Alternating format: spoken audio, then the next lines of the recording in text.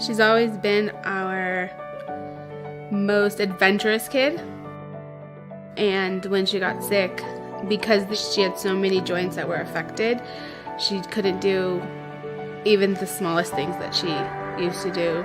I told her she was getting the wish. She was really happy. She started thinking about all the things she wanted to do in Big Bear. The wish came at the perfect time for Daniela. It all came together amazing, and it's just been perfect. It's hard to put into words, but it's just amazing to see her back to where she was. It made me feel that I can finally do everything I wanted to do again, and we get to have so much more time here, and we get to have a lot of fun.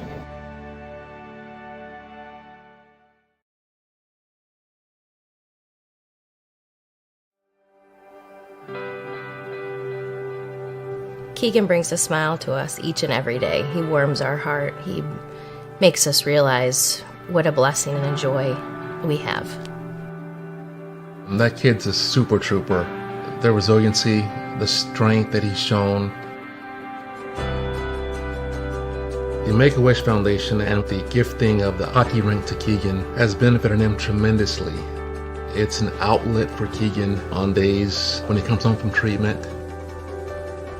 All that he's been through, to be able to know that this is his for years to come and to enjoy. The pride that he has with his smile, it's been pretty cool to watch.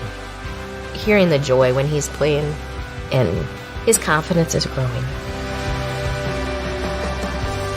When I just get home from treatment, I just come in my ice rink and start skating.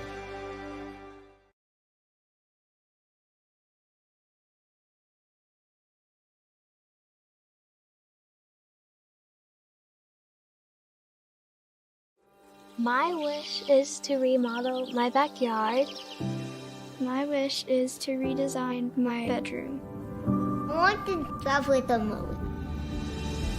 Every 20 minutes, a child is diagnosed with a critical illness. And for these children, wishes can change everything. Wishes give children hope, and that hope begins with you. Please give now and help grant wishes for waiting children.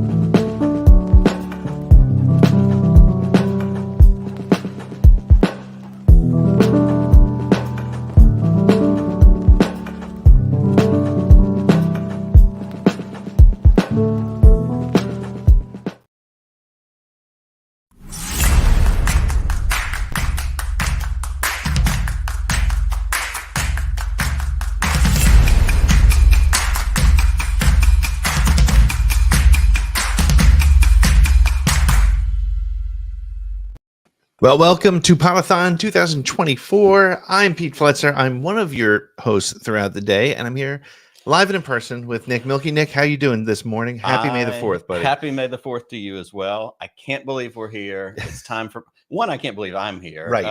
I am here. We're in the same room, which is exciting.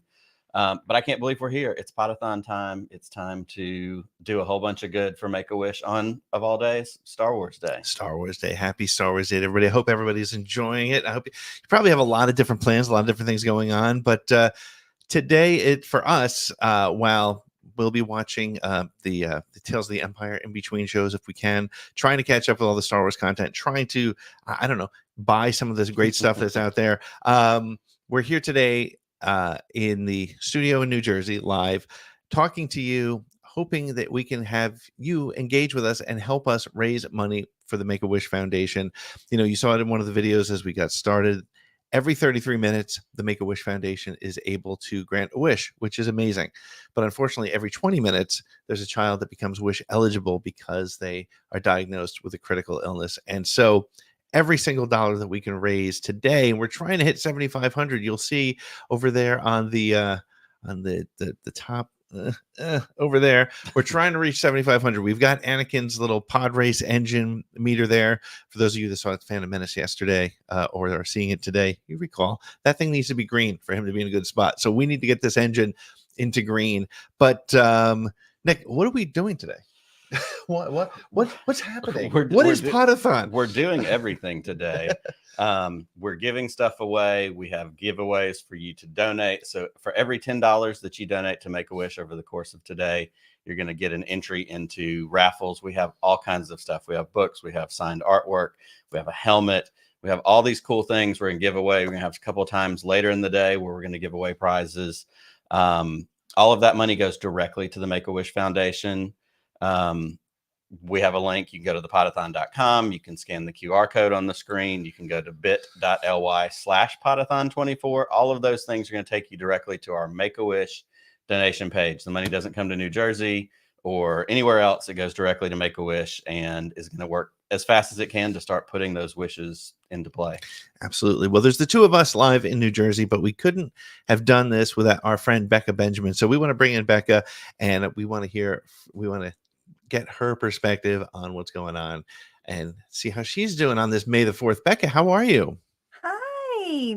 May the 4th. Happy May the 4th. Happy Star Wars Day. All that stuff. Hi. Right. I mean, it's so other than Podathon, what's some of your May the 4th rituals? What do you do? How do you engage in the May the 4th activities?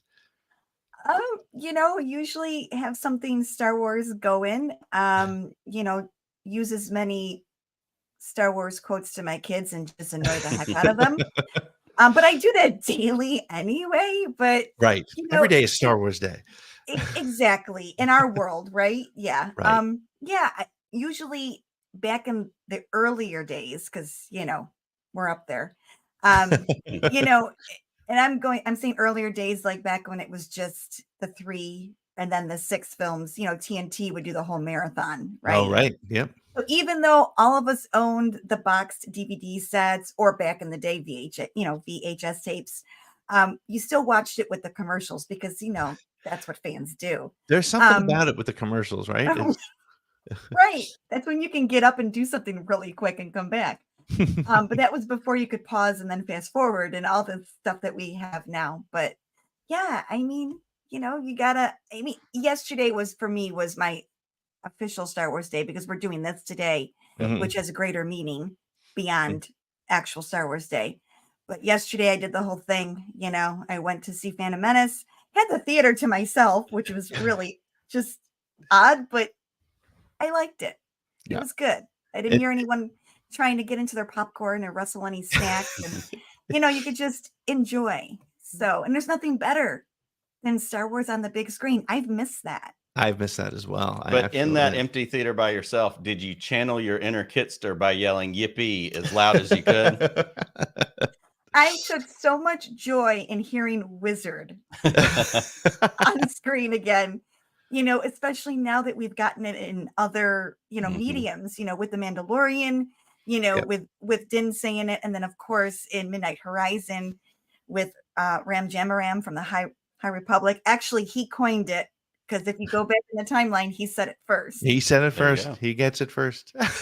For now, we don't know where we're going. Maybe it's in the Origin of the Jedi stories. But so we are doing a ton of things today, and there's a lot of different, a lot of things to do, a lot of things to see. We want to kind of run through the agenda for everybody today at a very high level. Becca, you are part of 2 shows today. We're going to get to you and Mark's interview with Bonnie Burton a little bit in just a couple minutes. We also have Leandre Thomas and Justin Ridge, who were part of the Visions, the Pit as well. Justin was part of all the Visions programs, but Leandre was part of the Pit. Todd Vaziri from Industrial Light and Magic is with us. We also are speaking about Phantom Menace collecting with Lucas Seastrom, who's a Lucasfilm historian, Jordan Hembrow, who you know from our Star Wars stories, and Toy Hunter, and Silver Cyprian, who you know online as what is Star Wars Thrifting. And we also, our friend David Whiteley from the UK has put together 3 different interview packages for us today. And the first one you're going to get this morning with Brian Herring, and then before lunchtime we're going to hear from Matt Martin and Full of Sith. But again, that's just one of the segments of the day. Later today we're going to have Billy D. Williams. Lando Calrissian is going to be part of Becca. If we told you when we started this a couple years ago that one day Lando would call in as part of Podathon, what would you think? I would laugh at you. And rightfully so. Right. It's amazing. So yeah, amazing. so we have Billy D coming up. We have Relatable Nerds and Yub Nub podcast. They're doing their show for us as part of Podathon. Again, David Whiteley has Cole Gowdy, who was the editor of Rogue One, and the stories that they share, they're a ton of fun.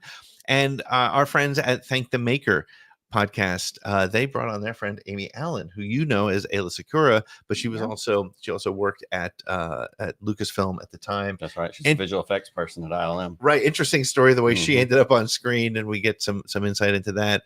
And then for the last half of the day, we're going to hear from Steven Stanton, our friends over at Never Tell Me the Odds, the official ESPN podcast of Star Wars. Paul Sun-Hyung Lee is hanging out with them. We are speaking to, this was a big one for me because I'm such a behind-the-scenes nerd, and I know you are too, Nick. Rob Coleman and Hal Hickel are going to talk to us about some of the things you may not have known about the Phantom Menace 25 years ago when they were breaking ground. And then a gentleman who doesn't do podcasts, who doesn't talk to many people outside of his Twitter feed about Star Wars, Pablo Hidalgo is going to be hanging out with us. And I do know that he's got a story about Constable Zuvio that you it will change everything you thought about The Force Awakens. And finally, we're going to close out the day with our friend Snap Wexley himself, Greg Grunberg. So we have a jam-packed day. And again, Becca, tell us a little bit. There's a handful of things that we're giving away today. For every $10 you donate, you are entered. You'll get an entry to win some great prizes. But Becca, tell us about our Vanessa Marshall gifts, and also tell us about some of the books. Absolutely, but I think you forgot the High Republic panel. I did not hear you. Did I just walk by? You know why? Because oh my goodness, guys, did I seriously, spoil something? this is yes. You know what? I did. I totally did. Like, wait a minute. I'm the worst. But yes, first I'm going to make up for that right now, because the High Republic panel that you guys did made me, who's not a High Republic reader, want to go out and buy books, and not because the story so much, and the story of course is amazing, but those authors are just the coolest people. And Michael Siglain, who, speaking of Pablo Hidalgo, who doesn't do interviews, right? Michael Siglain rarely goes on a podcast, and he hung out with you guys. Right. So, yeah, that was phenomenal. So really excited about that. Yeah. So it wasn't the sneak peek that you saw yesterday that wants you to go read the High Republic, wasn't that? Oh, well, okay, yeah. So seeing, okay, we'll get to that later, but I can't wait to talk about. I'm so pumped for Acolyte now, and I just want to go back in time in Star Wars. So, but yeah, prizes. You want me to talk prizes? Yes. So, Vanessa Marshall, our OG space mom. I mean, come on, she's phenomenal. So, excuse me. She really graciously wanted to join us, but her schedule just wouldn't line up. And I get it. You know, these celebs, they're out there, they're working those cons, you know what I mean? They're greeting guests, they're spending time with all of us. So yeah, I really can't take them away when they're have a ton of people lined up waiting to, you know, hang out with them. So she's busy, but she was kind enough to send in a little video promo, which was phenomenal. Oh, so much fun. And she fit that in during all of her traveling. Just want to add that. So that was great. And she donated 3 signed prints of her character, Hera. Yep. And of course, her little signature on there. So I thought that was pretty cool of her. Yep. So can't thank her enough. Kids, you know, it's huge for her. She's always doing something charity wise when it comes to kids. So yep. Yeah, she's just an amazing person. But most of those that, are in Star Wars are gems. They really are good people at their core. So Well, I we're think that's pretty a lucky with that. that's a phenomenal point, because that is one of those things that, and how we can make things like Podathon happen, because the people who are in Star Wars, the people who are part of it, whether they're writers, whether they're creators, whether they're actors, whether they're anything related to it, when you say charity, the Star Wars family comes together. And speaking of Star Wars family, those of you watching right now is the right time to donate. Get your donations in right now. Right now, I'm going to check the number real quick.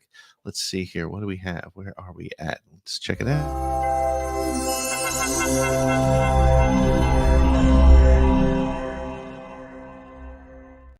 All right, we are at $2,154, on our way to $7,500 today.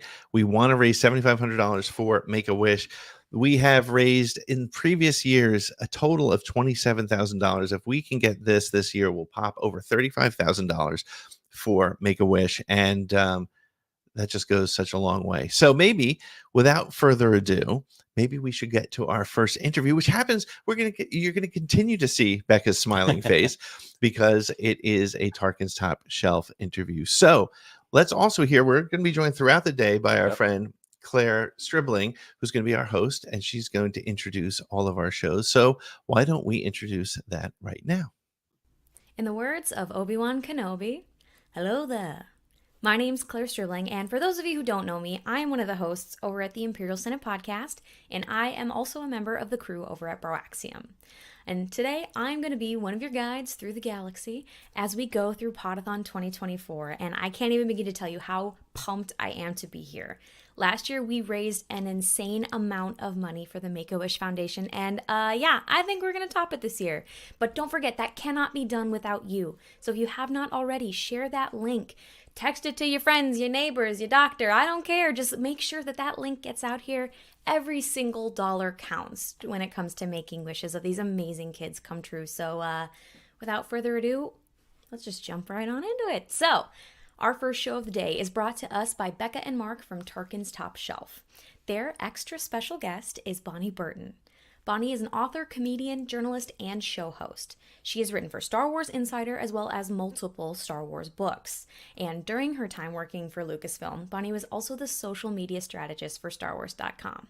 Here with Bonnie Burton and an incredible amount of amazing stories is Tarkin's Top Shelf on Podathon 2024.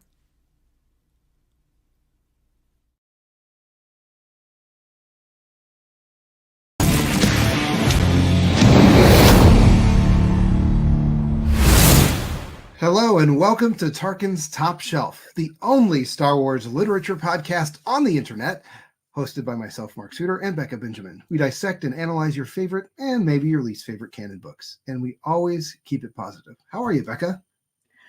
I'm doing much better today. I'm excited to be here. This feels great today. I'm excited. How are you? I'm doing well. It's a Saturday. It's a beautiful day. It's about time we have some weather that feels like, like the right Spring. date.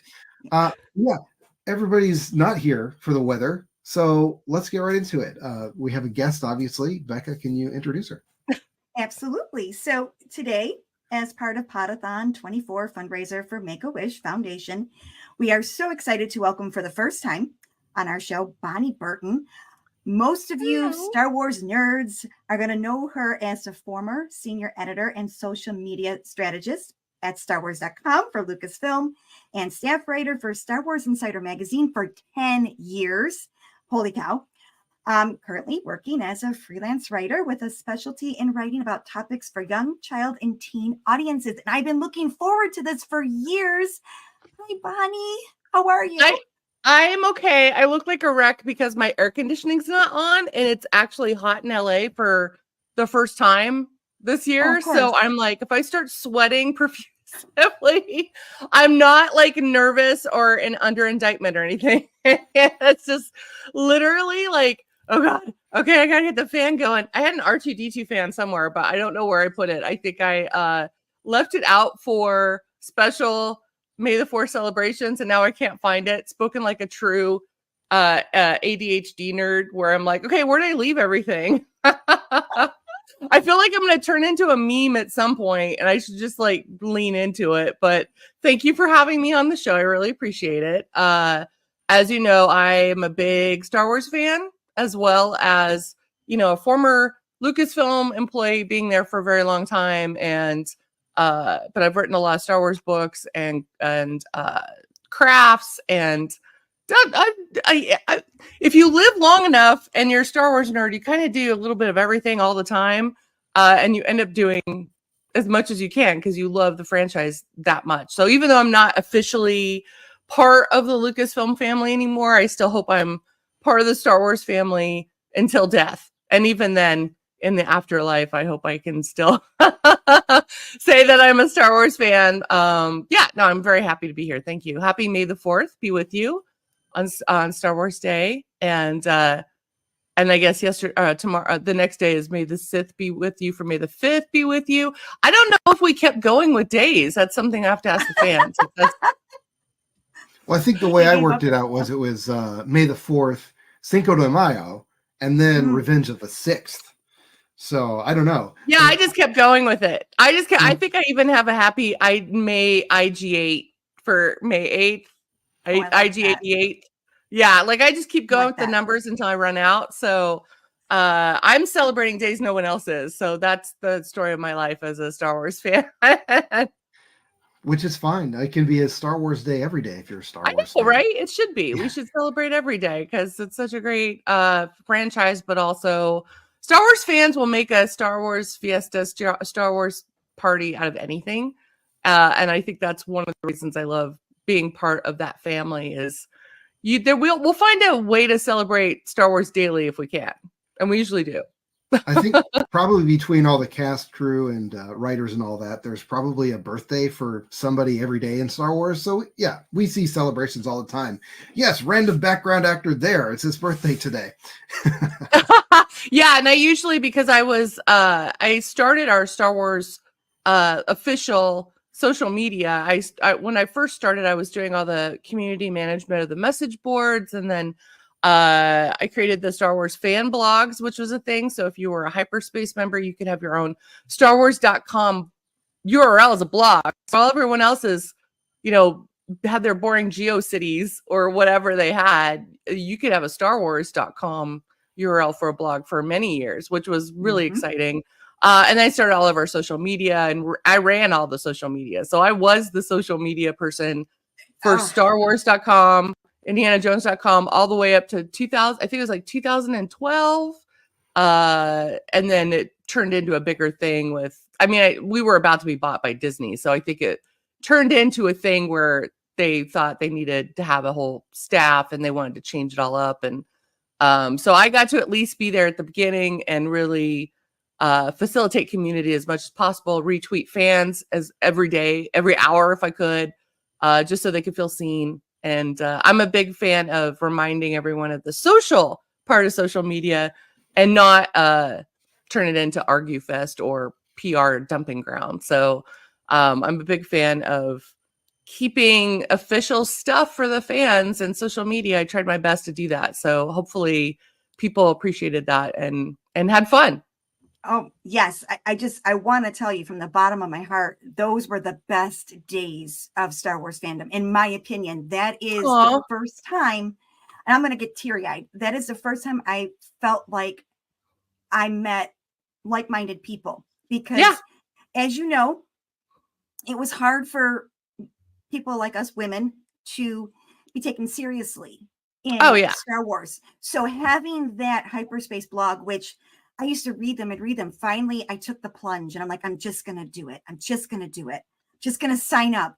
And the way you guys did that, I mean, you had the blog of the day, and to be chosen for that, you felt like you were special. I mean, it was the most amazing thing. And it was so well moderated. It was beautiful. You did it. Awesome. I mean, and here's the thing, like the message boards, I think our message boards, before we did the blogs, our message boards were some of the best message boards because we also had moderators that were volunteer moderators that worked under me who were hardcore Star Wars fans, but they were they all had like great moves, like monikers. Like sorry, I feel like my glasses keep getting more and more crooked. I think Dark Moose, it was Darth Moose or Dark Moose. There's so many different moderators I could call out, but they did such a good job of making people feel safe space, included. We did not allow trolling. We did not allow racism, homophobia, ageism, sexism, all the isms. We weren't allowing that. We wanted to keep it a positive space.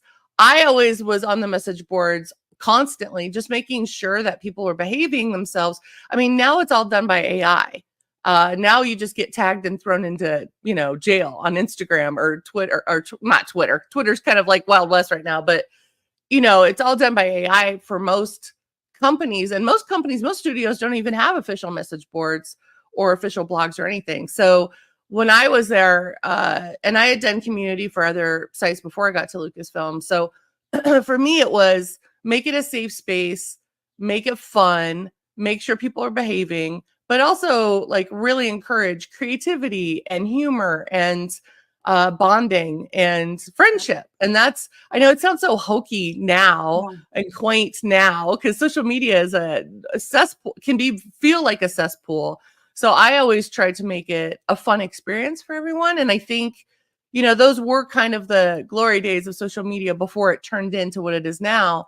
I started the Star Wars, what I called Superfan program, which now would be called influencer program. We didn't have that term back then, but I always wanted to showcase fans that were doing creative stuff that were diverse. So it wasn't just the same type of fan. So it's always like, people in the gay community, women, people that identify as women, people that I think never really get showcased enough, people of color. Like, I wanted to make sure that it wasn't just the stereotypical what everyone thought at that time a Star Wars fan, which was like, I hated people that said this because I think that's really degrading. But people are like, the straight white guy, mouth breather, living in the basement of their parents' home. Like, that was always the stereotypical nerd that the media really perpetuated, comedians perpetrated. And I was like, that's not Star Wars. Star Wars, my thought, and I think a lot of people in Lucasfilm marketing department, we always stressed Star Wars is for everyone. So it doesn't matter what your age is, doesn't matter where you're coming into Star Wars. That was another thing, because when I was there, prequels were, I was in the middle of the prequels, right? So that was an era where a lot of old school Star Wars fans were, I don't want to say all of them, because a lot of them did like the prequels, but a lot of them felt betrayed because in their mind, they had a vision of what they wanted the next 3 Star Wars films to be, and that wasn't it. So they would attack the films online. You had the beginnings of people just ripping apart Star Wars on Reddit and other areas, and which is fine. Everyone's allowed opinion. You don't have to like everything. It's vast enough that there's something for everyone. It's vast enough for there's critiques from everyone, right? But I always stressed you can dislike as much as you want in the Star Wars universe. Just don't come after the fans who like it. Correct. Because then you're ruining the whole community. So let people, because I love the Star Wars holiday special, and that's as like low down the ladder as you could get of Star Wars stuff. And I've always loved it. I grew up watching it. I watched it when it came out live when I was a kid. I love Carol Burnett, the Carol Burnett show. So those were the writers of that. But also there were, Harvey Korman was in it. A lot of the Carol Burnett show people were in it, involved in it. And I loved B. Arthur, of course. How could you not? And then the original cast, how could you not? And then you get to learn all about Chewie's family, which is huge. We didn't have that like we do now. Now we have books and comics and everything. Back then, we didn't have that. Back then, as children, we were like, we'll take anything. Just give us something. Like, because we didn't have streaming back then. We didn't even have cable back then. So, yeah, it was kind of like we were eager and ready for it all. It was confusing for a lot of people who weren't used to that era. So I will say, after being in the Star Wars documentary that came out last year, Disturbance in the Force, which you should all watch. I think it's going to be on TV streaming soon, but you can get the DVD, a Blu-ray. That's a great love letter to the holiday special, as well as the best of the best people are involved in that program. And also you have like Seth Green and Weird Al and Jonathan Rensler, who was with Lucasfilm. That's his last interview before he passed away from cancer. I love Jonathan Rensler. I was very close to him, and I really looked up to him a lot as a Star Wars author as well. So it's a great thing. But I was always like, look, if I can like the holiday special and behave myself, y'all can do the same thing on social media, on message boards, around each other at Comic-Con, around each other at Star Wars Celebration. It's a chance for us all to get along. You don't all have to like everything the same way, but we don't have to rip each other apart as we are Star Wars fans liking and disliking certain things in the franchise. And that's something I always stressed. But, that's an uphill battle sometimes, especially when people just really don't want to hear reason, or they just want to be in that negative space sometimes. That's where they live. And I get that. But when I was at Lucasfilm, I always try to keep it positive. Sorry, that was a long TED talk that you did not have for. Great. That's great. And quite honestly, like, I came away from the prequels in my, early 20s, and I thought that I had everything figured out in the world. And so for a while there, I was just like, I hate him. I had a friend that loved the prequels, and every time there was a party, I would track him down and tell him why it was terrible and how I could have done it better. And then through podcasts, like the Force Cast back like 10 years ago, I started to realize, wait, people like the prequels? Oh, the Clone Wars, what's that? That sounds terrible. I'm going to watch that because I'm curious. And then it turned my entire opinion around. And then going into the sequel trilogy, I carried that attitude forward of like, it's a miracle that movies exist. It's a miracle that anything crosses the finish line at all. I used to tell people that. Yeah, I used to tell people that all the time. It's like, first of all, be thankful that we got prequels, because we could have been in a whole era of, hey, you got 3 movies, that's it, enjoy. That's all you get. And the cartoons, right? And the Ewoks live action TV show that people seem to forget. So it's like, you should be glad that you have stuff to complain about, because there's franchises that have died out that were beloved in other sci-fi fantasy worlds. I mean, luckily we are kind of spoiled for choice as nerds now, because, for me, I was a huge Doctor Who fan, so I was so happy when that got continued. I was a huge Battlestar Galactica fan, so that reboot was exciting for me. I'm a huge Star Trek fan, so that I always tell people I'm like pansexual in real life and pansexual in geekdom, because I love a lot of different things. Because there used to always be that thing of, the lazy journalists, and I was an entertainment journalist for over 20 years, so I understand what they're doing for clickbait. But it was always like on Star Wars Day, people were like, we should write an article about how Star Trek is better to get clicks. I'm like, you do realize there's a lot of Star Wars fans that are also Star Trek fans, and vice versa. So you can't really do that John Hughes, like high school rivalry, jocks versus nerds kind of pitting again. It's all nerds. So it's like, we all like Lord of the Rings just as much as we like Game of Thrones, you know what I mean? Or at least I do. So yeah, you could do that madness thing where you just pit all the sci-fi against each other, but it's kind of stupid because most of us like all of it. So it's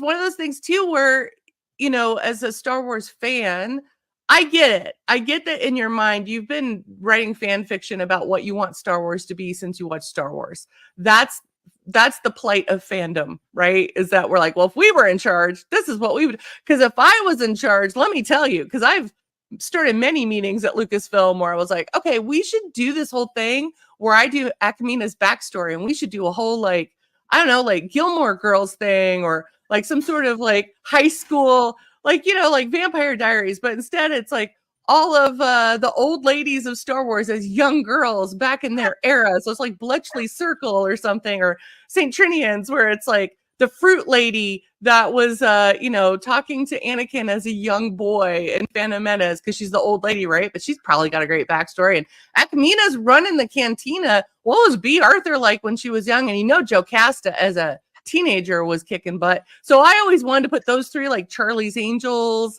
and have them have like adventures as teenagers. I pitched that every single meeting of stuff where I was like, hey, we should do it, but as a series on StarWars.com, or we should have a YouTube show or do an animated show. And this is way before Disney decided to do an animated series on YouTube. And way before the Star Wars show existed, I remember pitching that. And, you know, it's also like, maybe I was a little too ambitious and a little too early before everyone was on board with all that. Now it's like, there's everything. And, you know, I wish I could have been part of that officially. That would have been nice. But at the same time, I'm just glad as a fan, we're getting a lot of stuff that Disney's just thrown against the wall to see what sticks. And some of it works, some of it doesn't. But who cares? We're getting everything now. It's like Disney Plus is like Star Wars of every shade and color you can imagine. So I don't know. I've always been one of those people that's like, yeah, I get it. You didn't like the prequels, but here's the thing. There's a lot of fans that do. And every time I would do a Star Wars drawing tutorial with other artists, like with the artists, and I'd be kind of like the drag queen MC at Comic-Con, or we would do Star Wars celebration panels. If there were a lot of kids in the audience, I always did a raise your hand poll. And I always said, okay, who here loves, and I would go down the original trilogy. And then I'd start with the prequels. And I noticed every year, more and more hands would go up of who liked Phantom Menace, who liked Attack of the Clones, who liked Revenge of the Sith, and less hands were up for the original trilogy. And then when Clone Wars, of course, came out, a lot of kids freaking love Clone Wars, and that was their gateway into Star Wars. They didn't even watch the films. They were just they were there for Clone Wars. So there's fans that came into this fandom community way different ways than the usual suspects when I was a kid and when I was, growing up as an adult. So I always say there's something for everyone. It doesn't matter how weird you are. It doesn't matter how normal you think you are. It doesn't matter how boring you think you are or how not nerd or geek you are. There's something for everybody. Definitely. Anyway, sorry. I went on another. I was such a Star Wars Holiday Special fan that I made sure to get Star Wars Holiday. I snuck some Star Wars Holiday crafts. This is the Star Wars craft book, which you can get anywhere. But I don't know if you could. I don't know if you could tell, but that bantha right here, that was inspired by the one that the Imperial forces ripped up in Lumpy's room looking for secret plans. There was no bantha you could buy. And so I was like, why don't we just make it? Show kids how to make it. That's what the genesis of this was, because when I was in charge as, working for StarWars.com, I was always like, as a senior editor, we were in charge. There's just 3 of us in charge of that whole site. And I was like, we should do crafts and drawing tutorials and things kids can print out, turn off their computer, print out and make things with their family, because I wanted to really instigate and encourage family activities, friend activities, solo activity. I was a solo crafter. I was a weird ADHD kid before ADHD was a thing, and I loved crafting. So I always snuck in stuff that was, little, like if you knew the Star Wars Holiday Special, you would see some shout outs in there. But anyway, I could talk for hours, by the way. You have to interrupt me. I'll just keep talking. By the way, this is my original Burger King glass. I still have them all. I bring them out. Those 2 as well. I wanted to actually thank you because honestly, you were just saying there was only 3 of you. Everything you guys have done actually paved the way for us to do something like this. So think about that for a minute. I mean, without what you guys have done, we wouldn't have this type of platform to do something good and give back. And that's huge. And that's a testament to everything you guys have put into this. And I would say, a lot of things we take for granted today. That wasn't a thing. I will say, with our staff, Pete Vilmer, who I believe is still I think he got moved over more to the publicity side, marketing side. He's amazing. He's a great author. He's done Star Wars poster book. He's done other things, but he's a fan, true and true, but also a parent. So, he brings that to the table. Pablo Hidalgo, obviously, he was there when I was there. We kind of started in the same level. Like I was brought in because he was getting shipped to Sydney to overlook Revenge of this, or to look over the set and do stuff there while I was, holding down the fort at Big Rock Ranch and Skywalker and over before we even moved to Presidio in San Francisco. And I think that was 2005 when we moved over to Presidio. We were the first movie studio to have a webcam on the set when they were making the movie. That seems so weird to say that, because now I don't think people use webcams anymore because it's so, obviously they don't want, hackers or whatever getting in, but that was never done before. Now it's like after a while, everyone started doing it, but we were the first. Yes, And if you were a Star Wars hyperspace fan, you got, if you paid for the fan club, you got all access. And because it was in Australia, it was opposite time in the United States. So I would stay up all night, take screen grabs of what was happening live, then write an article that morning of the highlights. So you would get a highlights, usually daily or every 3 days I would write something. So it'd be like, I think you might have missed this. And it was a screen grab of, oh my God, there was like, and also the actors were having fun pranking. Because there was a Obi-Wan Kenobi Ewan McGregor dummy that was used so Anakin could actually carry it. So because he's a dude, he's not light. So Hayden Christensen had to carry him at some point. And so there was a mannequin double, and Ewan McGregor knew that webcam was there, and he would mess with the fans because there's no sound. So it's only audio, or it's only video. And he would put that dummy in the most precarious positions, the most weirdest, where you're like, oh my God, is Ewan McGregor okay? Because it's not like super clear. It was a grainy, it was like first generation webcam. So it wasn't like this. It wasn't like super clear. It was like, wait, what's going on in the background? So he was always pranking fans. At that time, there's only a handful of Star Wars fan sites that would like talk about it. Big Force.net obviously did. I don't even know if Wikipedia was up yet. So it was like, he was pranking fans constantly. But also they moved it around a lot. So Pablo being on set was great because he moved it to the costume department or the creature department. So you could see Dave and Lou Elsie making, painstakingly making the Chewbacca, costumes and other characters that weren't announced yet. So you were like, as a fan going, oh my God, what character is that?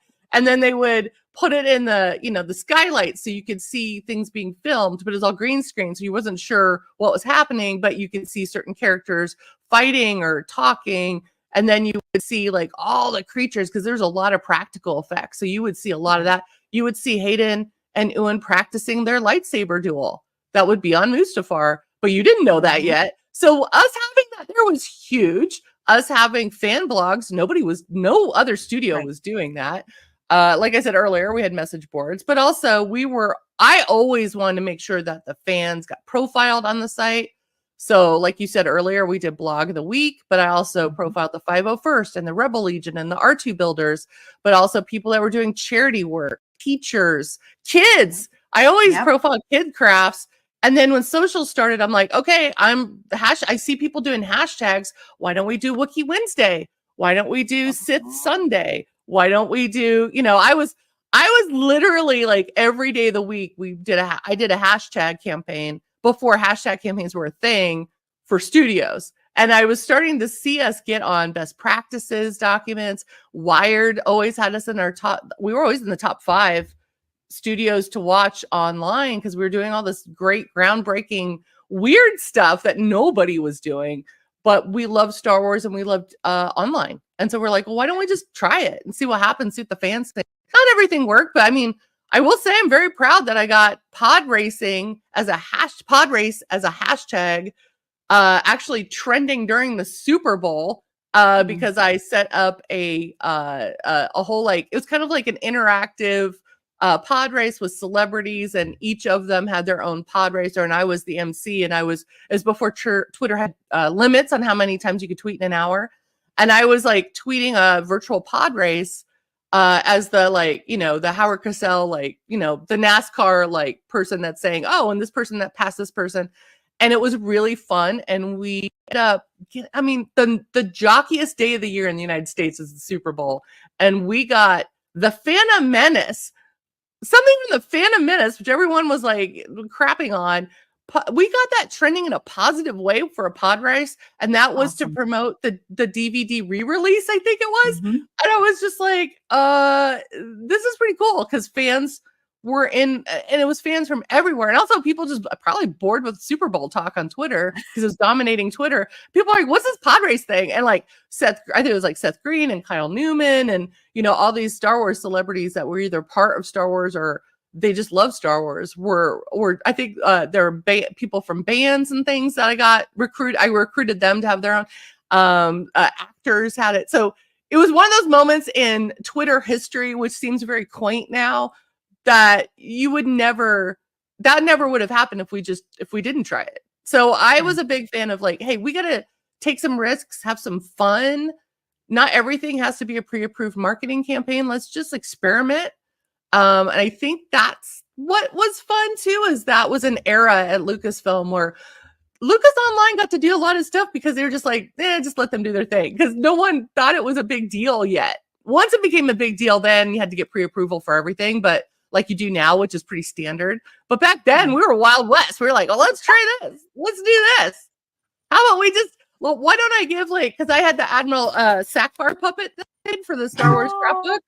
I was like, why don't we have him? Why don't we put him in charge of Twitter for a day? So you would see these images of the puppet like at the computer like this. Sometimes I put him in front of the webcam. When the webcam came from the set, we brought it back to Lucasfilm.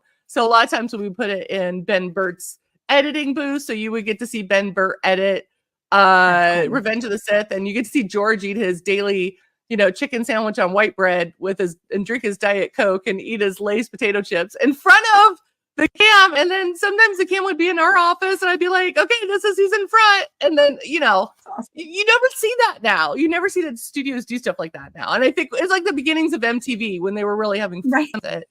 It's just like that. I love that I got to be the Martha Quinn of Lucasfilm, and only a handful of people are going to get that reference. Google it, kids, because that was the beginning of MTV. So yeah. It was a different time. But I wanted to let you know, as a fan myself, I really appreciate what you guys do.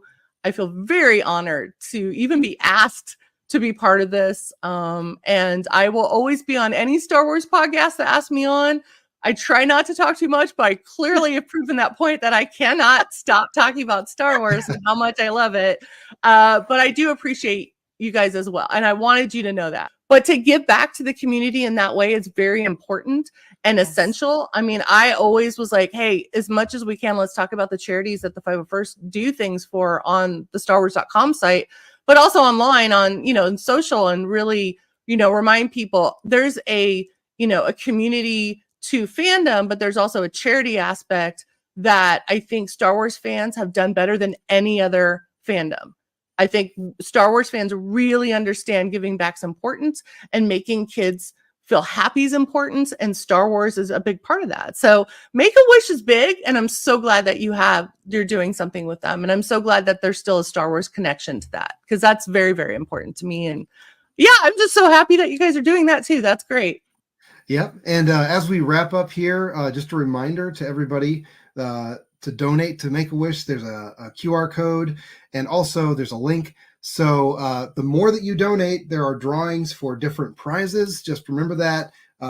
But it's really all about the kids and helping Make-A-Wish Foundation. So thank you, Podathon. Thank you, Bonnie. May the Force be with you all. Hey guys, thanks a lot for tuning in to the Podathon. This is Mark Thompson, and I'm so excited that you're watching. Please, if you can, please consider donating to the Make-A-Wish Foundation. You can follow the link right here and enjoy the rest of the show at thepodathon.com. Do or do not. There is no try. And we are back. Becca, that was such an interesting conversation. Tell me why, because I tell our watchers just talk a little bit about the Wild West of Star Wars blogging, because without the stuff that Bonnie was working on at that time, we wouldn't be here today doing Podathon, because there wouldn't be this content creator community. So talk a little bit about the content community from then. Just give us a short little sort of observation, because you were there from the beginning. You're an OG, sorry to say. Yeah. It's a very sentimental part of my fandom, honestly, because I discovered the blogs during the prequel time frame, obviously, because that's when Bonnie was there. That's when it came on. It came on right before Revenge of the Sith release, like within that year span. So, yeah, I mean, I was going through personal things at the time. It was a very dark time for me. I was trying to escape a lot from a bad marriage, and I had 3 little kids. But so, back then it was dial-up. So you'd have to wait to get online, to get onto what you wanted. And I remember the webcams. Like that was fabulous time. They were doing some really interesting things because you literally had a looking glass into Yep, I that remember that. movie. Like they don't Yep, do yep, that anymore. Like yep. you were seeing things happening Can you imagine while if they they were did that now? filming. Oh my gosh. Spoilers leak. It was Everybody would be like, wait a minute, what does that happen? What's happening in the movie? I see Ewan McGregor Right. It carrying a was dummy of, so crazy time. And then I would crazy. start reading all the fan blogs. I'm like, wait a minute, you can do this? Like you could do this. And it was at a weird time, because again, coming in as a fan from the originals as a little girl, and then coming into the prequels as a young adult. I mean, I was a young mom. I was in my early 20s. So they'd hit differently, right? You understood what was really going on, all the complications, relationship wise, politics. It hit differently, right? So when I've started reading all these blogs, I'm like, there's other people like me. There's women out there doing this. And one person specifically, I'm just going to call her Pam. I'm not going to give out her last name. Her, again, profile, because we all had profiles. Like you can make up a username and you could pick a Star Wars avatar, right? So you don't use yourself. It was a Star Wars avatar. And her line was Emma DeLuny. So I would read her stuff. I'm like, I'm going to take the plunge. It took a year after reading all of her stuff for me to sign up. That's great. We built this community. Like Dan Zier was on there. Yeah. Like all these old names that we know who are still out there, which is great. Yeah. We were all like, and you were able to mingle with the artists that were putting out the artwork, things like that. And it was just, what a huge family. And they had the best emojicons. They were Yoda. All different faces. And it was great. And again, without that, we wouldn't be here today. So absolutely. Community. Yeah. So speaking of community, sorry, Becca. We are, let me just give a real quick donation update.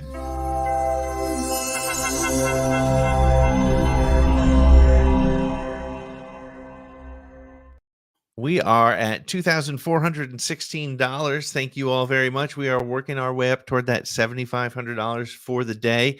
It's still early. There's still plenty of time for you to donate, but we would love for you to do that. But while you're thinking about how much you want to donate, again, $10, $5, $20, $100, $15,000. I mean, we wouldn't say no to a $15,000 donation. But let's get to our next interview. And if you are a fan of the Star Wars Visions series, specifically Volume 2, you are not going to want to miss this next 30 minutes. New to Podathon this year is Dyad in the Force podcast. Lore masters Element 7 and Darth Chaco welcome Star Wars fans new and old to Dyad in the Force, a community dedicated to providing a fun and safe environment for Star Wars fans to express their fandom, engage in healthy and civil discourse, something we could all use a little bit more of nowadays, just saying, and a place where they can learn about the vast lore of the galaxy far, far away. We are thrilled to welcome Dyad in the Force this year with their special guests, Justin Ridge of Lucasfilm Animation and Leandre Thomas, the writer and director of the amazing Star Wars Visions episode, The Pit. Enjoy!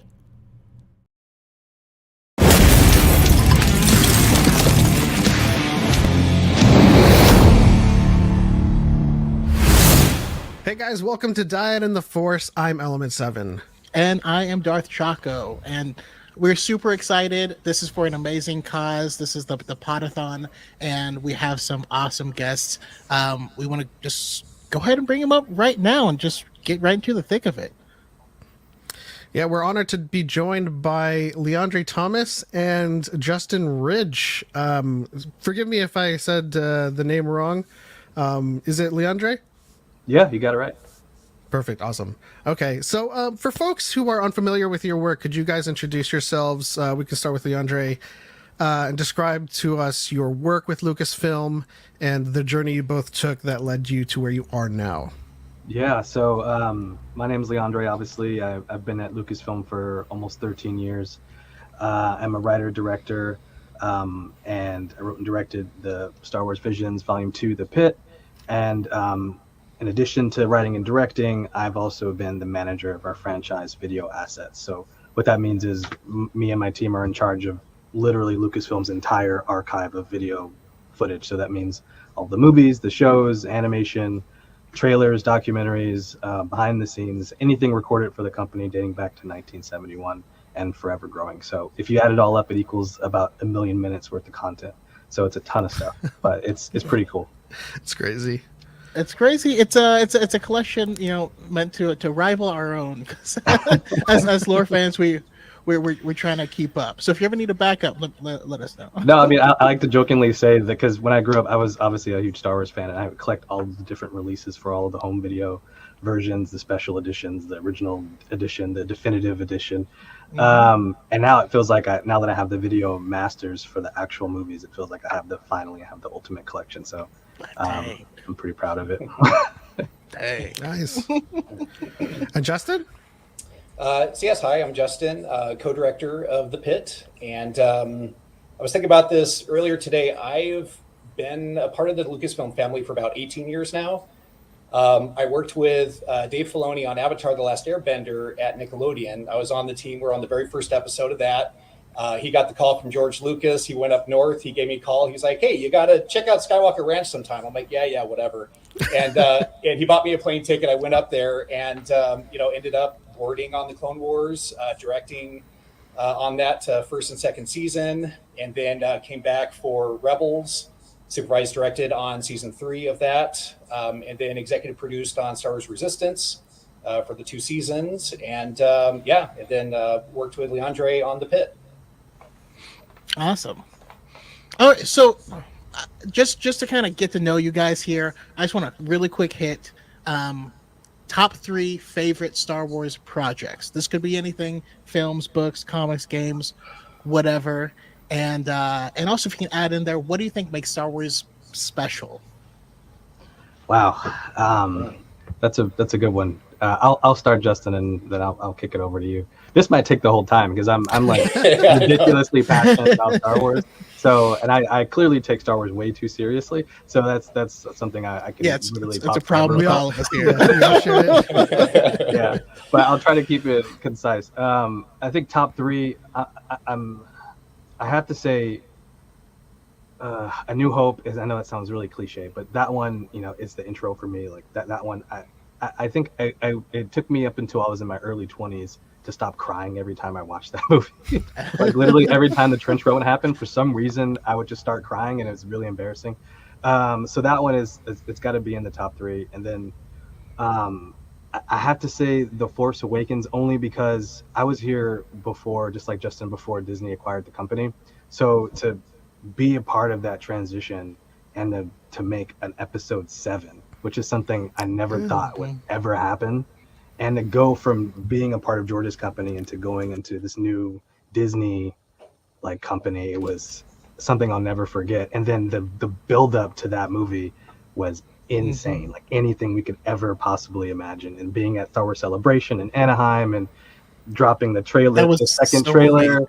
Yeah, and then in the Chewie were home and everyone losing their minds at the end of that trailer. So that one holds a really special place in my heart, just from that, just being a part of it from the inside of the studio. And then I guess number 3, I can go Empire because that's kind of a perfect movie, but I think I'm probably gonna go Phantom Menace, and only because that was at a really ripe part of my upbringing. I was a teenager, coming into adulthood, and that one, that Darth Maul fight, it was so cool to see in theaters, and it just blew my mind. And we can criticize that movie all we want, but that movie is, some of the scenes are some of the best scenes in the entire saga, in my opinion. So I mean, straight up, when the second lightsaber lit up, it changed my DNA forever. Yeah. It's kind of strange how much Maul is a part of a lot of the best kind of scenes in Star Wars. Got Phantom Menace, we have the Clone Wars with Ahsoka, and then the Obi-Wan with the Rebels. Yep. He's such a great character. Yeah, such a great character, such a great villain too. Perfect villain. Yeah. So I'll turn it over to Justin and stop talking because I'll ramble forever about that. Oh boy. I mean, Empire, as an adult, you really realize how much of a perfect movie it is. The structure, the tone, everything. But as a kid, Return of the Jedi was my jam. Like I loved the how fun it was, that speeder chase through the forest. I mean, that was really, so I kind of have a soft spot nostalgia for Return of the Jedi. And then my next two are biased. Quick question. Oh, yes. Sorry. Yub Nub or the Victory Celebration? The original Yub Nub. Yeah. Yeah. Yub Nub's so good. Has a special place in my heart. Yeah. The bass line on Yub Nub goes way harder than it has to, you know? Yeah, So, it really does. Yeah. It's amazing. But sorry, keep going. And then the next two are I'm biased.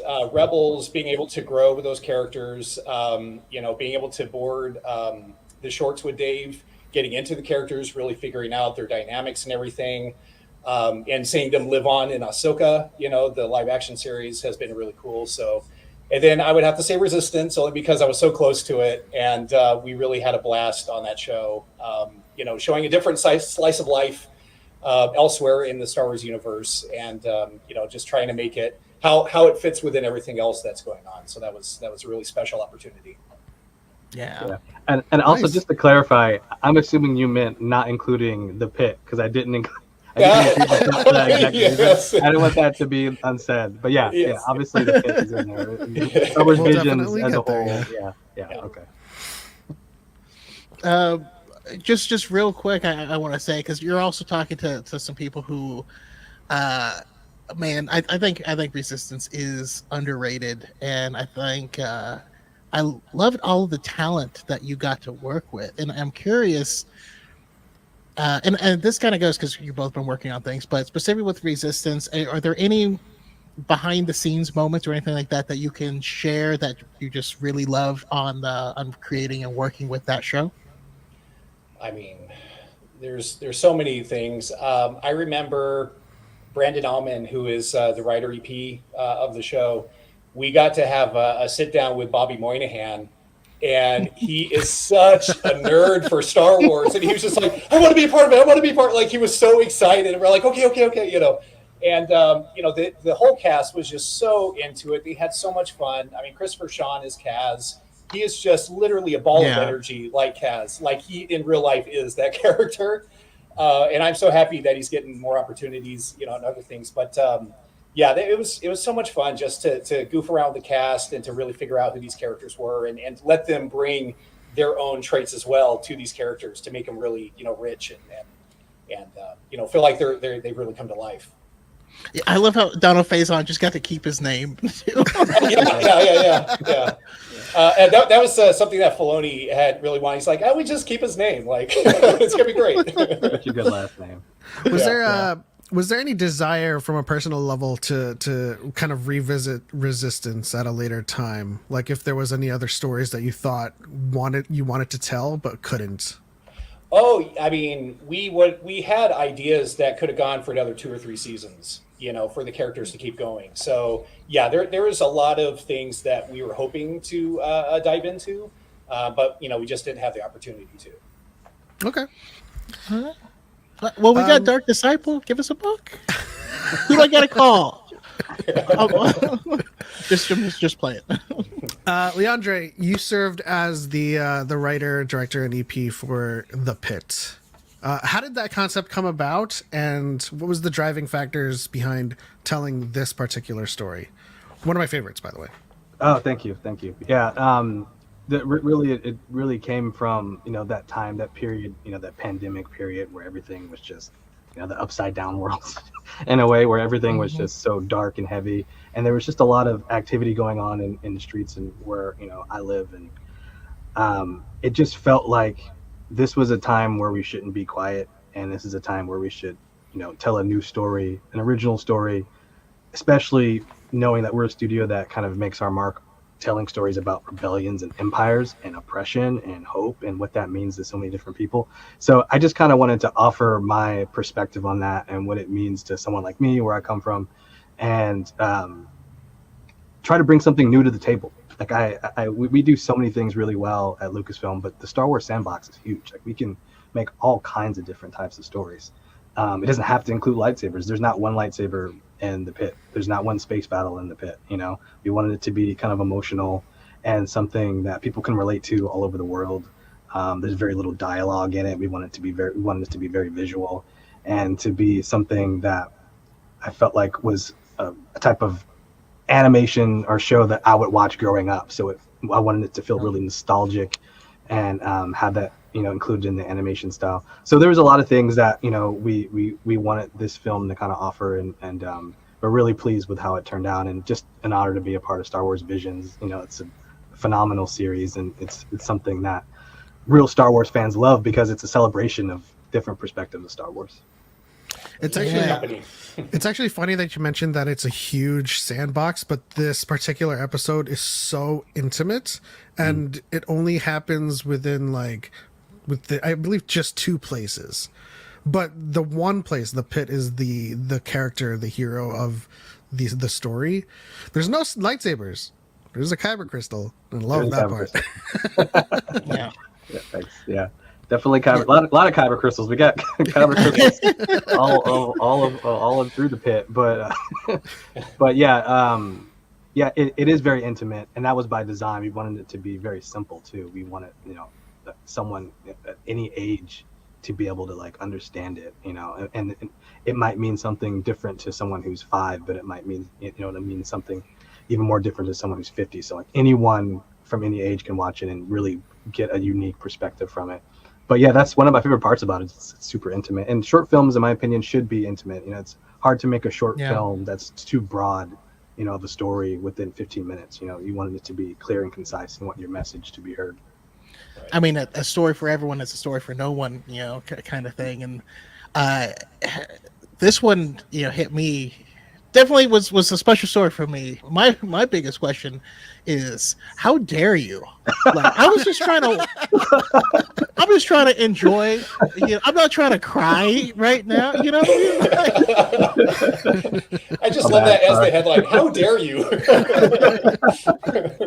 That's not the first time I've gotten that. Actually, we did a screening once, and one of the fans came up to me afterwards in the best possible way. I take this as a compliment, and he came up to me and said, "Man, that was really, really good, but that was the heaviest Star Wars movie I've ever seen in my entire life."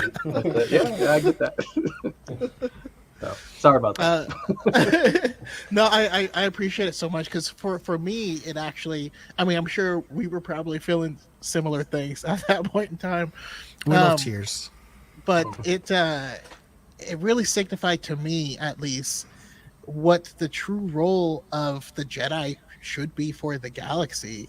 And it's that they're not the ones who are fighting for everyone. They're the ones who are the catalysts for people, the ones that inspire the change and a motivation, who stand as a beacon for everyone on both sides to do better, because you need both to come together to make the change, right?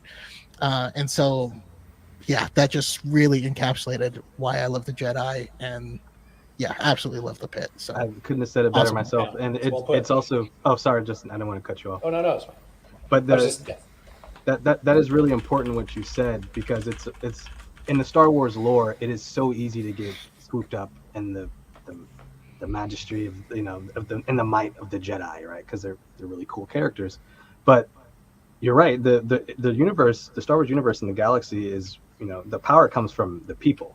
It doesn't necessarily come from the Jedi. The Jedi are a catalyst. They try to empower people, but we saw what happened in the prequels. The Jedi can't do it alone, right? It's up to the people to actually make the change. When the rebellion happened, It was everyday people in the galaxy who had enough, and they actually did something about it. It wasn't the Jedi who did that. Luke was Force sensitive, obviously, but he wasn't even a Jedi yet when they took down the Death Star. So yeah, it's important to remember that for all Star Wars fans, because it's easy to think of the Jedi are the heroes who save the day all the time, but that's often not the case in Star Wars stories.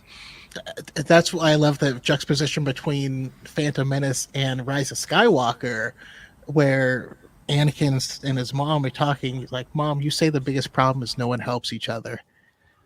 We fast forward to Rise of Skywalker, and everyone came out to help, and that's what made the difference. I'm like, oh man, they're doing things. But speaking of that time period, I had a question.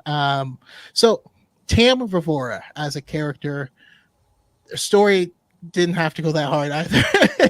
one of the best you gave us a story where a character has true reasons for what they believe in, and you see the obvious breadcrumbs that lead them to make their decisions, and you can't hate them for those decisions.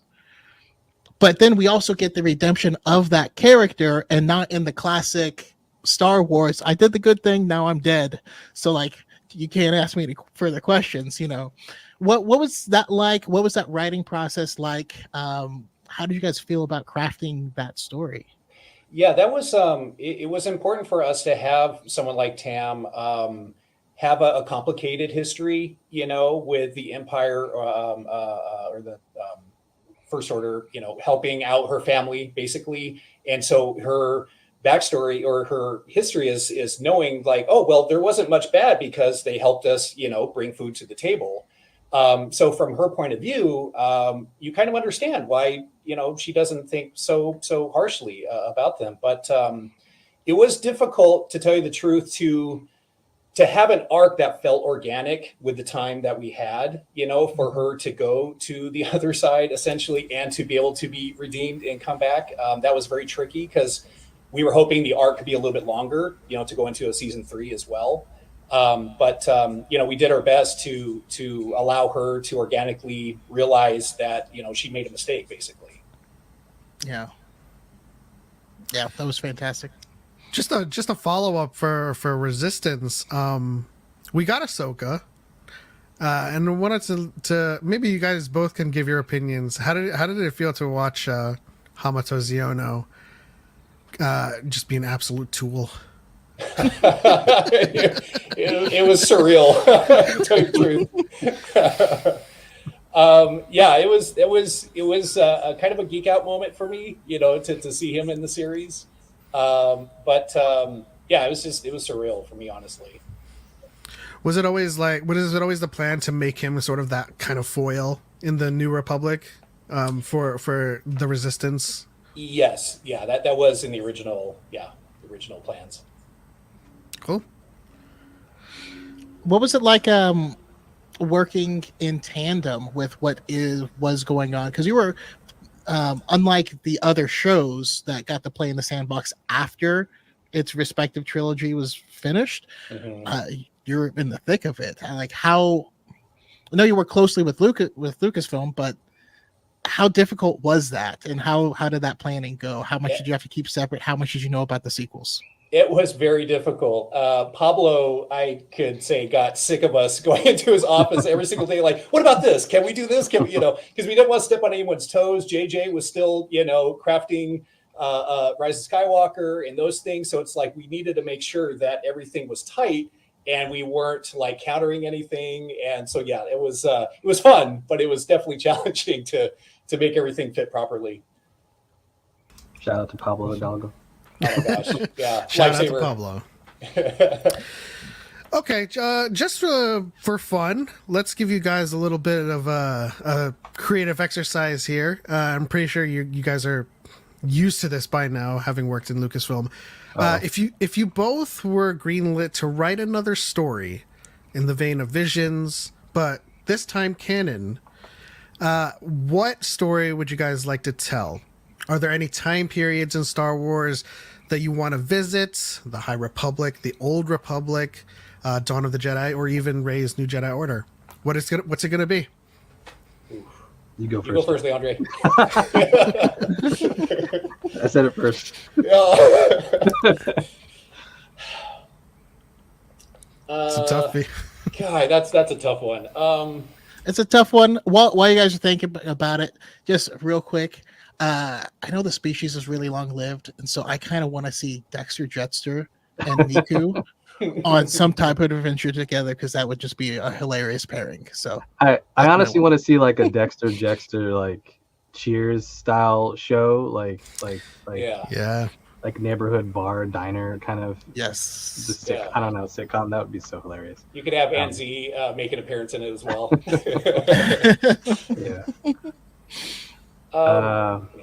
Yeah, that's tough. I have a lot of stories that I want to tell, but I'll try to pick a lane. Look, every era is phenomenal, right? And they all bring something unique to the Star Wars universe. I think what's really, really exciting to me is thinking about the uncharted territory of Star Wars for obvious reasons. I know we have the legends and, you know, we have the EU books and everything like that, but just thinking about it from like, you know, a canon, like you said, perspective, anything that's after 9 is really fascinating to me because there's so many different ways we can go there. And just thinking about what the galaxy literally can offer as, you know, a universe and things of the unknown and space and what light means and what darkness means and, you know, the unknowns of the universe. And I don't know, there's a lot you can do scientifically too with Star Wars about, I don't know, things we haven't talked about yet. So I just think there's a space there, no pun intended, that can offer a lot of storytelling and new things that we just haven't done yet. Sorry, was that too vague? No, not at all. I think we're in agreement as a dyad that we're so interested in what hasn't been told about this. Like, you know, we love the stories with the Bad Batch and continuing on with like these intermediary stories within the timeline of the saga. But as you said, we would love to see more about what we don't know, what we don't have like in the reference books. Like, so Dawn of the Jedi is one of them. We don't have that in the reference books other than Legends, and then Rey's New Jedi Order. We don't even have that. And that's uncharted, as you said, blank canvas. Yeah. It feels like in the fan base, a lot of times I hear people saying, "Oh, I want a live action version of this book or of this comic or this person," and for me, I'm like, I have the book. Why would I want to see it again? Like, don't take that time and effort and make something new. You know, that's just how I've always felt with it. Yeah, Totally. yeah. Sometimes when you come up in your head, it's just so, you know, awesome and like, oh, I just wanted to keep that, you know. Yeah. People don't always know what they want too. Like they say they want that, and then they're like, "Oh yeah, but I already knew that," and it's like, exactly, that was the whole point. I'm going to go less deep with my answer. I would love to see a spin-off series of O-Peepit, the janitor on Resistance, and just him trying to get different jobs on different stations across the universe. I think that'd be kind of fun. That would be fun if he somehow runs into Quinlan Voss. just had to throw that in there. Who knows who he could run into? I think that'd be great. We've yet to go an episode without mentioning Quinlan Voss at some point in time. He's out there. He's watching. There you go. Someday. All right, awesome. Yeah, thank you guys so much for being willing to come out and talk with us. It's just been a pleasure. Is there anything you want to let people know, anything you wish the fan base knew, or anything you just want to share? Oh man, I wasn't prepared to have a message for the fan base. Look, the Star Wars fans are passionate. We're a passionate group of people. As long as we all just remember why we love Star Wars, and we'll always be fine. But we have to stop forgetting that, you know, what actually Star Wars truly means and what the point of Star Wars was in the first place. Let's all just kind of remember that, and don't let outside distractions deter you from that path, you know. Yep. Bring joy to the Star Wars universe, bring positivity to it.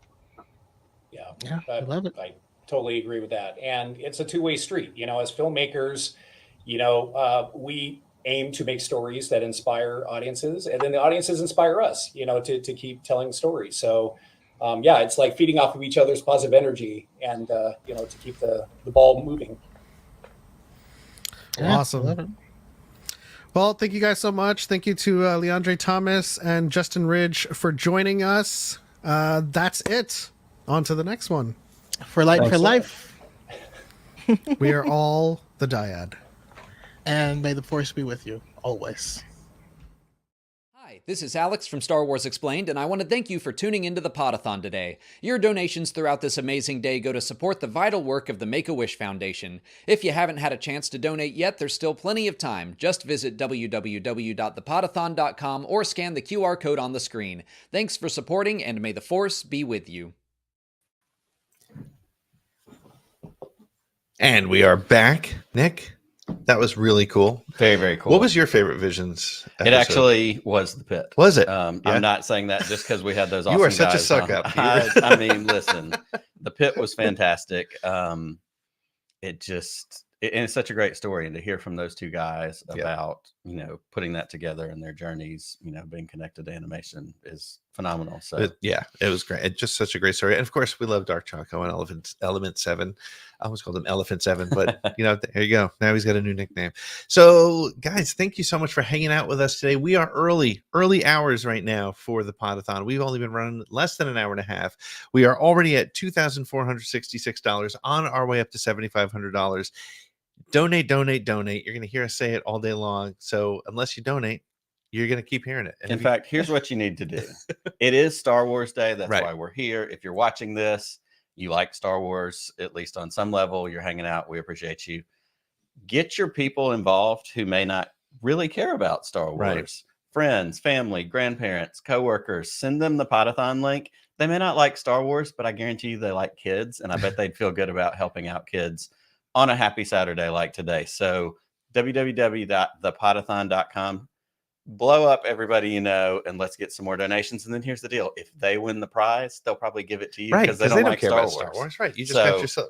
That is a great strategy. help us get the word out. More entries for you if you get other people. Now, to what donate. about? I know we're not allowed to win anything, but there's some things that I would love to win. We are not allowed to win anything, even if if I can get my third cousin to no, you're We're out. not gonna- all right, I'm out. Everybody else, this is your strategy. Share the link. Get some more people involved. We want to hit that $7,500 mark. Of course, we want to blow way past it. Sure. But we'll start small with let's hit our goal and help keep granting some wishes. We're going to talk some more about Make-A-Wish throughout the day.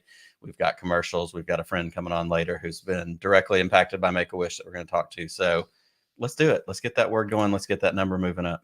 Awesome. And speaking of coming up, of course, we have Billy D. Williams coming up. We have Pablo Hidalgo coming up. We have Greg Grunberg. We have Paul Sun-Hyung Lee. We have a list of people that are coming up, but we have Todd Vaziri coming up in just a minute from ILM.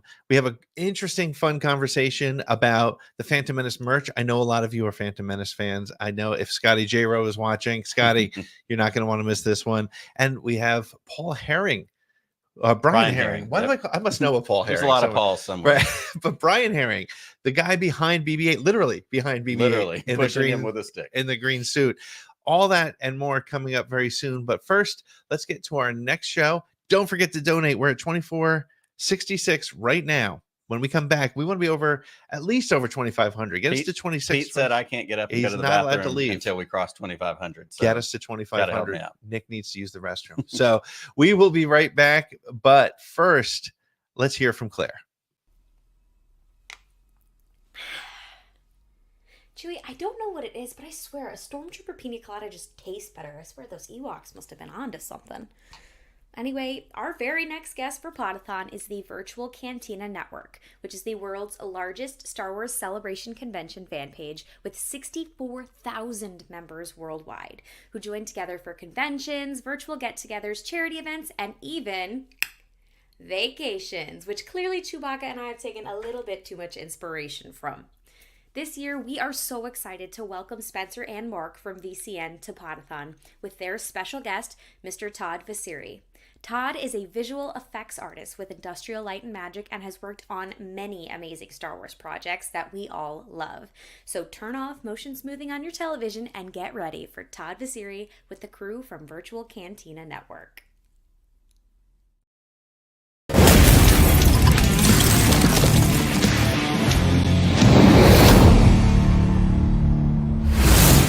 Hello, everybody, and welcome to the Podathon. We're very happy to be with you today, and it's brought to you by Make-A-Wish. If you'd like to make a donation today, please make sure that you click that QR code right in the corner, as well as go to thepodathon.com.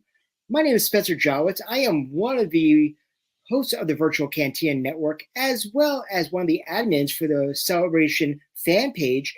And I'm brought with me today our programming director, Mr. Mark Von Owen. Mark, how are you? Hi, guys. Hello there, and happy May the 4th. Very excited to be here on the Podathon. We're very excited, and we're very excited to have a very special guest with us today. This gentleman has quite the resume, starting back with the Episode 2, Attack of the Clones, and has been involved with just about every single live-action property, not only within the Star Wars universe, but also within the MCU as well. So I'm very, very excited about this. So without further ado, let's bring on our guest from ILM, Todd Vaziri. Todd, how are you? I'm doing great. How are you all? I am doing fantabularific, as they say. Happy May the 4th. To you too. So we have a whole slew of questions for you today. We're very excited to have you. And so let's jump right into this. So for those who don't know you, where are you from and where'd you go to school? What's your background like? Well, I grew up in Chicago, suburban Chicago. Never in a million years thinking that I could possibly do anything related in the entertainment world or the movie world. And I just could not believe my good fortune and good luck to make it in Hollywood. So, but as a kid, I loved movies. I loved photography, and the dream was always to try to do something in movies one way or another. If we had sound design or editing or directing or visual effects. I was able to go to Northwestern University, the film program there, which was really fantastic, not only for the film, but for just general liberal arts education. And then one day I was like, I just have to go for it. And I packed up my car and drove out to Los Angeles and tried to get a job. And luckily somebody gave me my first big break. And, the rest, as they say, is history. So That's amazing. What was that first big break? Because I see on your IMDb page, the first thing on there was Hercules: The Legendary Journeys. Was that the one? That is in chronological order, but I joined that later in my career. There was a medium-sized visual effects company called Band from the Ranch Entertainment that was in Los Angeles,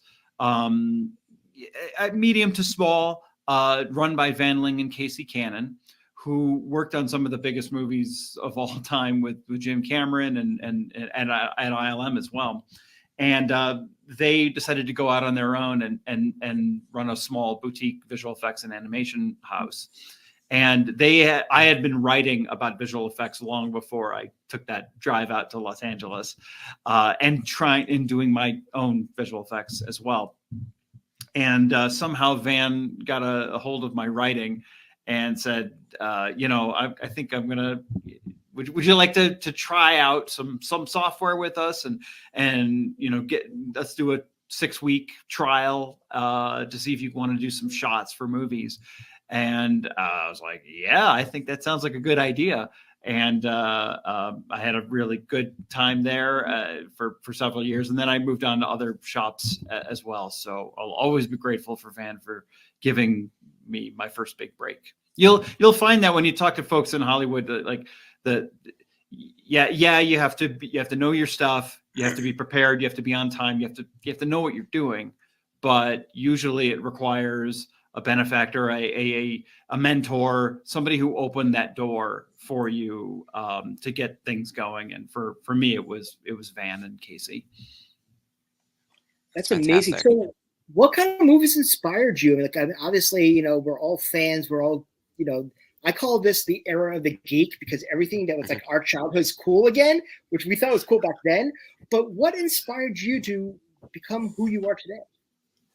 Oh, that's a really good question. I mean, growing up, I was maybe a bit of a mainstream normie. I mean, the mainstream action science fiction movies of the time were that was my jam. The films, particularly of Jim Cameron, Steven Spielberg and Robert Zemeckis, and of course the Star Wars trilogy, were deeply inspiring to me. And not only just because of how amazing they were and how they sparked my imagination, but I wanted to get into the mechanics of like, how are these pieces put together? What is the alchemy? What is the chemistry of getting a bunch of actors, getting cameras and building sets, editing and sound? How do these all work together to create something that gets people in the theaters and gets them cheering and gets them to, emotional and coming back for more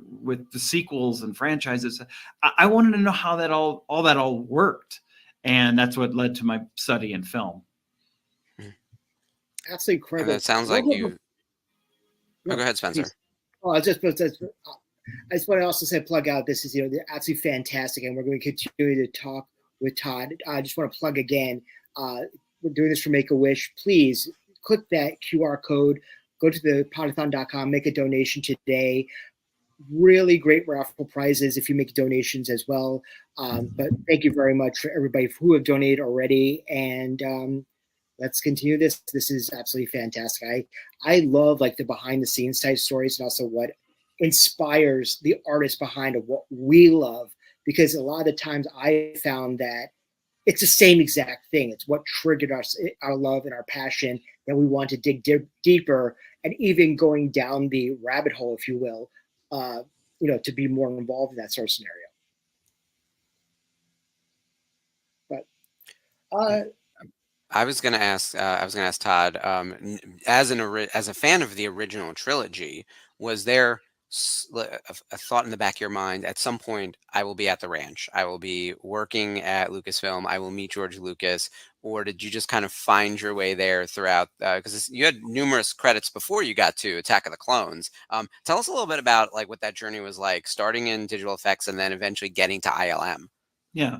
Well, to answer your first question, absolutely, positively not. Like to be able to contribute to a movie, any movie at all, in any way, shape, or form, being an extra in the background or making one sound effect or one something. No, never in my entire life did I think that could happen.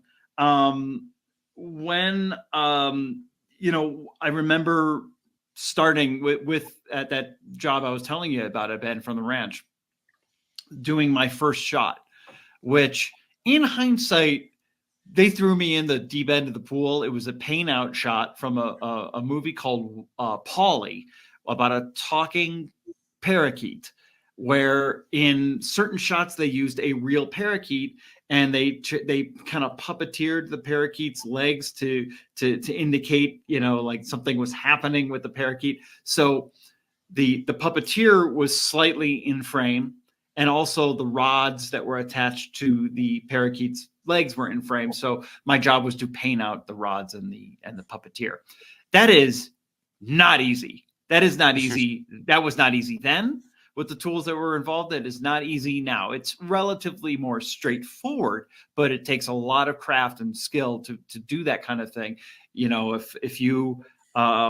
If anybody's used Photoshop, it's like, okay, I could get one frame looking absolutely beautiful where I wanted to paint out something that I didn't want to have in the picture that I took. That's great and all, but film is 24 frames per second. And so that's a lot of frames. And if it's like a 5-second shot, that's a lot of frames you have to paint.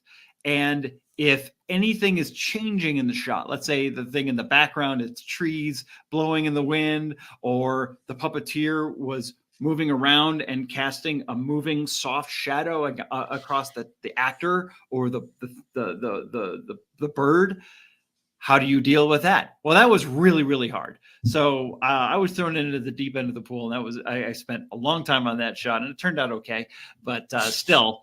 And everything got, it was always a process of learning and learning and learning.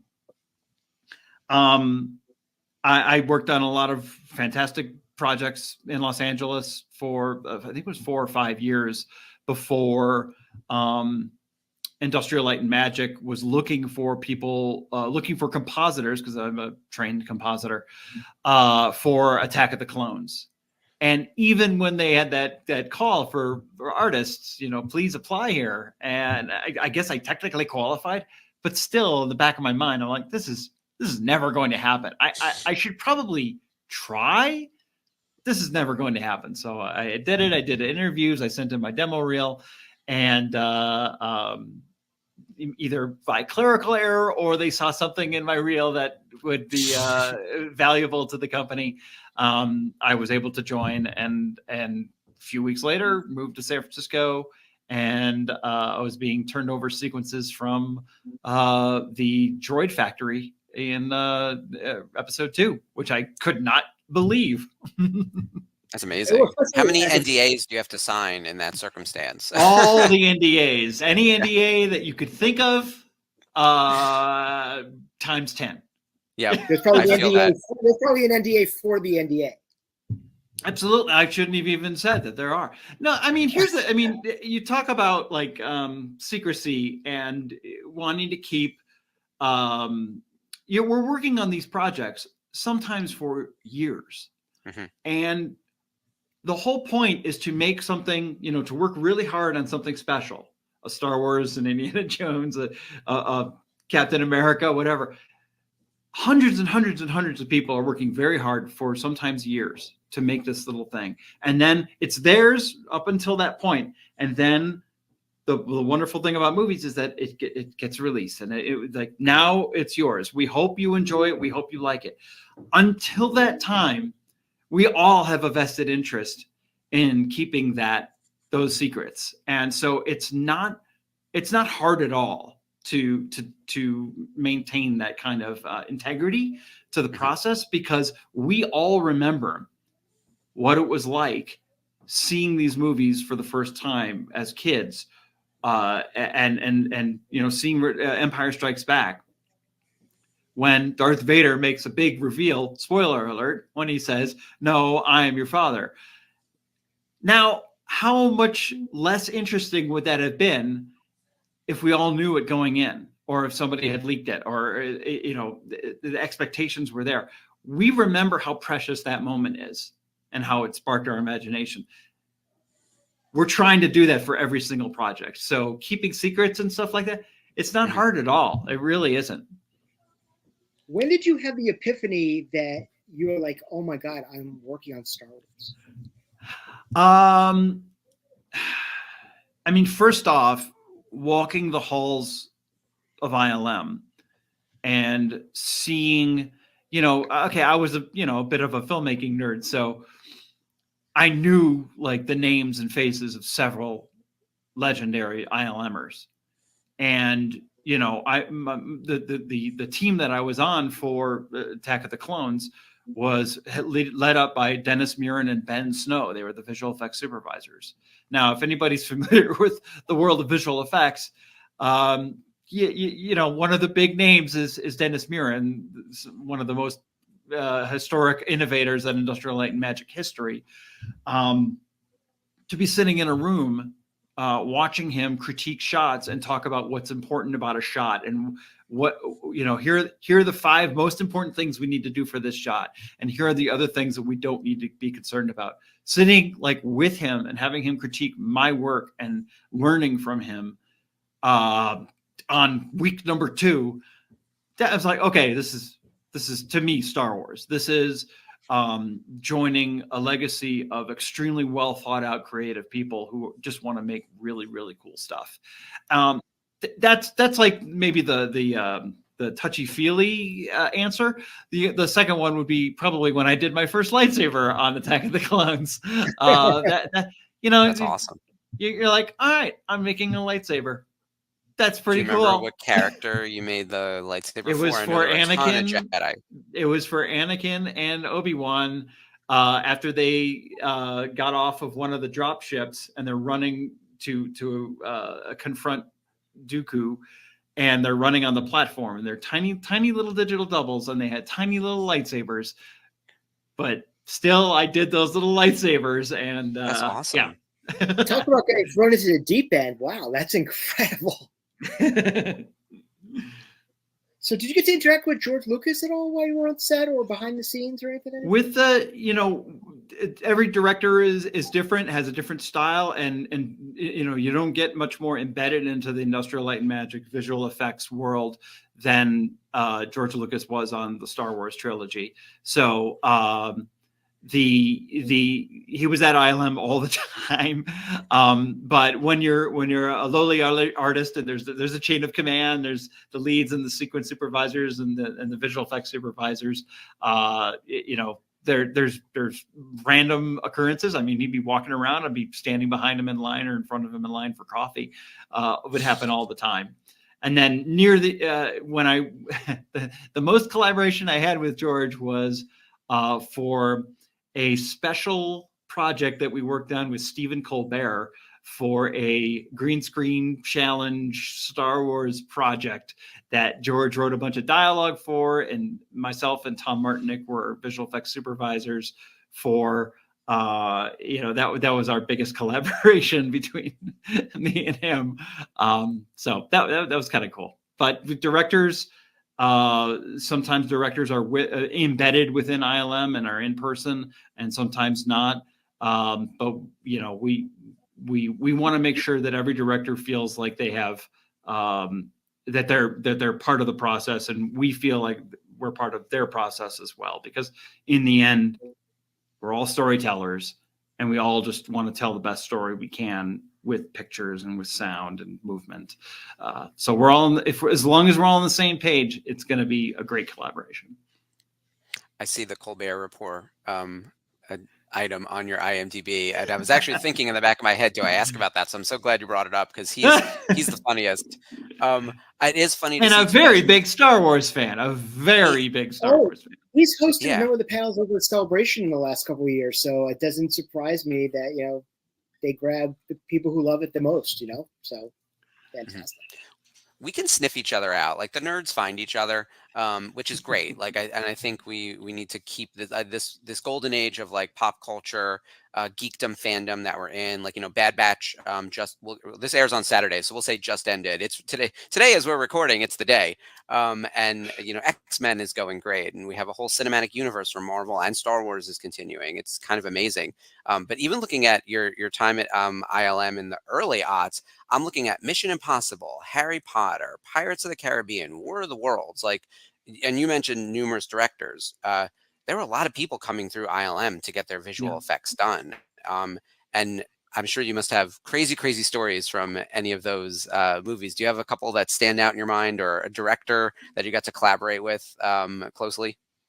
Watching Steven Spielberg work, when particularly War of the Worlds, and how he, one of the things you'll hear from folks who are on set with him is the way he collaborates with the set designers and the actors. It's one thing to do that part of the job, but it's another thing entirely to work with visual effects. And granted, he was collaborating with Dennis Muren and Pablo Hellman, people who he's worked with for many, many years. But War of the Worlds was the post-production timeline was extremely tight, compressed schedule. So we were moving 100 miles an hour the entire time. And watching him illustrate what was important to him about the tripods, how they would blast their beams, how we would draw the eye from one part of the frame to the other. Just really getting down to what is the point of this shot? What are we supposed to feel at the beginning of the shot and the end of the shot? And I don't expect any director to know any of the technical terms that we use in visual effects and animation. Absolutely, positively not. I do want to hear, personally, I want to hear what emotions they want to get out of a particular shot. We then translate it into explosions, fire, sometimes quiet, sometimes smoke, just all of these, all the tools that we have at our disposal. I want to know, what do they want to get out of the shot and how it pieces together with the next shot and the next shot. So seeing Steven like comment on our shots and say, no, don't worry about that. Don't worry about that. Just, this is the most important thing. And you really have to nail this thing. The way the fear of the crowd, let's say in the initial reveal of the tripod in the town square in New Jersey, when if you watch that sequence again, it's heart pounding. And it's because he's designed all of these like moments of discovery, fear, and then maybe even a break, and then a breath, and then another like ratcheting up of the intensity. How does that manifest itself with our visual effects? How clear did we want to see the tripods, or how mysterious did we want it to be at the time? Just seeing all that stuff happen in real time with us in production, I'll never ever forget that. It was so illuminating. And my favorite shows are the ones where we learn more about filmmaking through the collaboration with the directors and the producers. Those are the ones that I love the most. It's very intriguing, especially considering the fact that some of the most recent work that you have worked on has been as part of the Mandoverse in that sort of capacity, when you're dealing with somebody who is so entrenched in, first and foremost, the animation world.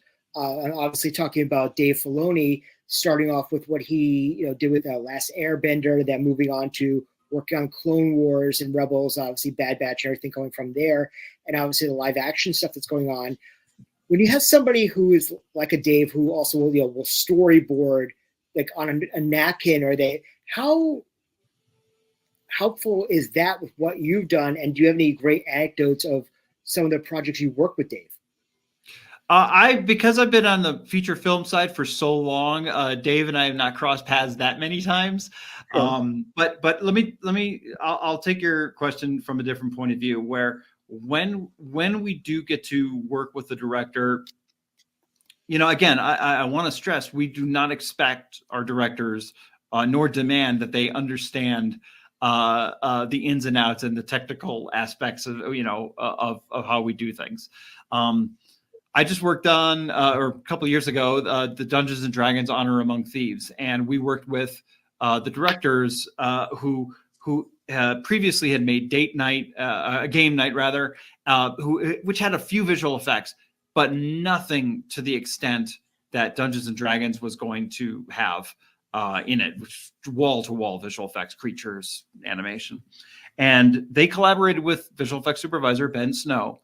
And by the end of the show, they became experts, basically. They knew how to direct visual effects. They knew a lot of the terminology. They had a very good sense as to what was easy and what was hard. And it made it easier for them to express how to do it, and also to prioritize. I say that only because, like I said, I want to know what the emotions are that you want out of a scene. So when you get somebody like a Dave Filoni or a James Cameron, where I was lucky enough to be on the Avatar team, who not only gets the artistic emotion of a scene, understands their goals extremely well, but who also knows the ins and outs of animation, knows all the technical terms. I mean, Jim Cameron, one very true thing about him is that has been said about him is he can pretty much do almost anybody's job on the film better than they can. And I wish it was hyperbole. It's kind of not. And in it, and Dave Filoni's same personality type and same skill sets, particularly with his knowledge of Star Wars, not only the deep knowledge of through his collaboration with George of the reasons why things were done in the first 6 movies, let's say, but also taking Star Wars to new levels and new heights, and taking all that we do know about the mythology and continuing it forward and making new branches on that beautiful tree that we already have. So it's that those kind of collaborators, it's super exciting. Yeah, I'm loving we call it the Filoniverse. I'm loving all these shows. Our network is, we do recaps and discussions and watch-alongs, and between Ahsoka and Mando and Boba Fett, we've been well fed over the last few years, and it looks like you've worked on all the stuff that we're talking about on a weekly basis. Do you have any favorite either moments or scenes that you've done in particular that you're especially proud of from the latest run of shows? Because there's a lot to choose from. Let me tell you that they've all really delivered for us. I've been, like I said, I've been mostly on the feature side, but I did come in on a couple of the shows, and I helped out on the sequence from the end of Book of Boba Fett when our hero gets his new ship and is trying it out and realizing how much speed and energy it has, and he goes through a lot of familiar areas of Tatooine that we all know and love. I was very proud of being able to help out on that. It just just came in a little bit of a 911 kind of a thing, but those shots were really fun to work on. Yeah, I'm sure you know the sequence I'm talking about. Oh yeah, we would say it's Wizard. Yeah. Those scenes scream like 80s muscle car trying out Grease Lightning for the first time. You know, you went like some like hairband playing in the background, and it was just like, you remember it. It's visual. I mean, obviously everyone, when you got the first reveal of the N1 in the hangar, all the prequel fans were like, oh my God, it's the N1. And then seeing it in action, souped up, it was just breathtaking. Yeah. I mean, and for us, like you're talking about the emotion of a scene, that was about the energy. There are callbacks. Yes, there's references. Yeah, extremely deliberate. But if you had not, hopefully to a first-time viewer who maybe doesn't have the rich knowledge of Star Wars, they would just be like, "Oh, okay." They get the point of the scene, which is new car, different energy for this vehicle that this character that we've seen from so far. And that's the kind of thing we were trying to give with that scene of it, the ultimate test drive, if you will. Yeah. And you mentioned you worked on the features. I see the whole Disney slate in here from Star Wars. And you're from the original prequel time period. What was the transition like going from prequel George ILM to Disney? The new Disney, which I will say trilogy, but there's 5 movies, that whole time period. What did you find to be the biggest change between the two? Well, I mean, it was very much a concerted effort, particularly starting with Force Awakens, where we're going to be taking the iconography and the stories and the characters that we know and love so well, but we are going to give it a new spin. We are going to from like a visual, let's say, just to say from a visual point of view, because that has to do with like what I do every day. What if the Star Wars movies were happening in real life and were captured with real photography? Because there's an very much a fantasy aspect to the original trilogy and the prequels, but we wanted to push that to the next level. And that means some of the iconography that we are so accustomed to, with like lightsabers and how X-Wings and TIE fighters turn and move and how all these things happen.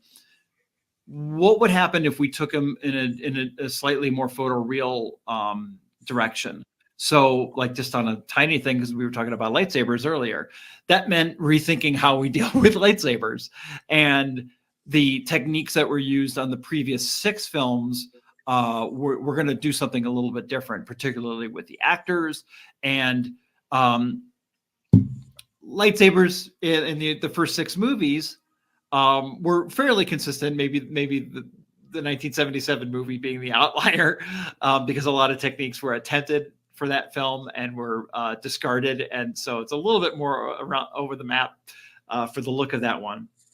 But with the exception of one scene in Attack of the Clones and then a couple of the CG lightsabers for Yoda, the lightsabers don't actually put out any what we call interactive light. They don't cast light on the actors because those sticks that they use on set are wooden sticks. They are not casting light. Well, decades later, we now have the ability to give the actors props that actually emit light and could actually be used with the sword play, with stunt play, and safely. So J.J. Abrams and the whole team, and Roger Guyette, the visual effects supervisor of Force Awakens, and the stunt coordinators and the props people, they all developed these amazing props that would cast interactive light. Now, right there, that's a new direction for how a lightsaber looks in the Star Wars world.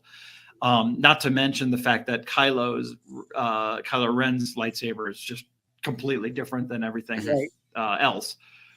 So you remember I was saying in episode 2 when I made the little lightsaber effect, that was extremely straightforward and extremely simple compared to the elaborate effects that we do for these new films with just a lightsaber. Well, it's much more elaborate. It's much more photoreal. And we tweak the design per film and even per shot. But and sometimes there's a design philosophy that's slightly different between each of the films. It's super fun. So it's just so great to take the stuff that we know and love and put it in a new direction. Rogue One was a slightly different case because the events of Rogue One take place, like, they literally lead up to the original Star Wars. Mm-hmm. But stylistically, we weren't going to make a movie that looks like Star Wars. This is a movie directed by Gareth Edwards and shot by Greg Fraser. They wanted to, there's a distinctive style there, and they didn't want to have that tied directly into Star Wars because I don't know if people would be able to handle a feature film that looked exactly like Star Wars at the time from a technical lighting standpoint, for example. So our goal on Rogue One was to build a scene around everything we know about Star Wars and have it be reminiscent of our memories of seeing Star Wars, if that makes any sense.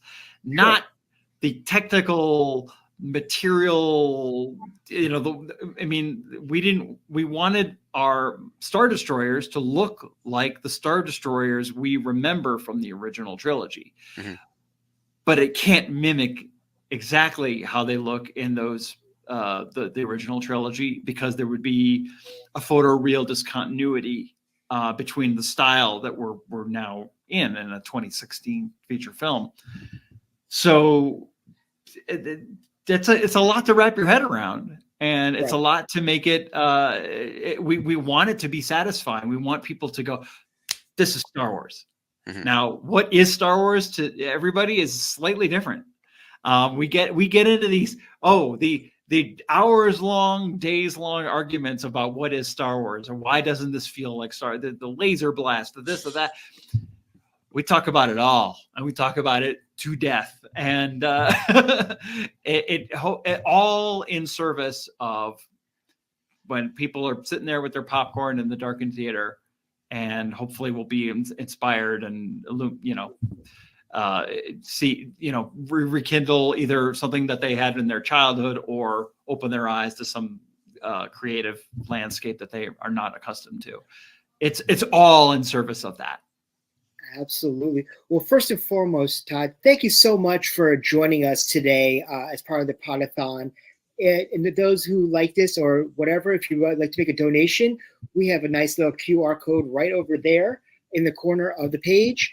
We'd like you to please consider doing that, or go to thepodathon.com. Mark, anything you'd like to say before we close out? For everyone, check out his IMDb page and go take a look at all the movies and TV shows that he's worked on. And can we follow you on social media? Are you on Instagram, Twitter, Facebook? Yeah, we keep up with what you're doing. I'm all there. I mean, the easiest is tvaziri.com, and or Google me. You'll be able to find it. Gotcha. tvaziri.com. We will check you out. Todd, once again, thank you so much for your time today. I know you have a busy slate going on with a whole bunch of stuff that's going on that we can't wait to be part of in the near future or the distant future or anything above. So once again, it's been quite an honor to be able to chat with you today. Oh, my pleasure. Thank you very much. Hi, I'm Pete the Retailer. And this is Alex Robinson from the Star Wars Minute. Star Wars Minute. And we want to thank you for tuning into the Podathon today. That's right. Your donations throughout this amazing day go to support the vital work of the Make-A-Wish Foundation. If you haven't had a chance to donate yet, there's still plenty of time. Just visit www.thepodathon.com or scan the QR code on the screen. Thanks for supporting, and may the Force be with you. May the Force be with you. So say we all. Well, welcome back to the Podathon. Guys, we're like $10 away from 2,500. Somebody's got to do it. Somebody's got to put it up. Somebody's got to get it in there so we get over 2,500 before 11 o'clock. We got 5 minutes before our next video, our next interview, rather. Show, yeah. Nick, how are you feeling about things? I'm feeling very good about things. I agree. $10 in the next 5 minutes. Somebody out there that's watching that's ready to donate again. Maybe you may have donated already. Sure. Throw another $10. That's another entry into an opportunity to win prizes, which we're going to give away a couple of different times tonight. We're going to donate prizes at 6 o'clock. Not donate. We're going to draw for prizes at 6 o'clock Eastern. And then we're going to draw a second batch of prizes late tonight at the end of the day. Yep. So you want to tune in for both of those. We're going to have lots of things to give away. I really, truly can't wait for you to do that. But Pete, this, on top of it being Star Wars Day, on top of everything else that's going on, right? This is the 25th anniversary of a little film called The Phantom Menace. Yeah. As you can see, we have our good friend Maul hanging out with us on the table for a minute. We went and saw the movie at the theater yesterday. Yeah. How are you feeling about 25 years of Phantom Menace? I can't believe it's been 25 years. That is just a number that blows me away. But, you know, we were talking about it a little bit with Becca earlier. You and I talked about it yesterday. We got to see it with our good friend Brian Fantasy, who came up and joined us, one of our friends through our podcast. To see a Star Wars movie in the theater, here's what I pitched to you when we got out. I said, because we watched the Acolyte trailer afterwards, and I said, there's something about seeing Star Wars on the big screen. If Disney Plus did something at local theaters, right, $5 a week, I would go and watch new episodes of whatever it is on a Wednesday night just to see it on the big screen, because there's something about that. It's not even the quality, it's just the feeling, the sound, it's an experience you can't replace. And we've said that because we've been in this little gap with not having Star Wars in the theaters. We've got new movies on the horizon that we know we're all excited about. Right. But yeah, it's something else. It hits differently, as the kids say. It's different. Well, you know, and one of the things about Phantom Menace that I recall very much is all the merchandising and the midnight Toys R Us. It changed things. What is your Phantom Menace collectible that you got at that time? Not something you've gotten since, but something you got around that time that you just remember when somebody says Phantom Menace merch. You know, I was in college. I was halfway through college, so I was poor, very poor. Right. I'm pretty sure I used all of my Phantom Menace funds at that time just to go see it at the theater. Right. And I only saw it 6 times, which was funny that when we saw it yesterday, that's the first time I've seen that movie in the movie theater since 1999. Oh, wow. I know there was a re-release, the 3D, like in 2013. Yeah, I didn't catch the 3D, something. and I was kind of in that I don't like the prequels mode, and I have to, you know, we readily admit that there was that stage, but yeah. So to answer your question, I'm not sure I bought anything. I don't know. I mean, I'm sure I had something somewhere along the way. It may have been a Pizza Hut Taco Bell cup with Jar Jar on top, something along those lines. But becoming a fan, or being a fan and becoming more of a collector later in life, when you have disposable income and some of that kind of stuff, like there have been some things, you know, a mall figure and I've still got a mall figure carded in the package. Nice. That, you know, that's not going to be my retirement. It's just something fun to have. No, it's not, unfortunately. That's right. It's about $4 right Hate now. to break it to everybody. But we had an opportunity to have a great conversation talking about Phantom Menace collectibles, because I do believe that as much of an impact as the Phantom Menace had on the Star Wars story, it also had an effect on the Star Wars marketing machine. Yep. And so why don't we get onto our next interview, and let's hear from Claire. Our next show is a timely one, as we are in the thick of celebrating 25 years of The Phantom Menace. Can you believe it? For this episode of Podathon Presents, Pete is going to be joined by Jordan Hembrow from Our Star Wars Stories, Silver Cyprian of Star Wars Thrifting, and Lucas Seastrom, who is a writer and historian at Lucasfilm. This conversation is going to take a look at what many, including myself, consider to be the peak of Star Wars marketing and merchandising. So get out your Pizza Hut cups and your Jar Jar tongue lollipops and get ready for some Phantom Menace fun here on the Podathon 2024.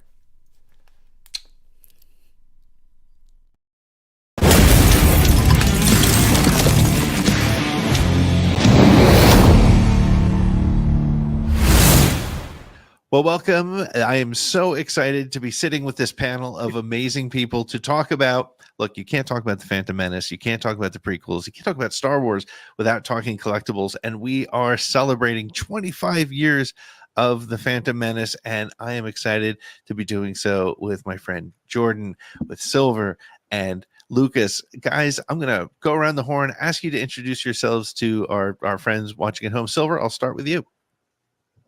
Hi, yes, my name is Silver. Many people may know me as Star Wars Thrifting. I love to head out on the weekends and collect Star Wars collectibles through flea markets, antique stores, and my love is always going to be the Phantom Menace collectibles. So happy to be here. Fantastic. Lucas. Hi, everybody. It's a pleasure to be here. My name is Lucas Seastrom. I'm a writer and historian at Lucasfilm in San Francisco. I've been with the company for about 8 years now, and I'm honored to be here to talk about the Phantom Menace, which was my first Star Wars cinematic experience back in 1999. So fantastic. And Jordan. Hey, my name is Jordan Hembrow. I've been in the toy industry for over 30 years.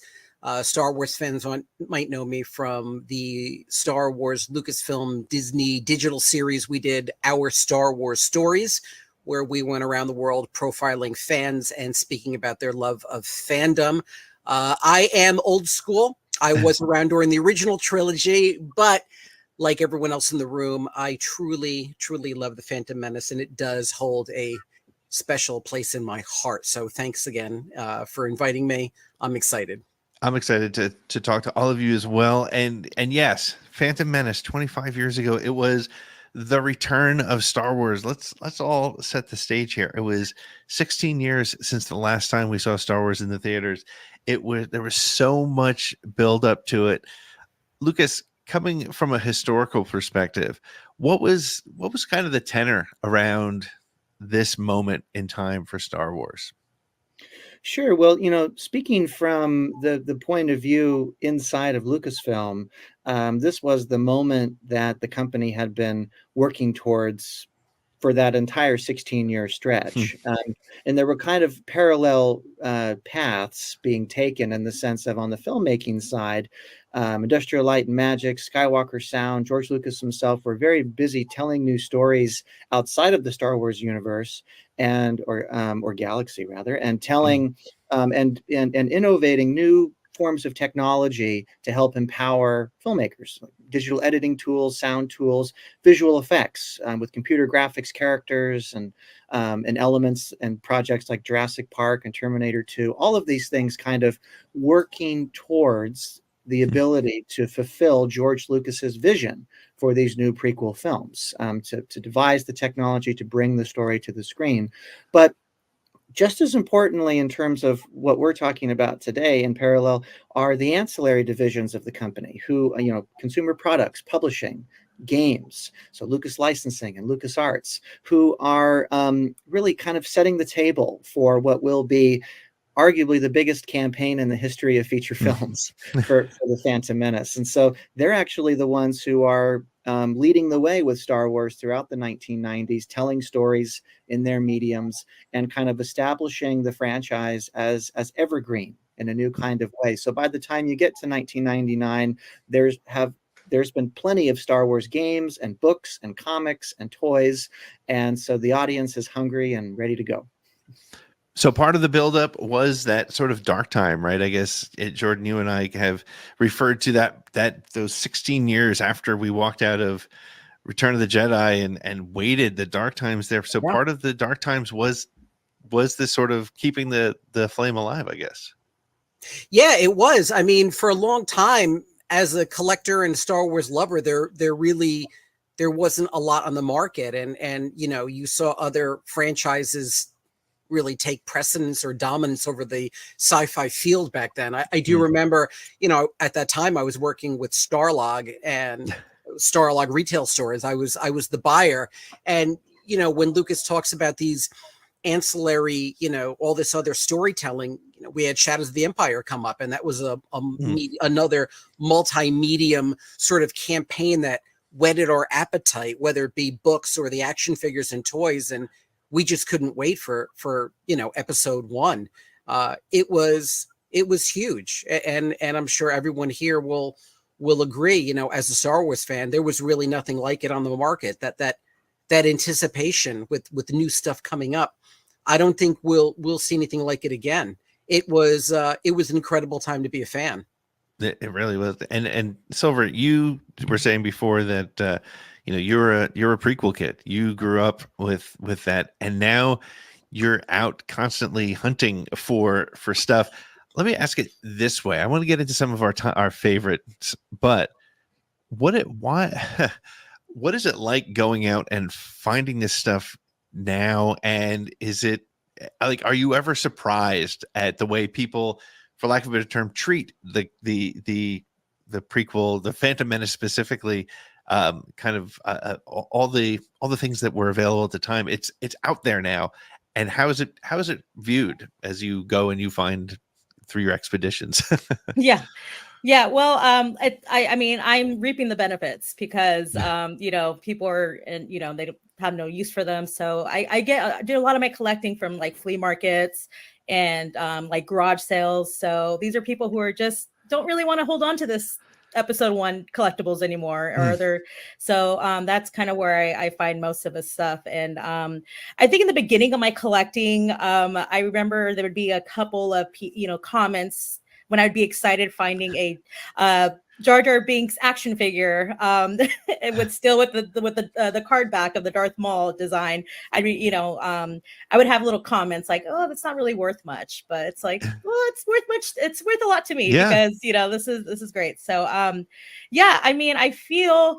I just because there was so much that came out at the time, I'm surprised just by how much stuff I'm finding, because there was just so much. And I think my favorite things to really just pick up are just like the silly collabs and stuff. I, especially being a 90s kid, I love when it's it's a Tiger handheld that's Phantom Menace, because that's just such a 90s thing. So it's just like a nice little timestamp. But so it's a mix. But mainly it's just people are just like, we don't really, they don't really consider that, them worth much. So, we'll donate it to a garage sale. Again, I'm reaping the benefits of it because I'm just enjoying it. And it's so great to hear you talking about just the excitement of finding it, because now, again, Jordan and I, similar age bracket, saw Star Wars as younger kids, the original trilogy. When I come across, I wish I did come across a Millennium Falcon in a box at a garage sale. That stuff, like, people now know, like, that stuff isn't. Don't let that stuff go. I'm watching Facebook Marketplace all the time, waiting for that super super deal. But so you mentioned that there's a lot of interesting, fun collabs and tie-ins. Lucas, when did the licensing and the merchandising start to? What was sort of the history of building some of those relationships, those famous Frito-Lay Pepsi relationships, and those sort of things, Taco Bell and. Well, of course, the process was quite extended, going back at least a couple of years in advance of the movie's release. The production of the Phantom Menace was stretched over about a 5-year period. George Lucas began writing the screenplay in late 1994, and the art department was set up in early 1995. And so a lot of these licensee partnerships were pre-existing. Obviously, you had Hasbro, you had Galoob, who made the Micro Machines, and even some of the fast food chains. There had been earlier partnerships on things like Indiana Jones and the Last Crusade, and earlier projects like that. The new kid on the block was Lego, in a lot of ways, who joined. My understanding is that Star Wars was their first franchise licensee in the history of their company. I guess they were already over 60 years old at that point. And so all of these partnerships were developed over the production of the film in simultaneity with its making.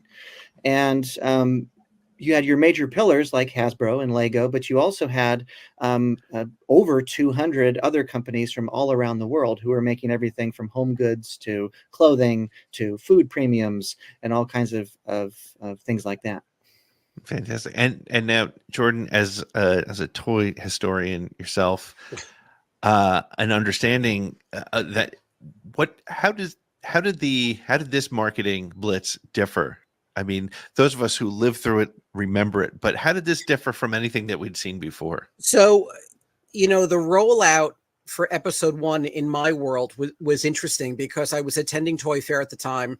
And, as Lucas was saying, Galoob had the license. Hasbro, Kenner, they had the license as well, the Master Toy license as well. And you saw all these other companies that had this license. I know a local Jersey company called Comic Images at the time that did, plush dolls as well. The rollout was very interesting because they were very selective of what they were showing at Toy Fair. They were very, very selective at what characters they'd speak about. They wanted to be very, very careful and, for lack of a better term, calculated on a good way about what we're going to show the audience and how much we're going to tell you. We saw the first images of Liam Neeson. We knew that he was Qui-Gon. We saw Obi-Wan. We saw Darth Maul. We didn't know what he was, but we were intrigued by that. And then every now and then you'd catch an image maybe of Boss Nass or Jar Jar Binks. And what was so intriguing and so really unique and heartwarming about the Star Wars universe is these were incredible characters. They were incredible, worlds that we didn't know about yet. But as a retailer back then, all we knew is we wanted more and we wanted to know more. And Lucasfilm has an incredible way of doing that. They've got an incredible way of giving the audience and fans just enough where they're hungry for more, and yet they're saving the rest for the movie. They're saving the rest for the film. Yeah. It's a technique that's been, proven. It's a technique that's been tried and true ever since, Jedi and Empire. Yeah. And it works. And it's what I love. But to answer your question, basically we didn't see tons of stuff at the rollout. Like we went to Galoob and we would see 1 or 2 things, or we'd go to Kenner and they say, here are four characters, as opposed to this massive rollout where we would, see with other toy lines. It was the tease that I love so much. And it worked. Yeah. And it got us lining up at the stores at midnight for Toys R Us. And I will never forget that. I was working in an office. This is my own little silly story. I was working in an office building, and about 10 minutes away from my office was a Toys R Us. And so the day after the big unveiling, the big midnight thing, I didn't go out for midnight. I have to admit, I didn't go for midnight, but I went and I picked up a couple things, and I got a Darth Maul and I got a Jar Jar Binks. And I had them sitting on my desk. And I'll never forget, a woman walked by my desk and said, "Oh, my son loves Star Trek too." I was like, "Okay, do I nerd out here? Do I explain?" I just nodded politely and said, "Well, that's great." What was so interesting is about Midnight Madness and everything in the opening is, there were images being released over time, of celebrities. Like there's famous photos of Leonardo DiCaprio loading up his shopping cart. And that love it.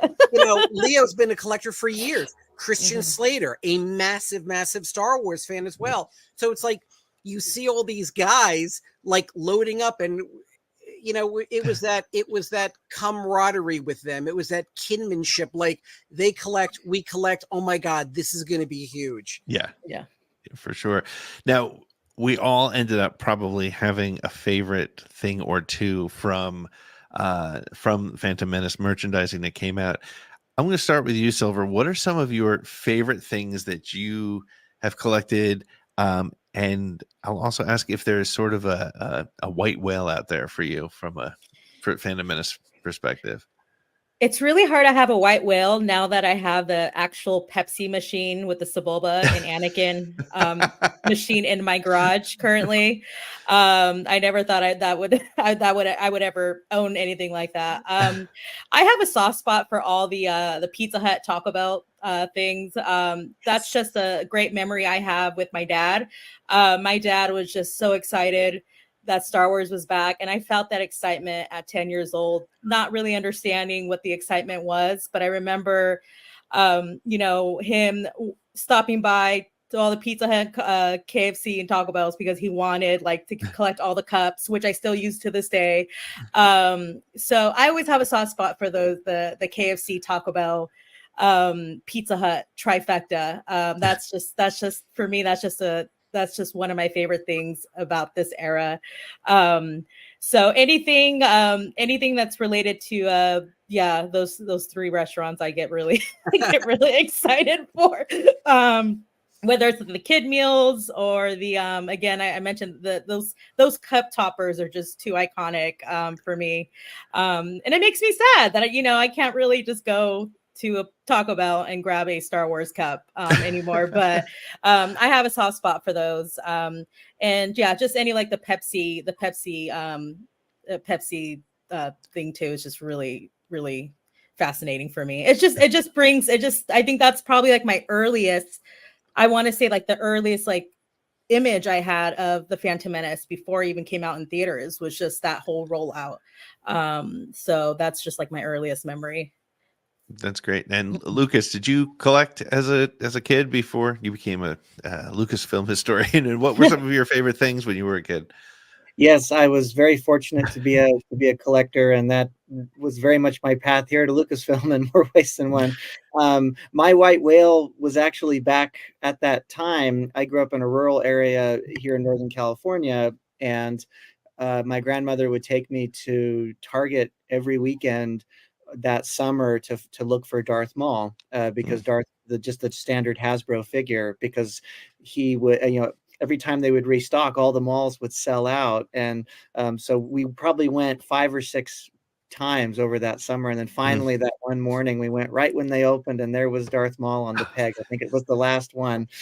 So that was a special memory. As I've started to work at Lucasfilm, I've become quite fascinated with a number of the LucasArts titles. And so some of my favorite things today around the Phantom Menace are actually the Lucas Learning home computer games and sort of activity centers. These were, this was an outgrowth of the George Lucas Educational Foundation, which continues today and is part of the George's museum effort and everything that's going on. And they put together these titles like the Gungan Frontier and Jar Jar's Journey and Pit Droids that were for young children to learn basic math and reading and comprehension skills. The Gungan Frontier is one of the most fascinating to me. It was released the week the movie came out, and it was essentially an ecological simulation game where you control different ecosystems on Naboo and allowed the weather to take place and different climatic conditions to ensue. And you kind of learned about the impacts of things like topographical damage and climate change and stuff. It's a really forward-thinking, fascinating educational tool. I think all that stuff is pretty neat. That's wild. And what about you, Jordan? What was your favorite collectible, and are you still hunting for anything? That's going to be my white whale now. Thank you, Lucas. That's you know what? I didn't even know about that, and this is really what I love about Star Wars. I keep finding out new stuff all the time. Going back to the 90s and being there at the time, I got to stick true to who I was at the time, and for me it was the toys. I'll tell you a little secret. What was really cool is being in retail at the time and working for the Starlog stores in the chain. We saw something that we never saw before, and it was companies like Galoob and Hasbro calling us and saying, hey, we've actually got all this additional store signage. Do you want some? We're going to send you some with your order. So for me, my coveted pieces were the actual store displays that came along with a lot of the merchandising. Toys R Us had a lot of it, and some of the other chain stores had it. But for the first time, I was watching companies like Hasbro actually offer this stuff to us, saying, look, we're going to send a lot of this stuff for you, to you. We want you to really make an impact and create this entire experience. So I went around ordering extras for myself and still have some in the shipping containers. To me, that merchandising and that promotional stuff was really wonderful. I mean, the end caps at Toys R Us were iconic, and walking in and seeing the entire, floor planograms, just, all red and black with the episode 1 logo. That stuff is still great to me. I still love the store signage and the store merchandise. Yeah, there's something about that that just feels, because it's not something you can buy, and you end up, if you can find it and you can get it. So this that's a great lead into my next question for Lucas. Are there any interesting stories or any interesting anecdotes about the time at Lucasfilm during this blitz that was quite different than we had seen before? Well, not necessarily anything specific, but just in terms of the energy at the company during this time was palpable. To begin with, Lucasfilm swelled in its ranks because there were more people were needed to bring this movie to the finish line, and the campaign right with it. So in terms of consumer products and publishing, they were the largest group at Skywalker Ranch, besides Skywalker Sound, during the time of this movie. They were overflowing 2 different buildings on the ranch, hiring more people all the time, working with those 200 plus companies all around the world. We had international agents overseas as well, working directly for Lucasfilm. Industrial Light and Magic had over 1,000 people working for it, because the mandate was they had to work on The Phantom Menace, which was the biggest visual effects project ever undertaken in the history of movies. But they also had to maintain their regular clientele at the same time, which was around a dozen movies a year. So movies like The Mummy were being made right alongside The Phantom Menace, all with innovative digital visual effects. So a lot of people who are still at the company today started during this period, including people who are still on our consumer products team, our licensing team.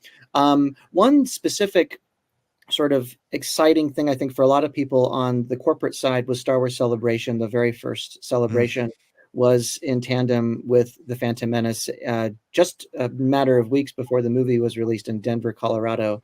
And it was, as people know who were there, it was very grassroots. It was the Woodstock of Star Wars, right? As they like to call it. It rained a lot that weekend. Yeah, I was going to say, wasn't it muddy?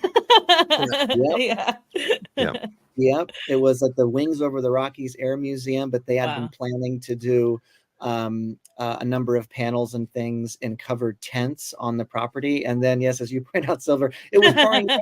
And so people were, I guess one of the little things I always remember is people like Gus Lopez and Duncan Jenkins, iconic Star Wars collectors, carrying their prototypes and things to show at the collecting panels, and they're walking through the mud holding on to these priceless camera items and things like that. The actors were there. Ahmed Best of Jar Jar Binks fame did the Jar Jar Jam one of those nights. It was a really exciting moment, and kind of an epiphany for Lucasfilm, in the sense of kind of following Jordan's point about engagement with the fans. We can engage with the fans directly by putting on our own events. Yeah. And to Lucas's point, I've been doing this a lot. I've worked with a lot of different companies in under the Disney umbrella and other companies as well. No one, and I can honestly say this, no one engaged with the fans like Lucasfilm.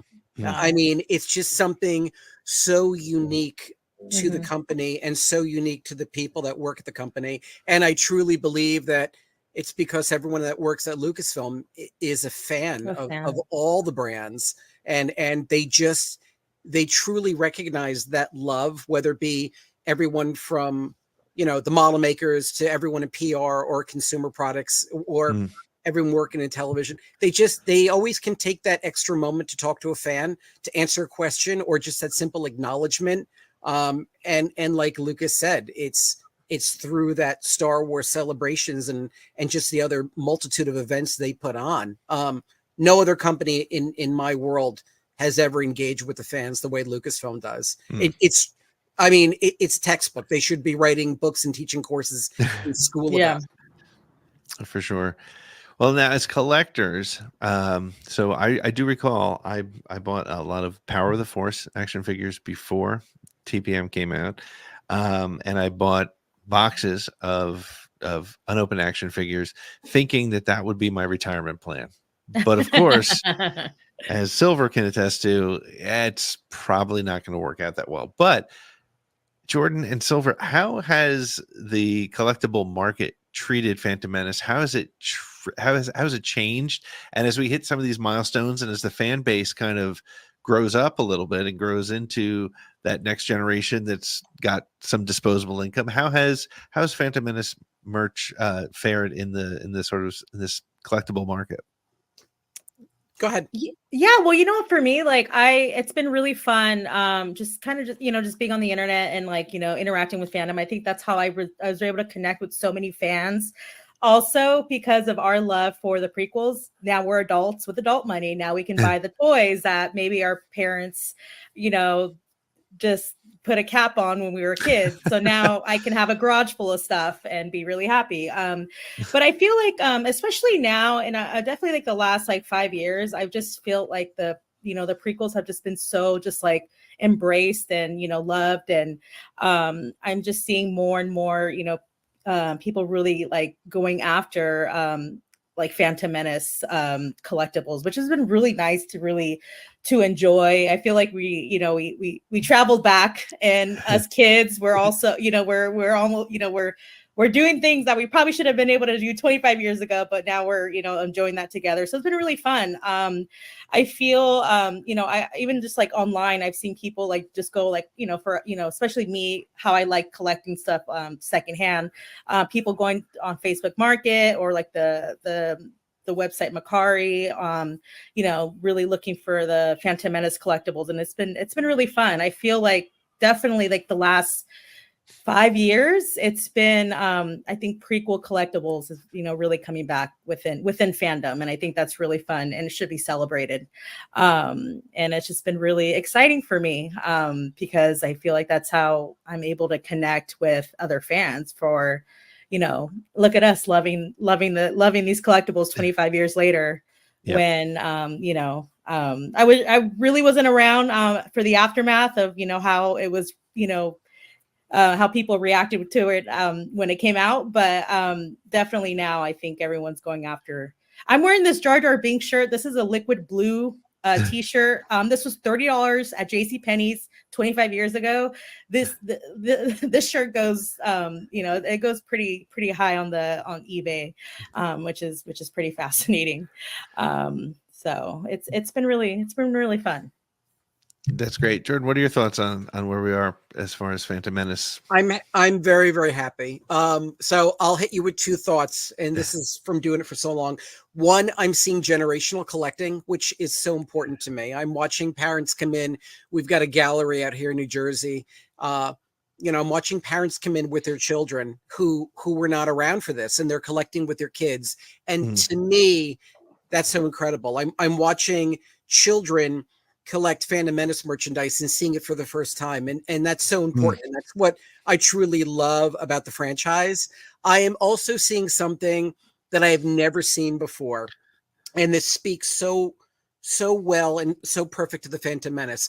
I am watching, I was also a psychology minor in college, so I'm going to hit you with something really deep. Yes.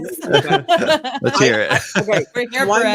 I'm watching adult collectors pick up the Phantom Menace collectibles and toys and merchandise, and they're collecting on a level not necessarily related to the film, but they're collecting on a level, they're connected to a moment in time. And I'm watching people pick it up and go, oh my gosh, Phantom Menace. Do you remember? I was a sophomore in high school and I had that car. And oh, do you remember what was on the radio back then? And they're connecting all these really warm and fuzzy memories that were happening in their life at the time.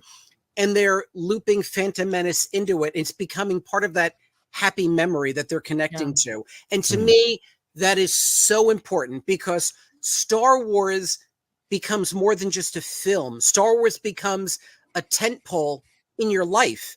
And it becomes this really defining moment for people where they are now saying, oh my God, I met my husband during the Phantom Menace date, or we went out to dinner afterwards and he proposed.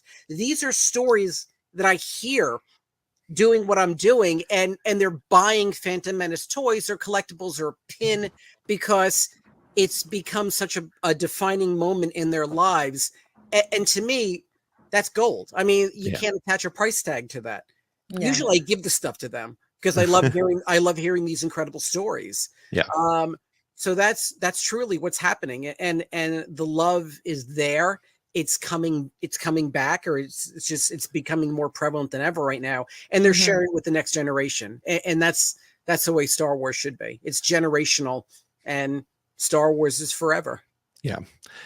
And speaking of sort of a generation and sort of one foot rooted in the past, because I do think that part of it's interesting for me as somebody who was a kid in 77 and 80 and 83, and just, I mean, some of my favorite memories are opening a dewback on Christmas morning, and then, going through it again as an adult.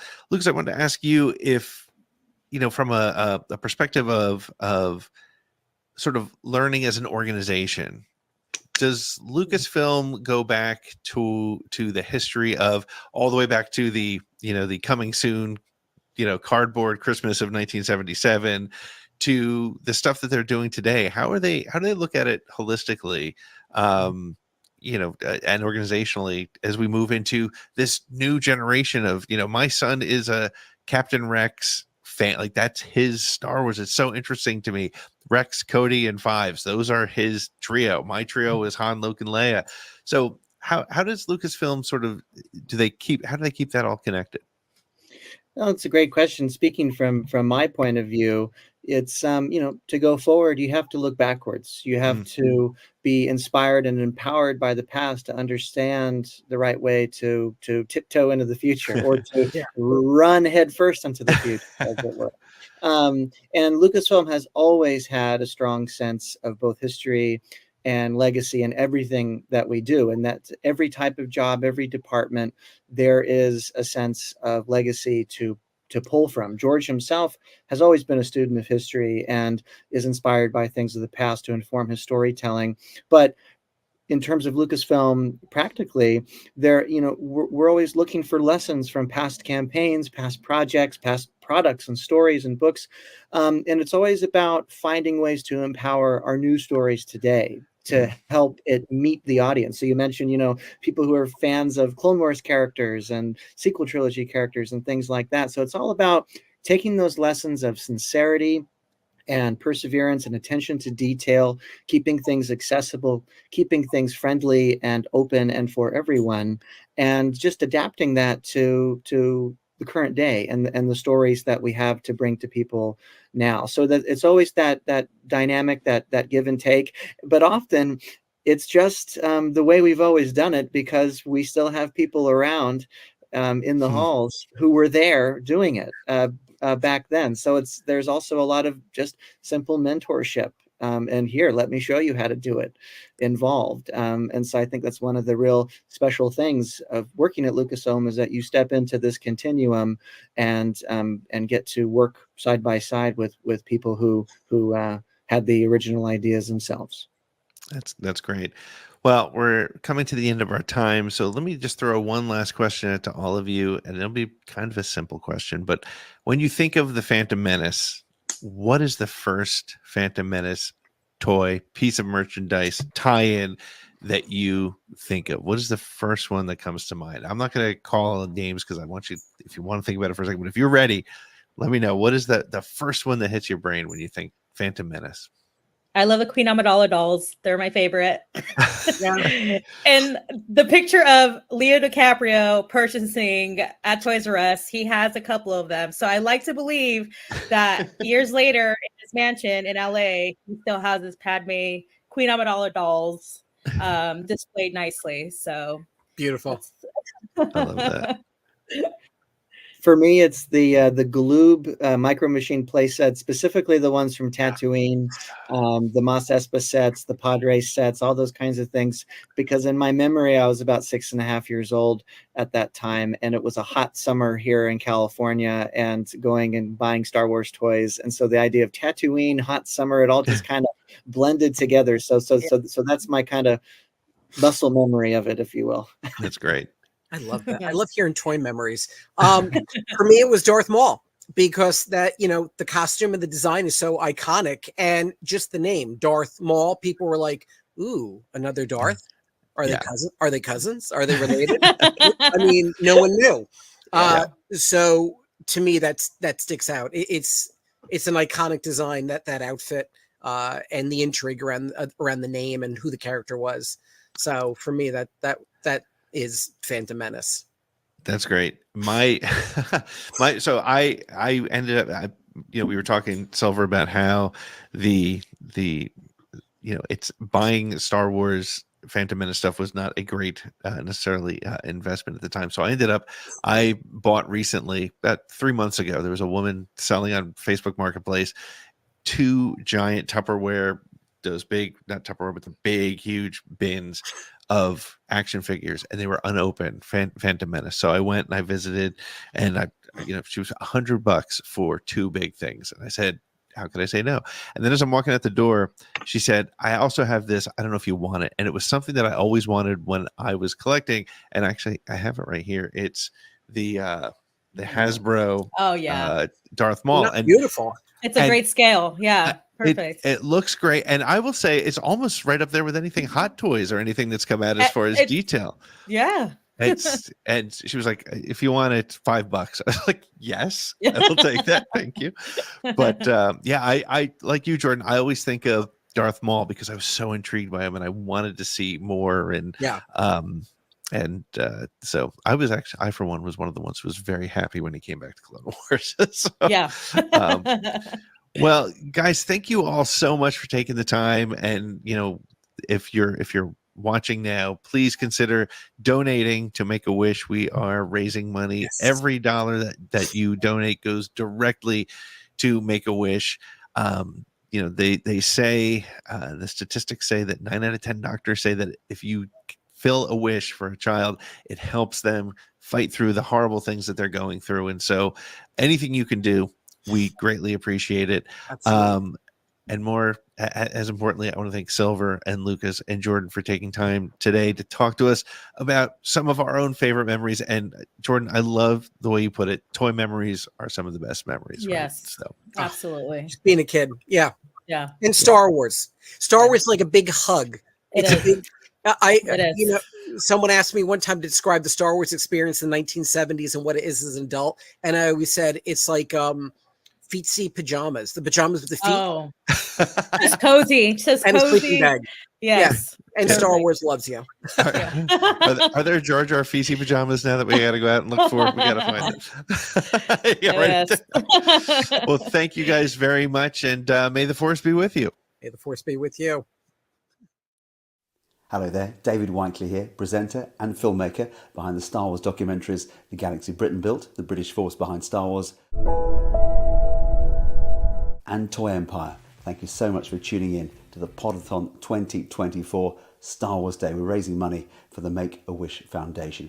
If you want to help us out, go to our website, thepodathon.com. All the information is there, and about our fabulous guests as well. May the Force be with you, and may the Fourth be with you.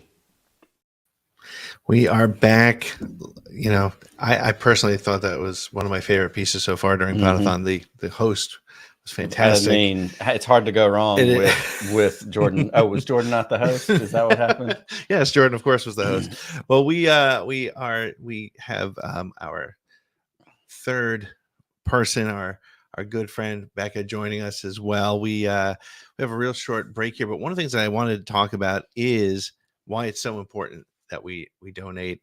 And we're gonna play a little interview that I had an opportunity to do with somebody from Make-A-Wish. Becca, how's your May the 4th going though? First, before I run that. Oh my gosh. Did you see? First of all, we're doing great. I see we went up a little bit there, so that's good. Yeah. And they dropped a brand new Echolite trailer, and it Yeah, we is saw that. fantastic. Yeah. Like, we're feasting. They dropped an all-you-can-eat Star Wars buffet today. All you can eat Star I Wars like it. buffet. I love It's it. I like the Western insane. sizzling It's of great. Star Wars. Yes, absolutely. Well, hey, before we get to anything else, let's take a quick listen to our conversation with Ian Wright, who is one of the people that we've been working with at Make-A-Wish. You know, we have been working with Make-A-Wish through Podathon for this is the 4th year we've done it, and we have been just overwhelmed by the positivity and the contributions of the Star Wars fan base. But Ian, maybe tell us a little bit about why it's important to donate, and maybe tell us a little bit about what events like this mean for Make-A-Wish. So on average, our organization grants a wish for a child every 33 minutes. My favorite statistic. I love it.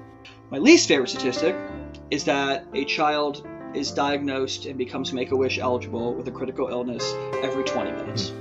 So for every wish we grant, there are 2 more waiting. Every single dollar that you and your listeners raise, you donate and you raise for our organization, it goes towards granting those wishes that are waiting. So it's my favorite and least favorite because it shows how hard we work and how efficient our organization is at granting the wishes of those children.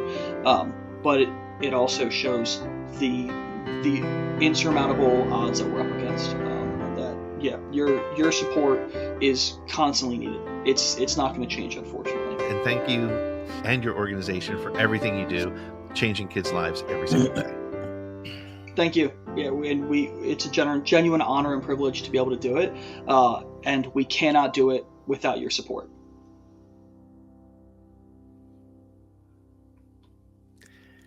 It's 100% true. It's the reason we're here. It's the reason we're spending our May the 4th with you. First of all, we love Star Wars. We love all of you for hanging out.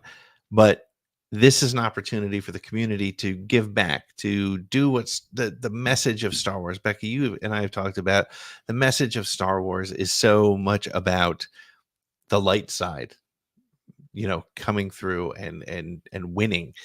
But this is a way for us to defeat some of the dark side. Oh, absolutely. I mean, I've said it the first time you brought it up to me. It just feels like a natural thing to do. Without these platforms that we hold, we wouldn't be able to do this. And it's just amazing that we can. Yeah. And it's worth every bit of it. So I appreciate you guys for starting this. Oh, no, not at all. The other thing that's really important too, and Nick, we'll talk to Matt again later. We, friend of yours, a $10 donation is not nothing. Like, right. I think people think all I can do is $10. All I can do is $20. It makes a difference. Makes a big difference. It is. And it's, bring in Rise of Skywalker. It's kind of, there's the more of us moment when, all those $10 come together, all those ships show up. We're all those ships showing up today on May the 4th to deliver wishes and victory and hope to kids who need it. So every little bit truly helps and truly matters. Yeah. So go to that QR code, type bit.ly/Podathon24, give what you can, help us hit $7,500 today. We're at about $2,500 now, a little bit below. We can get there with your help, and we can make wishes come true for kids who need it most. Thinking and speaking of the Rise of Skywalker, our next interview is connected to that in just a bit, in a little bit of a way. Show and tell right here. So why don't we hear from Claire and enjoy Podathon 24? Please donate. Please share with somebody.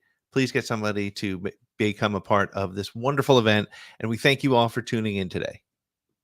Once again, the man of many interviews, David Whiteley is returning to bring us another fabulous Podathon Presents conversation. This time, David is joined by the one and the only Brian Herring. If you don't know Brian's work, look no further than everyone's favorite rolling orange droid. That's right, Brian was the puppeteer and operator of BB-8 throughout the sequel trilogy. Armed with great behind-the-scenes stories and a love of Star Wars all his own, we know that you will enjoy this episode of Podathon Presents with Brian Herring and David Whiteley here on Podathon 2024.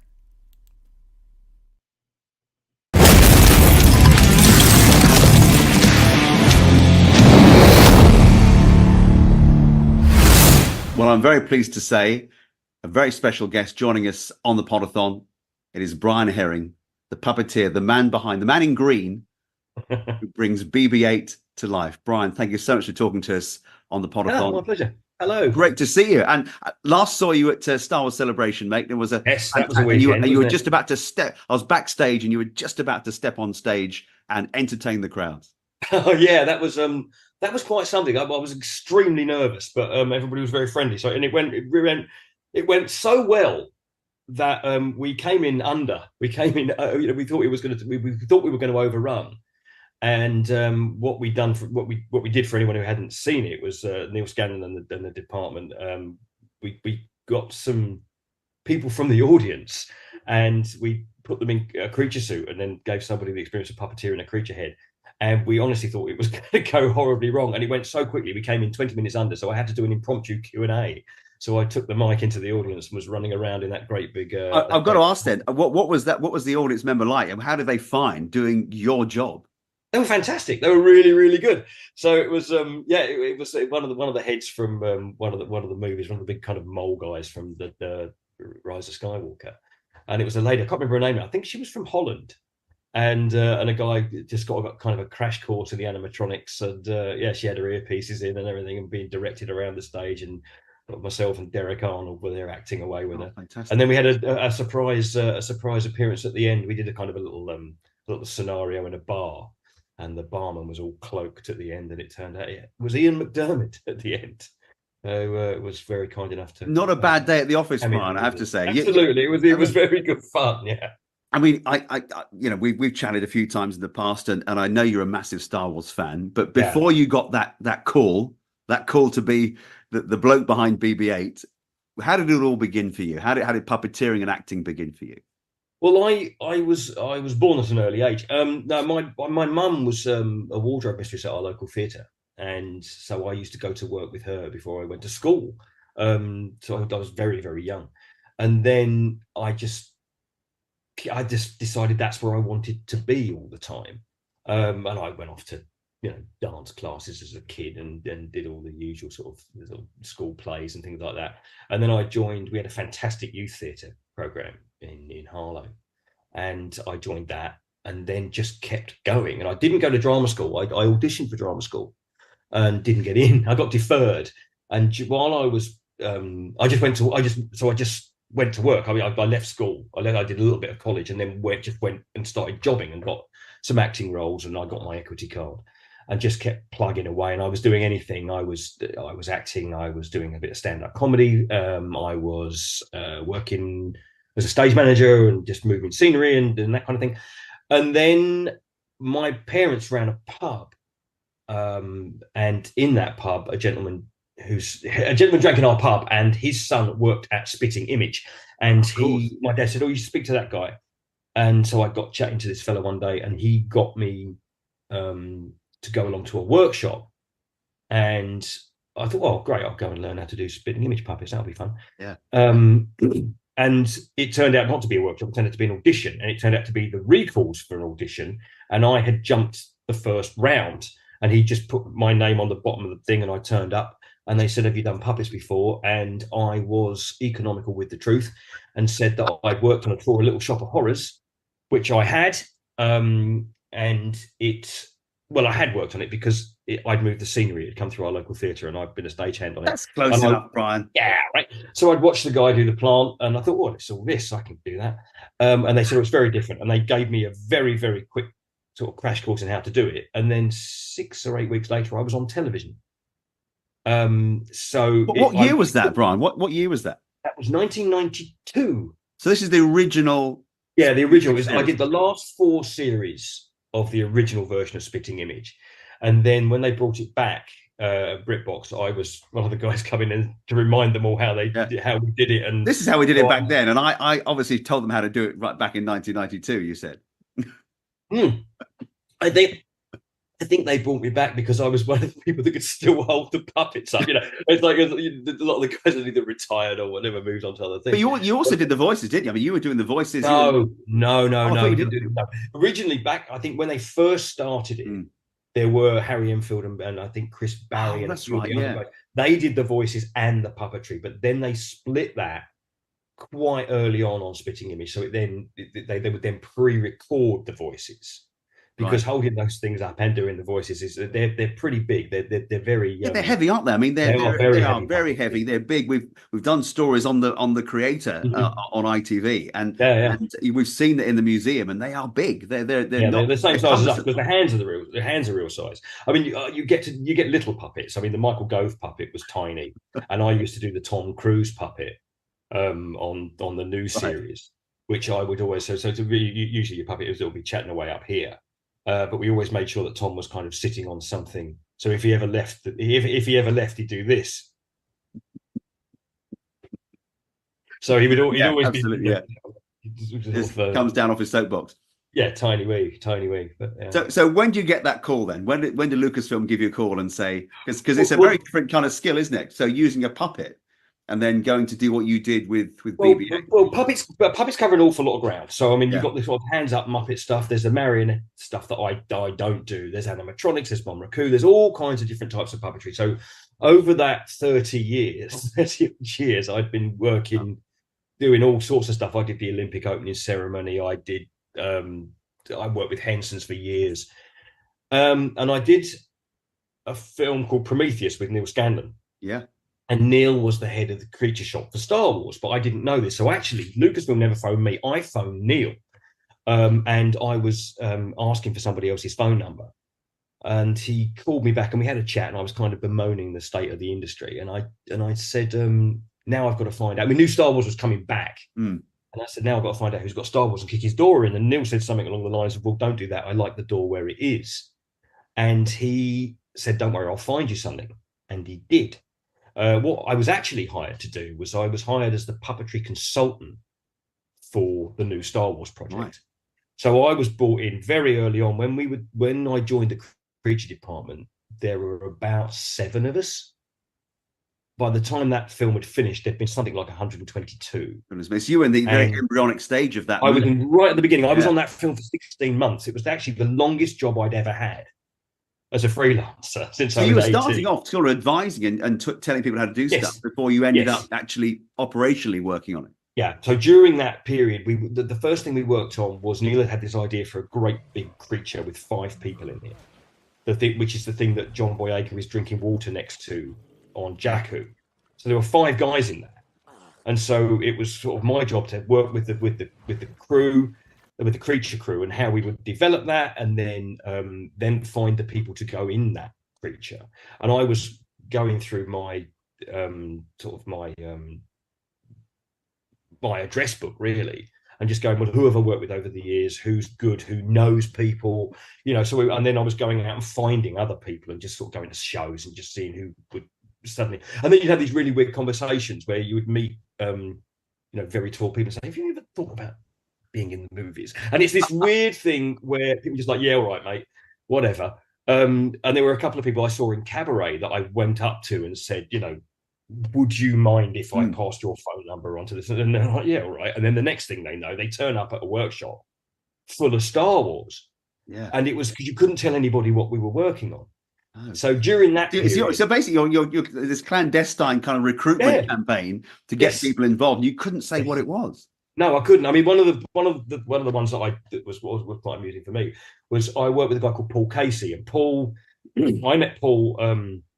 Paul's a creature performer and a movement artist, and he and I first met on 28 Weeks Later, and Paul cast me as one of the infected on that film, and then he had to go off and do Torchwood because Paul was one of the main performers for the first 3-4 series of Doctor Who as all the creatures, and now he's the movement coordinator for Doctor Who. But I called him and said, "Oh, I want to pick your brain. I'm finding some people for a commercial." And he's like, "Okay." And I said, "What sort of thing is that?" Oh, it's like kind of like a space bar. You know, I need all sorts of different people who do all sorts of different stuff. We're not really quite sure what they're going to do. So Paul gave me a load of names. And a couple of days later, I called him back and said, "Have you got any more names?" And he's like, "Yeah, I can give you some more people." And he said, "This isn't a commercial, is it?" And I went, "No." And he said, "Is this what I think it is?" And I went, "Might be." And so then Paul kind of worked out what was going on. But so then we got Paul on, and Paul became the creature choreographer for Star Wars, just because he just naturally fell into that role. So yeah, we were finding people left and right. And while that was going on, we started suddenly getting these designs for this little round thing. And I thought, "Oh, that's nice." Yeah. And myself That's and cool. Josh Lee, who is BB-8's dad, he's the engineer that kind of came up with ways of doing it. He built a little BB-8 about this big, and I did a bunch of tests, and Josh and I got messed about with this thing against black, and Neil Scanlon came in and directed it. And then we sent those off to J.J. Abrams, and he went, "Yeah, do it like that." And so then it developed from there. And that from there, the team grew out, because it's not just me. There are a bunch of us that do it. There's myself and Dave Chapman, who's the other puppeteer, and then Matt Denton, who's one of the animatronics programmers, and he drives the one with the wheels on the back. And then there's Josh, and then Giles, and it gets bigger and bigger. Jake Davis designed it, and various other people had input into that. So it starts off as a little thing, and actually the team behind it get bigger and bigger and bigger and bigger. I just happen to be the one you've seen running up the runway at Greenham Common in a blue suit. And oh, how I love that footage. So we got to the point where we developed it, and then we showed it to J.J. Abrams, and he just said, "I love how you're doing this. Go read the scripture in the movie." And that's when Dave and I went off, after possibly one of the most stressful demonstrations of our entire careers, and sat in a little room with a man watching us, a security guard. They took our phones off us and gave us these two black leather bound books with red pages. And Dave and I were both lifelong Star Wars fans. And we sat down next to each other and opened this thing up, and it just said Star Wars Episode 7 by J.J. Abrams and Michael Arndt and Lawrence Kasdan, and a long time ago in a galaxy far, far away. And we read the new Star Wars film. Yeah. And it was at that point we realized that BB-8 wasn't just in it a bit. He was in it all the way through. And then the pressure started, because we realized that everybody was going to watch this. Yeah. And everybody was going to have an opinion on it. And the pressure I definitely put on myself not to screw it up, because I wanted it to be able to sit. I wanted BB-8 to be able to sit in a sort of a usual suspects lineup with Chewbacca and R2-D2 and Yoda and C-3PO, and look like he was from the same story. Yeah, and he is. And I was going to say, you obviously there are ways of kind of controlling these kind of droids, these robots, but the very design and the nature of BB-8 is different. But of course, by having you controlling it and you as the puppeteer, the interaction, I suppose, feels more fluid and feels more real. Well, yeah, I mean, JJ definitely didn't want it to be digital. He wanted there to be something practical on set for the actors to talk to.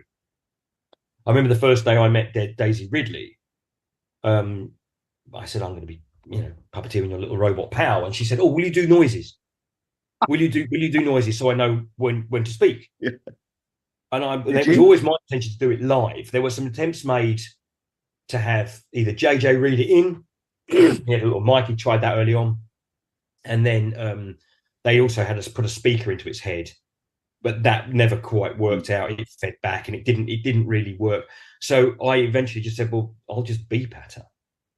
So when she'd ask BB-8 questions, I would make noises or angry noises. That's like BB-8's in the room, Brian. That's amazing. I mean, you should have just done the recordings anyway. Well, but well, of course, we didn't know what he sounded like in the first film, so I was doing something else quite different. And then the film came out, and we went, "Oh, that's what it sounds like." Okay, so then I just did that for the next 2 movies.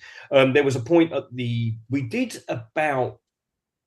It was only a few days of pickups on the Rise of Skywalker, where it was a scene with BB-8, and JJ said, "I want you to do this in English." And so we started doing dialogue. BB-8 started doing dialogue that was then going to be replaced. And actually, the intention is so much better when you start, acting backwards and forwards, that we sort of all agreed we probably should have done that from But day it's one. like that. It's like the behind the scenes footage that kind of does the rounds of Peter Mayhew as Chewbacca. That old man's mad. Yeah. And he says, "Where the bloody hell have you been?" You know. Yeah. And you think, and actually, of course, if you speak in English, and then that's how Harrison is interacting with him, and of course, then they put the growls on afterwards. Yeah, I mean, and Anthony Daniels loved working with BB-8 because with Kenny and R2-D2, Kenny never spoke to him because he couldn't hear him. Yeah. So Anthony had to deliver all that dialogue on his own. So he would deliver the lines, wait in his head for however long it would take for R2 to answer, make up what he'd said, and then answer it. Whereas actually, I would just beep straight back at him, and it would always make him laugh. So he really liked working. So what was that rapport like? Because you're working with someone who's been in Star Wars since the very beginning, and someone he's been in every movie. Yeah, I mean, I just think he's brilliant, and also I think people don't give him credit for what he's created with C-3PO, because you can't hear and you can't see in that outfit, and so what he's having to do there just by a turn of his head. Just a little bit of his body movement, and just it was so well, good. these guys here, they're the storytellers of the original 3, aren't they? Completely. Because he's narrating, and giving you that exposition that you don't realize is exposition until you get older, until you're an adult. No, that's right. As a child, you're just thinking, we follow him all the way through, and it was really. I think the day that got really hammered home, there were a few real pinch me moments on that first film. I mean, on all of them actually, but on the first one especially, because we're all terrified and just having a great time. You sort of go off the Millennium Falcon. It's a room that will make a grown man cry. Yeah. Did you cry? I didn't, but I know people. Nearly. Kevin Smith. But we did the scene where BB-8 finds R2-D2 in the Rebel base, and so you had R2 there, and Anthony and Dave and I with BB-8, and it was like being invited to do something with Laurel and Hardy, because it was a double act that I had been watching since I was 7 years old, and suddenly you were actually in and part of it. It was a very strange thing, and it was not to be taken lightly as far as I'm concerned. Was it a point where, with your job, it's a thrill, obviously a privilege, but you're great at it. And then is it only at the end of the day, when you've wrapped for the day, you realize the significance of what you've done and the enormity of it? Or is that with you the whole time?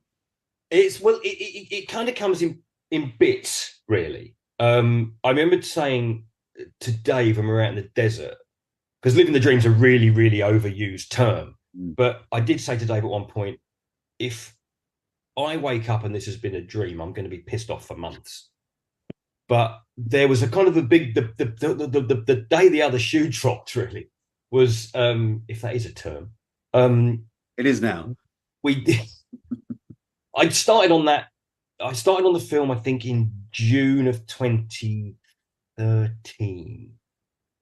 And so we'd gone in and we'd been doing some development and that kind of stuff, and we're looking at designs, and they were like Star Wars. And people have heard me talk about this before. They were like Star Wars, but they weren't quite Star Wars. And we'd see new Stormtrooper designs, and they were like Stormtroopers, but not quite Stormtroopers. And then, we met Daisy and John and all the kids, and then there's robot designs which are like droids, but they're different. They're not the droids we knew.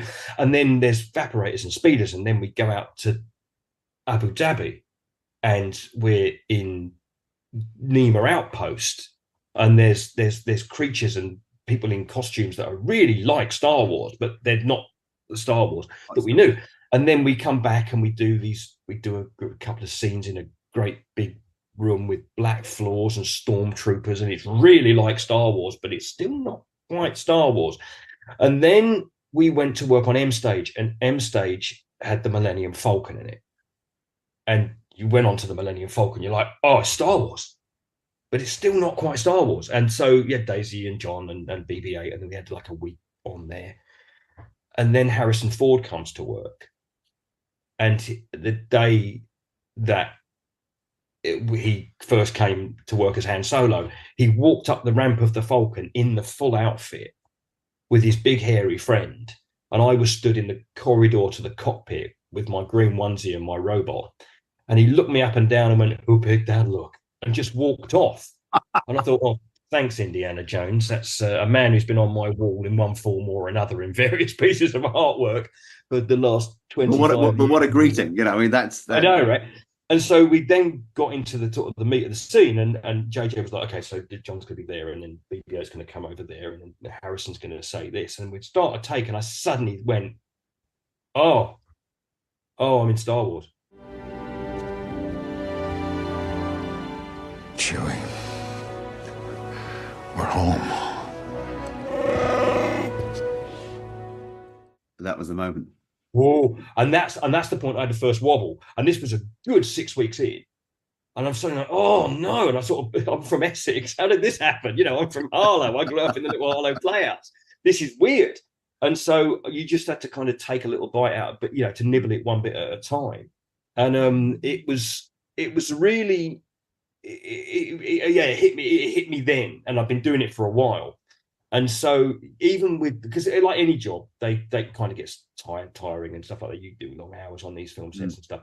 So even when you are standing in Greenham Common in the rain, and you're just like trying to eat your dinner, hiding under something because you're sitting down eating sort of out of a sort of takeaway thing for you've got little catering, and you look up and you're underneath an X-wing, you go, yeah, this is all right.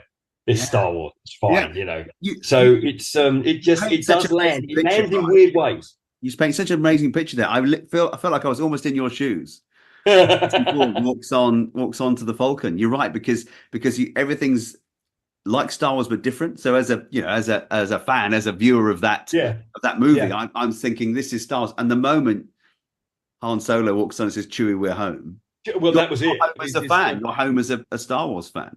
Yeah, I mean that day there were more people crammed into that space than there should have ever been there.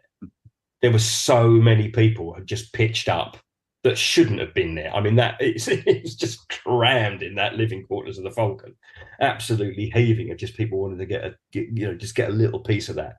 And I mean I wasn't. I shouldn't have been there, but I was there. Listen, you're very modest, Brian. You say, I'm just a lad from Essex, from Harlow, but you worked your way up, and you bring a unique talent to that team. Well, I mean, you're too modest to say it, but I can say it. Oh, I think it's very kind of you. What I definitely was the department Star Wars nerd. I mean, when we were first there, I was superseded by Lee and Oliver when they arrived, because they knew the droid builders who walked from the RPG builders. They knew far more about Star Wars than I did. But I was pulling out pieces of information that had previously only been useful for pub quizzes and repelling women. And it was just like, well, actually, I think useful skill. Yeah. But I thought I knew a lot, and then I started meeting Star Wars fans who just like.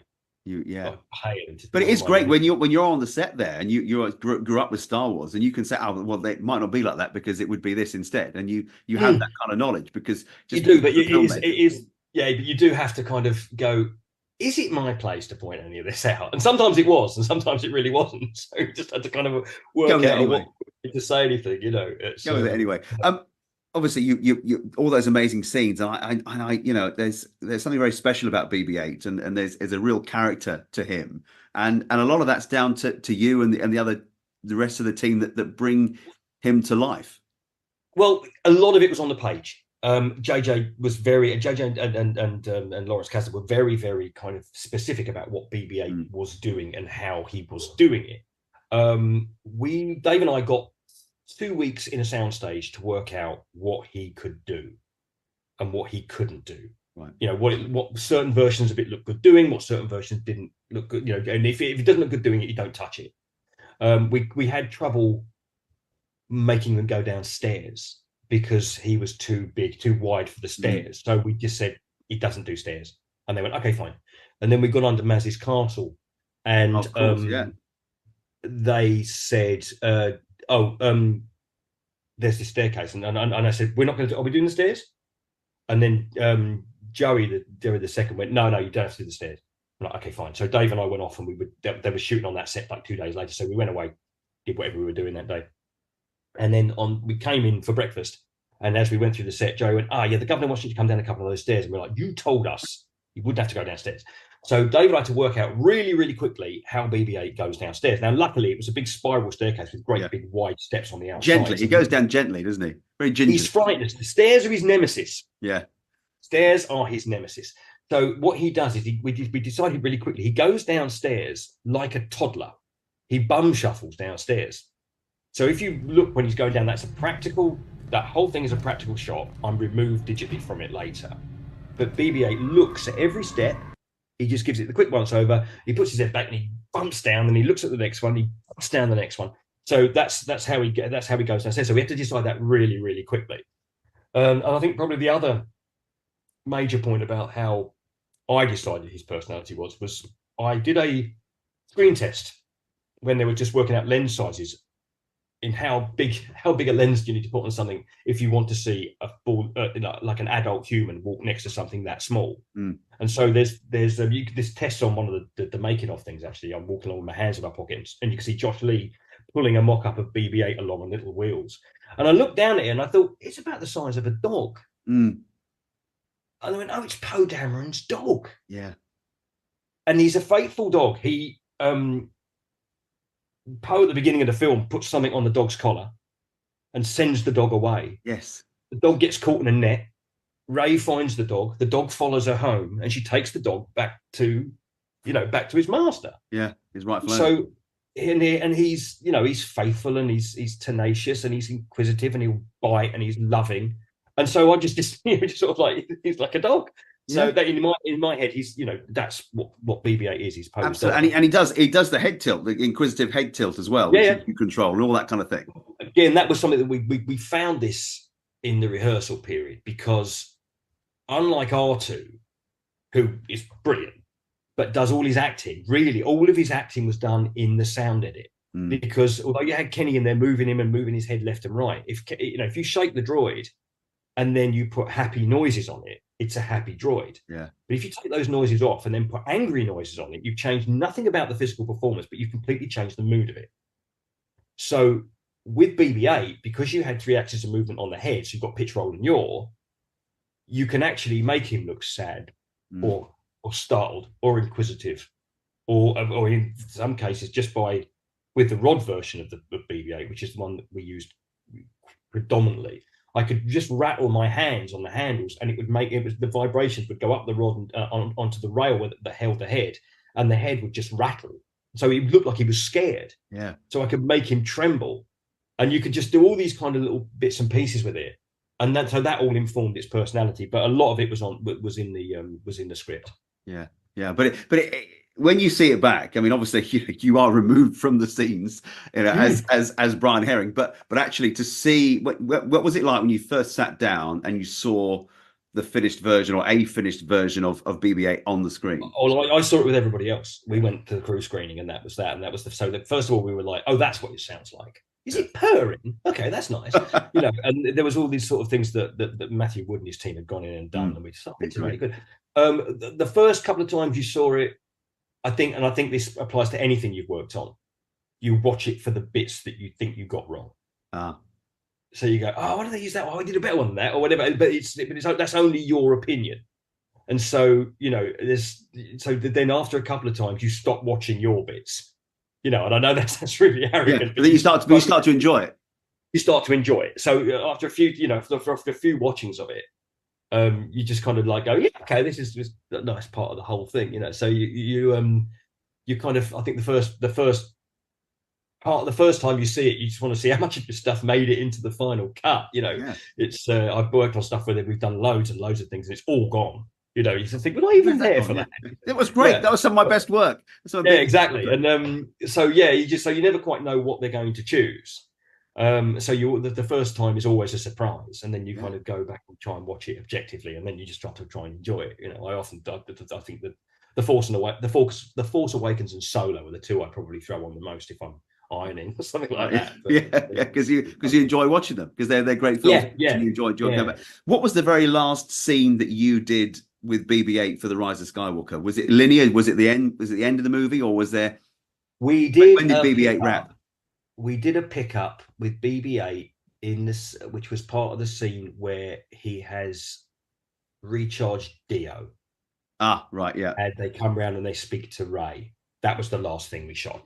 Wow. There was other things. Was it sad for you when you kind of know that for the time being that's the last time you're gonna? Oh, I was gutted. I'd had the time of my life.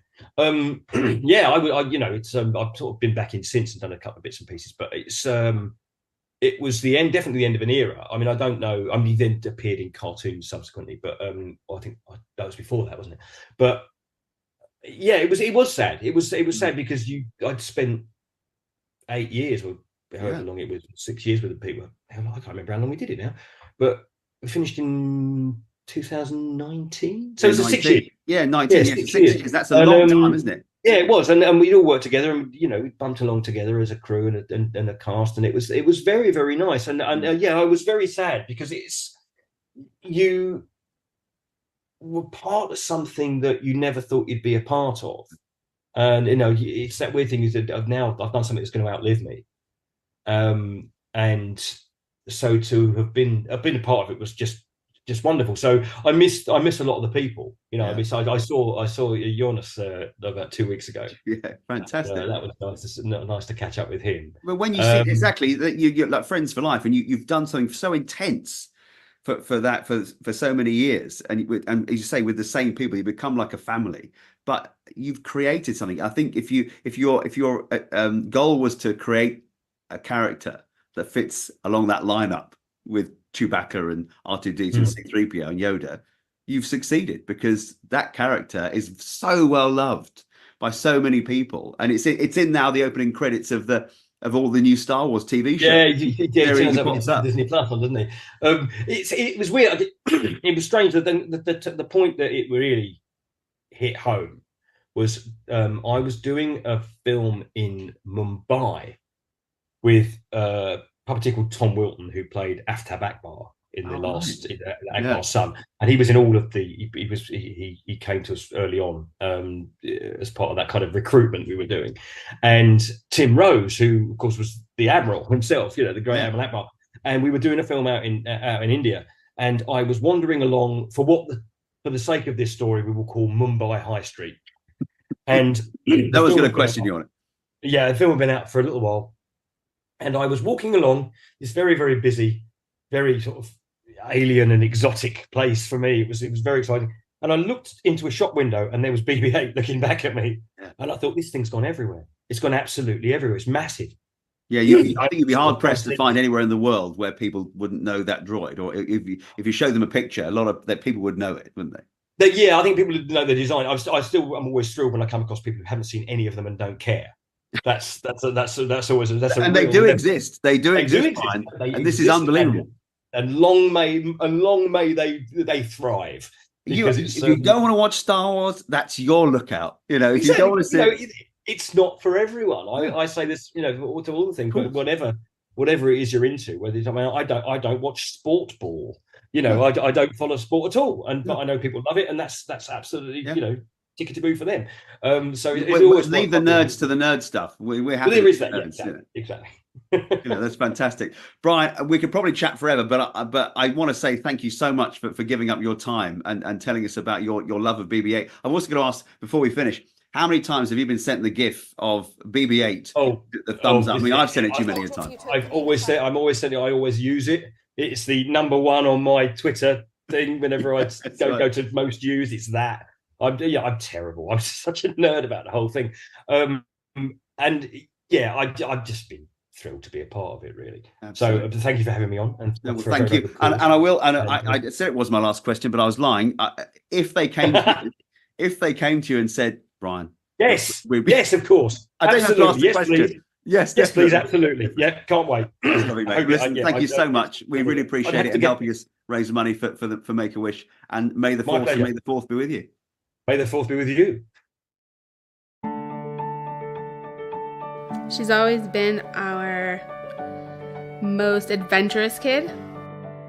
And when she got sick, because she had so many joints that were affected, she couldn't do even the smallest things that she used to do. The moment we told her she was getting the wish, she was really happy. She started thinking about all the things she wanted to do in Big Bear. The wish came at the perfect time for Daniela. It all came together amazing, and it's just been perfect. It's hard to put into words, but it's just amazing to see her back to where she was. It made me feel that I can finally do everything I wanted to do again, and we get to have so much more time here, and we get to have a lot of fun. My wish is to remodel my backyard. My wish is to redesign my bedroom. I want to travel the moon. Every 20 minutes, a child is diagnosed with a critical illness. And for these children, wishes can change everything.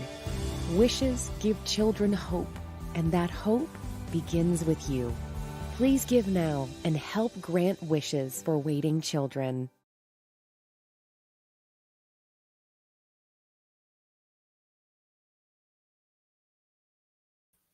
Well, welcome back to Podathon 2024. We are hanging out. We are having a great May the 4th. Nick, how's your May the 4th going? How could I complain? I'm watching all these amazing conversations. I'm seeing trailers in between. I'm seeing all the things I shouldn't spend money on. And most importantly, I'm getting to spend time with my friends raising money for a very worthwhile cause. So my May the 4th is phenomenal. May the 4th is great here. And how's yours going, Becca? It's going great. I mean, I can't think of a better way to spend May the 4th by raising money for Make-A-Wish. I think this is great. Absolutely. Those were amazing stories by Brian Herring, by the way. Holy cow. He's one of those guys who, the unsung heroes, right? We see our favorite characters come to life, and it's these guys, and it's just wild to hear their perspectives on things. I'm going to do just a quick bit of housekeeping. Yep. We ran those commercials, those little spots about Make-A-Wish. Guys, that's what this is really all about. And as happy as we are to be bringing Star Wars conversations, and that's what we all love, all of us watching, all of us involved right now.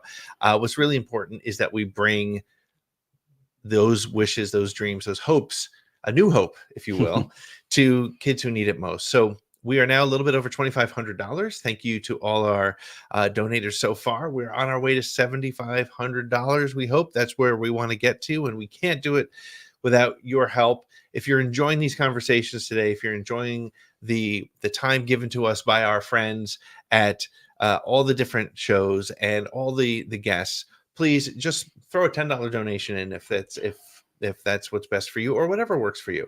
We have a very busy day coming up. We have a busy afternoon. Becca, I can't wait to watch that High Republic thing. You and Mr. Siglane just reposted it. He's excited about it. That's going to be coming up a little bit after lunch. What's Becca? What's something to look for in that conversation that people can be sort of on the lookout for? What was sort of a highlight of that for you? I think it's just the energy that these creatives bring. Yeah. And it shows in the writing, in the stories. And there's just something to say about that. I cannot get over till this day how organized this team is. Like nothing gets by them. They all know where they are on the timeline. And it's impressive. I mean, they went as far as doing storyboards. Okay. Yep. I mean, I think it was funny because you even mentioned there's a certain something in the background of one of the authors, and they did say, oh, that wasn't, High Republic related, but they have done that. We have done, we have brought them on, and we just do audio, obviously. Yeah. And they will have stuff like that in the background for Star Wars because that's how they stay on top of it. Yep. And it's just, again, it's that energy. They love what they're doing. Yeah. These stories are just so impressive because, again, it's a fresh canvas. Yep. So anything is possible, but yet it still connects. It's okay. I think back to the interview I did with Kevin J. Anderson a couple years ago, who was doing the stuff during the EU. And I know we all love Legends in EU, but he was telling the story of how they would literally, he'd pick up the phone and call Michael Stackpole and be like, hey, I'm going to be doing this. And Michael would be like, could you not kill that character because I'm planning to do a book on it? You know, so this connectivity now is so much different, so much better. Oh, it is. It's like I said, it's incredible how, they don't skip a beat. They Right. all know where they are at all times. Yep. They know when one is breathing, one is eating, when one is sleeping. It's just I don't know how they do it. It's so and great. It's fabulous. It's so great. Yeah. And we're going to be talking to them after the break. Now, the reason I bring up the break is because of the way YouTube works and the streaming services work. We can't go beyond 12 hours, but we have 14 plus hours worth of content for you. So at 1 o'clock after this next interview, we have Matt Martin coming up, talking to Full of Sith. Matt Martin, what are the human holocrons, joining us with Brian from Full of Sith. After that interview, after that conversation, we're going to switch streams. So if you're watching, you're going to find the link to it, or if you're watching us on YouTube, just go on over to there'll be a link in the description. Just switch on over. Or if you're watching on Twitter or wherever you're watching, hopefully the stream will renew and you'll find a new one. Or if you're at thepodathon.com, it'll also be streaming through there. So if you get to the end of this and you say, where did Podathon go? They must have hit their number. No, Nope. First of all, we have not. Second of all, we still need your help. Third of all, the afternoon is jam-packed. Nick, do you want to talk about what we have coming this afternoon? I do. And before I do that, Yeah. I made a promise during the last show that if somebody helped us get over the $2,500 mark, we would shout them out by name on air. We had 2 donations come through. Laura Seal donated, and also Hassan Scarborough. I hope I got that name right. 2 donations. We are now at $2,565, heading towards $7,500. So yeah, check that out. We will also, just on Pete's other note about switching streams, as we get close to the end of our next segment, we will make sure to drop the link for the new stream in that live chat. Right. Wherever you are, the best thing you can do is go to thepodathon.com. We will be there. But if you lose us on Twitter, come watch it on YouTube. We are literally going until 10:30 tonight. There's so much stuff we don't want you to miss out on. So if we disappear, we're not done. We got stuff to give away. And Nick, we'll just talk quickly through the next. Let's just talk about the next 5 hours. I was going to say just the next 5 hours. You're going to make hours. a switch. We're going to find you. After we get done with Matt Martin, of course, we are going to have another interview from our friend David Whiteley over in the UK with Cole Gowdy. Cole Gowdy was the editor on Rogue One. Amazing stories to hear there. I'm really excited about this. After that, we have our friends from the Yub Nub podcast. Jim, Tim, and Greg are TV writers, late night TV writers. Some of them have multiple Emmy Awards. They're way cooler than we are. Yeah. Oh, and by the way, I hate to interrupt you, but we are live. This is slightly out of order. Okay. Yes. Well, slightly out of order, but these are all things coming in the afternoon. The Yub Nub guys are actually going to be on live doing the version of their show. Lots of funny things I'm sure you're going to laugh about. Of course, we have that Tarkin's High Republic panel, which, like you, Pete, I'm excited about. Even if I'm not a High Republic person, this is the thing that's going to push me over the edge. Trust me, you will be. We have the Relatable Nerds coming up, doing a lot of fun stuff with their show. Thank the Maker with Amy Allen, who is Ayla Sakura. And then, of course, we're going to roll into the evening where we're still going to have more to come, but we're going to kick off the third part of this with Billy D. Williams with our friends Kerwin and Keith over at Father Son Galaxy. Yeah, so Billy D. Williams will come up, and then we'll be giving stuff away. So please donate so you can win the first half of stuff, but there's going to be more stuff throughout the evening after we do that. I also, while we're here, I want to do a quick shout out to our friends at Wikipedia. Yes. Wikipedia has put the Podathon on the front page of Wikipedia right now, Becca. I don't know if you've had a chance. Go to Wikipedia. Really? Yep. Podathon is on the front page. So go check that out. Thank you to them and to everybody who's been involved in this. There's a ton of people to shout out. We'll be shouting out during the entire day. But we are excited now to shout out our friend Claire, who's going to introduce us to our very next guest. In Star Wars Rebels, we meet the crafty pilot and budding rebel, Mart Matten. And while he did not make the Smuggler's Bounty t-shirt, despite the many angry letters I sent, he is still beloved by Star Wars fans because of his real-life avatar being Lucasfilm's own Matt Martin. Matt is a senior creative executive at Lucasfilm and a returning Podathon guest. Welcome back, buddy. And this year, he will be hosted by Brian and Holly from Full of Sith. We are so excited for Matt to regale us with stories of working on Star Wars and what it means to him. So sit back and relax and enjoy Full of Sith with Matt Martin here on Podathon 2024.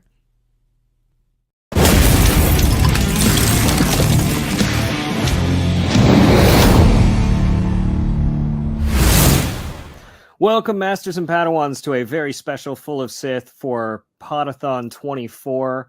I'm Brian Young, and Holly's not with me. She's going to be doing the other half of Full of Sith. But I do have with me a very special guest, Matt Martin from Lucasfilm. Hey. Long time no see. Yeah, really. So how did I end up with you and not Holly? I feel ripped off. It's because I have your number and she has Pablo's. Okay, that's fair. And now I feel bad. Like now you feel ripped off because of me. Joking. Okay. Sure. But you know, for Podathon 24, raising money for Make-A-Wish. So obviously you've got the QR code on your screen and whatnot. But you know, give whatever you can. But in the meantime, Matt and I are just going to talk about Star Wars, which is something I'm told we're both pretty good at. It's like the one subject of conversation that I can actually do.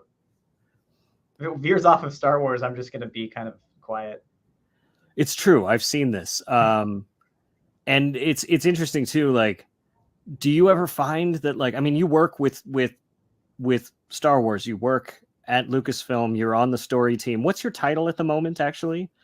Senior Creative Executive.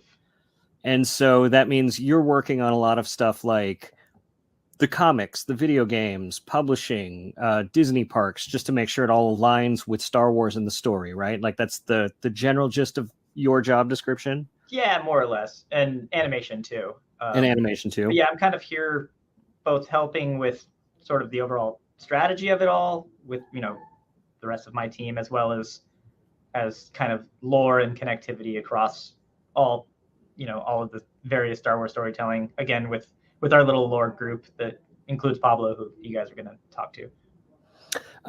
And so, like, I guess the question is I talk about Star Wars a lot from the other side and some of the inside, like I'm doing little bits of writing and things here and there. But I find that, like, I never actually get exhausted or tired of talking about Star Wars. Is that something you find? I mean, I do. Like, it's one of those things where, like, it's like I said, it's the one thing that I can actually feel confident in holding a conversation. So I'm definitely, I'm pretty introverted, and I'm not just like out there being boisterous, talking to everybody about everything. But like when it's a subject that I'm really passionate about, it can really open me up. And Star Wars is one of those things where it's just like, okay, you want to talk Star Wars? We should probably get chairs. Yeah, no, there's definitely been very late nights we've both had doing exactly that. And it's funny because you'll see the eyes of everyone we're with just like deaden because, oh, Brian and Matt are doing that. Yeah, like it always starts out with like people are listening and interested and they're into it. And then we tend to go down rabbit holes that everyone else just stops caring about. Yeah. And then it's like, we're kind of in our own little world and their conversation goes on without us.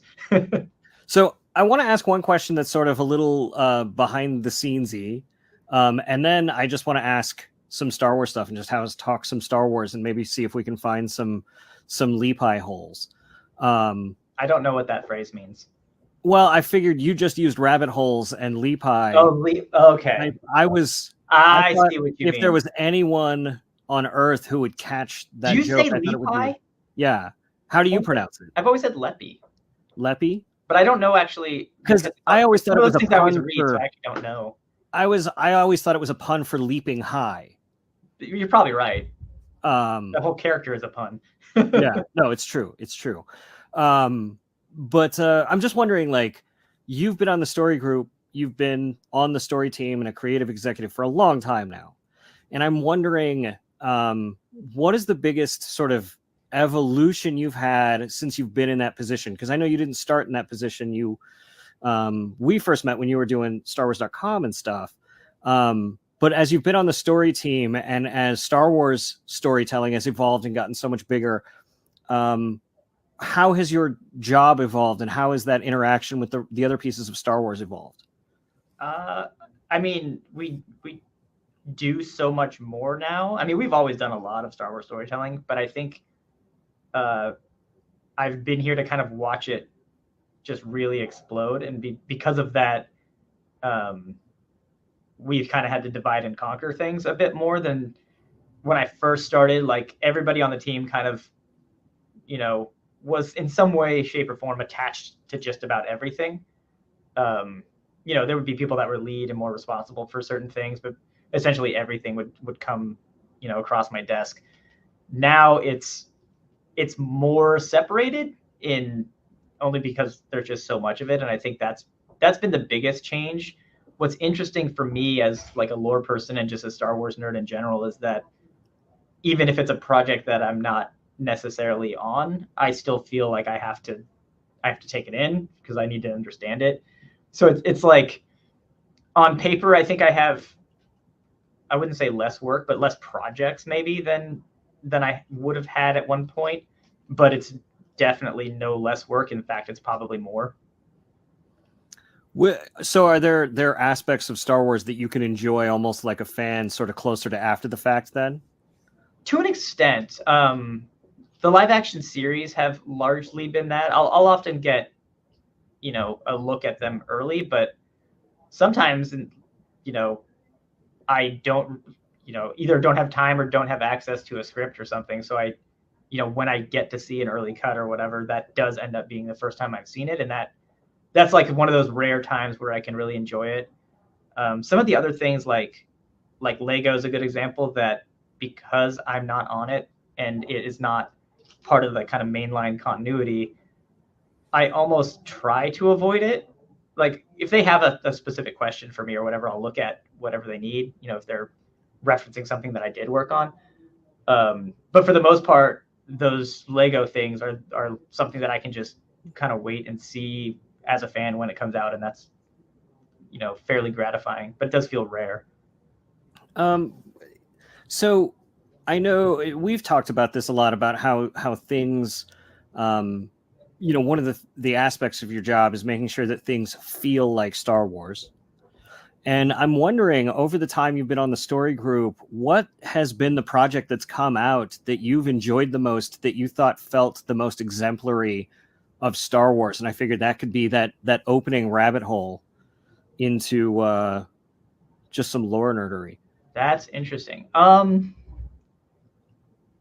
Maybe Jedi Fallen Order. I feel like that really hits on kind of all of the tenets while still, you know, being its own thing with its own set of characters. It doesn't feel like an imitation of a Star Wars that, you know, but it's still tonally aligned with, you know, with all the films and very authentic, if that makes sense. And you worked on those pretty closely, right? Yeah. Those are fun games. I really enjoyed the last one with one minor gripe, but it's not even worth. I think you already griped to me about that. I did. I definitely did. I definitely did. But I was going to save it from the recording. But I mean, I might as well say it now because everybody's like, "Oh, well." It was just I didn't feel good in my heart about making Cal take that turn into the dark stuff. Like I was just like, that should be a choice, and I should be able to choose not to do that because it hurts my heart to play the bad guys in the games. It really does. We talked about that so much in the room, and I was very much on the same page as you because I'm, you know, I tend to always go very light side in any situation. So when it comes up and it's basically like press this button to do the bad thing, even when I played it myself, I'm like, I'm just gonna wait and just wait. I know eventually I'm gonna have to press that button. But I think putting me through that added to the experience in a way, and it allowed me to sort of leave my own mindset and get into Cal's mindset at the time, and in a way that made it more immersive to me. So ultimately, I liked being forced into making that choice, and I think it was the right decision. But at the time, I definitely struggled with it too, both as we were doing it and the first time I fully played through it. Yeah, no, it gave me some heartburn. It's I've played that game a lot less than the other one just because, like, you can't get through it again. Yeah, like it was rough. As far as like watching stuff, you know, and being able to experience it that way, do you have a favorite a favorite one of the movies or an episode of any of the TV shows or anything like that that really just sort of spoke to you as like, this is great Star Wars? I mean, I'm trying to think. Like, it's all great in its own way. I think what's cool about Star Wars, and I think maybe what draws me to it so much, is that Star Wars has always been sort of a mashup of other stories and other genres. And now that we do so much storytelling, each story is sort of turning up the volume on a different genre. And because of that, I experience and enjoy each thing in a slightly different way, but no, they're not lesser. You know what I mean? So there isn't like a particular thing that jumps out at me, because I do really enjoy them in completely different ways. That's one of the things I love about Star Wars, is that like the universe stretches really well to just about anything, where you can skin it as a Hitchcock movie, or you can do a send up of Predator or Aliens, or you can do Buck Rogers, or you can take a John Ford movie, or you can take Kurosawa, or you can take a murder mystery or an episode of CSI or anything. Yep. And Star Wars has a way for it to fit. Yeah, it's such a great I don't want to undersell it, but it's such a great backdrop for pretty much any type of story that you want to tell, because the world is so fleshed out that you can kind of understand or extrapolate how something that in the real world would be in the world of Star Wars, and it gives it like a unique flavor, but it's still familiar at the same time. I think that's part of why Star Wars works for so many people, is because it is easy to understand and familiar, yet different. Yeah. No, I mean, it's definitely, it feels a little intuitive. And I know,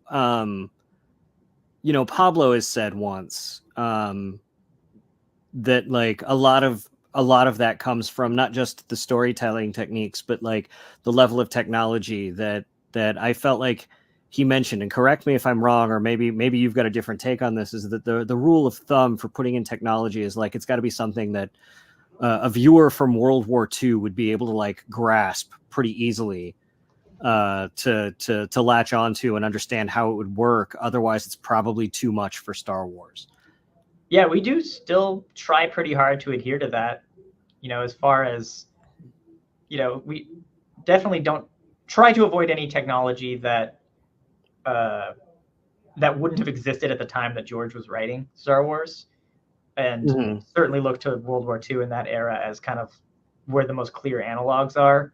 Obviously, there's the fantasy elements like hyperspace, light speed skipping. Yeah, like those are just pure fantasy. But for the most part, when it comes to tech, it's very kind of straightforward analog in a way that might actually feel slightly more foreign to our younger audiences, which is kind of interesting.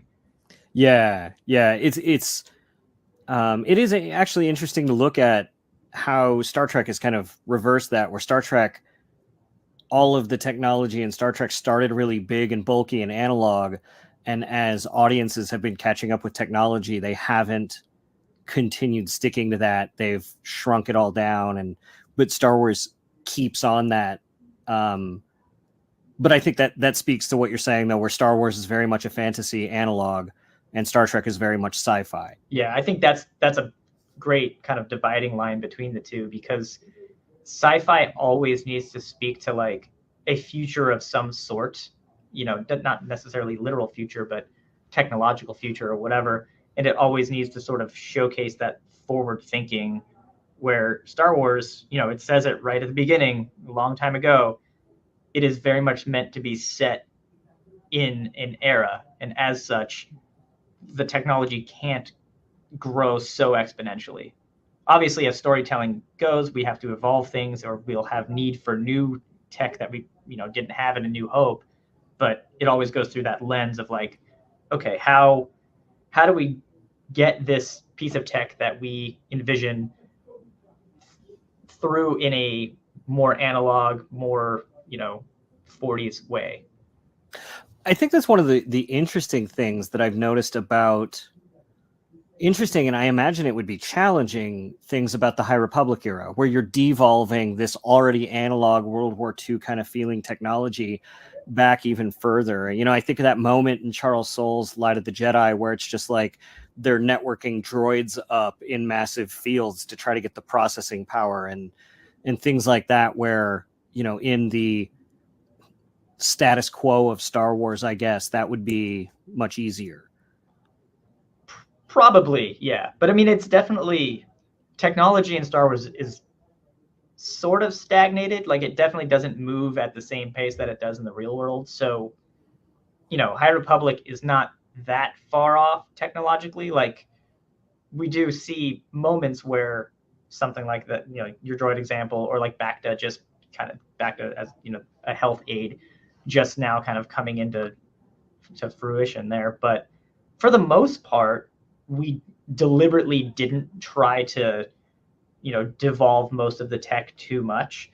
The same way that, like, if you look at the prequels, it almost looks more technologically sound than the OT, and there's a lot of reasons that makes sense. Yeah. But it's very much like each different era kind of has its tech that is kind of like in vogue almost. Like, it's less about what could be made or what could be created or a natural evolution of tech, and more what do the people of that era need? What are their priorities? Yeah, no, like all the communications droids and things like that, and the way interstellar communication works in High Republic. Yeah. You brought up a point about the prequels, and I always kind of laughed at that criticism where people are like, oh, it looks too shiny, I can't believe this.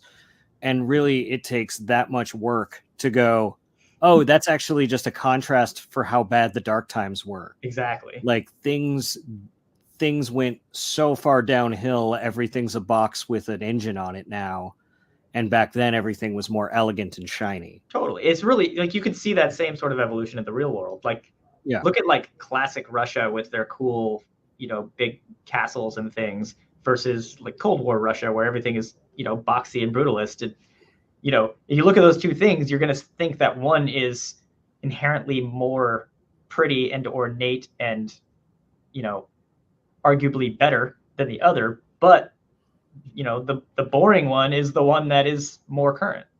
Yeah. Yeah, I really like the prequels. I don't know if you know this. I don't know. Those are good movies. Yeah, there's some good movies. I heard one of them's coming back into theater soon. Yeah, no. Well, it would have been yesterday, so I would have caught Phantom Menace as people are watching this for my 78th time. I was just going to ask. Yesterday. 78th in a theater? Yeah. That is very impressive.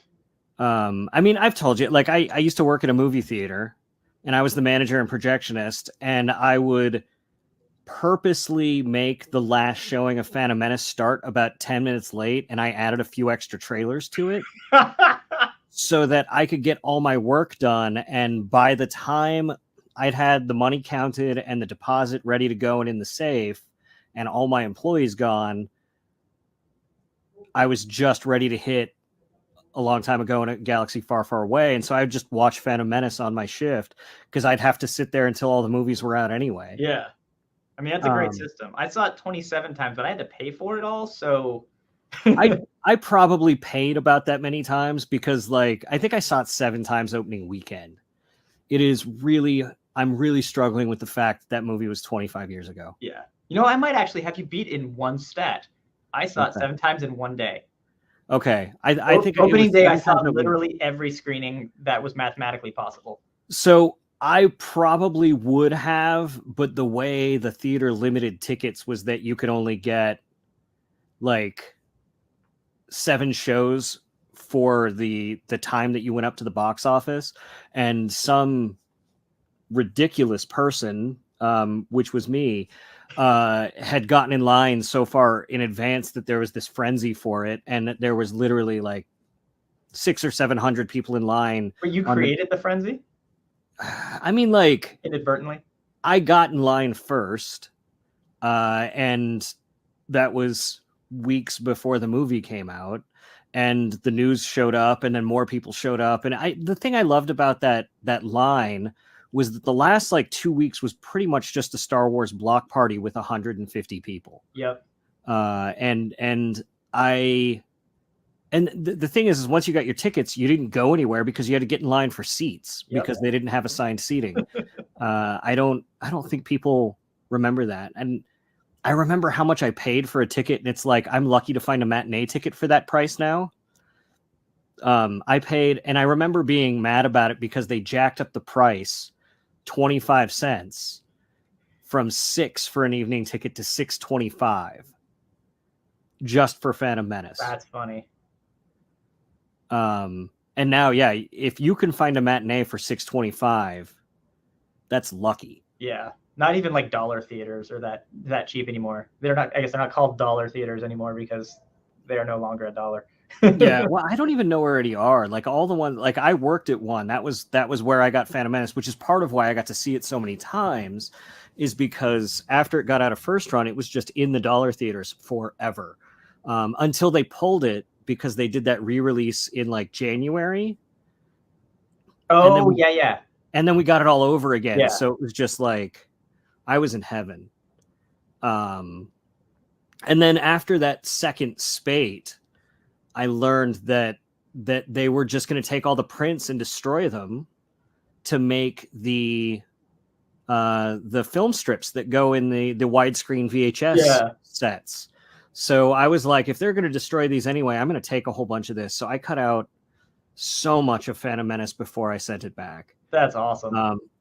And maybe I shouldn't be admitting this, but I've got a 35mm reel of all the lightsaber duels. Oh, that's amazing. Not that I have anywhere to play it anymore, but back then, 25 years ago, I was like, I'm never not going to work at a theater or have access to a 35mm projector. And George Lucas really torpedoed that for me.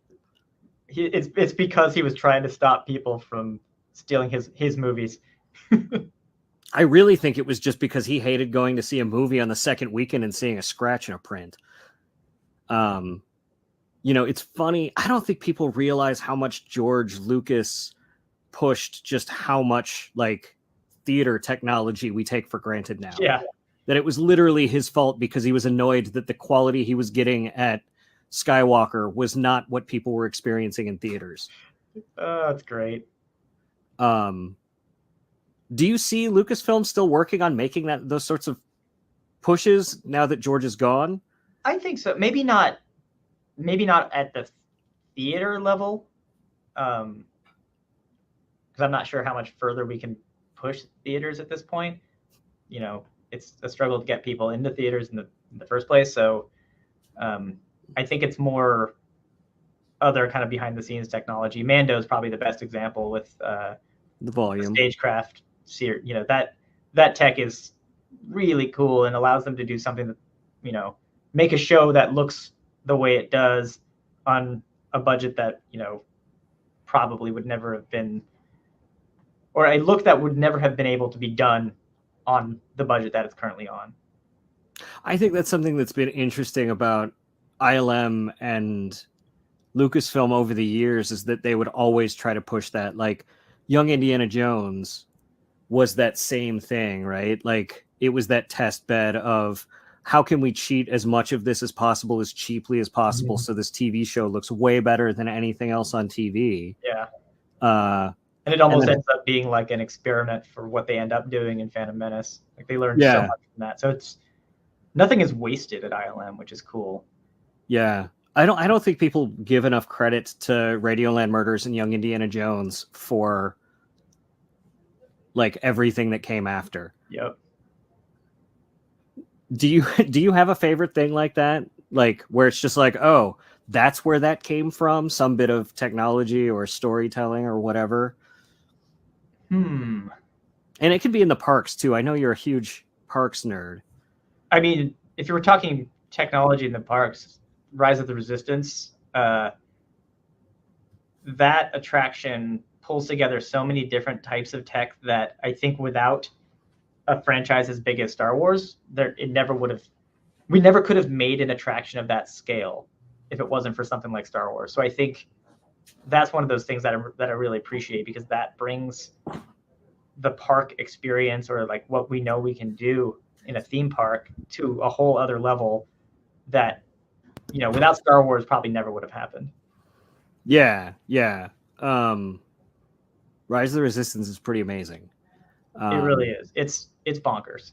Like every time I go on it, I'm just amazed at all of the different pieces of tech. And, you know, working on it, I'm not an engineer or anything close to an engineer, but, you know, working on it, I more or less understand how everything functions. And it's like knowing the magic trick does not detract from the magic in that case. There's so much good design in that ride.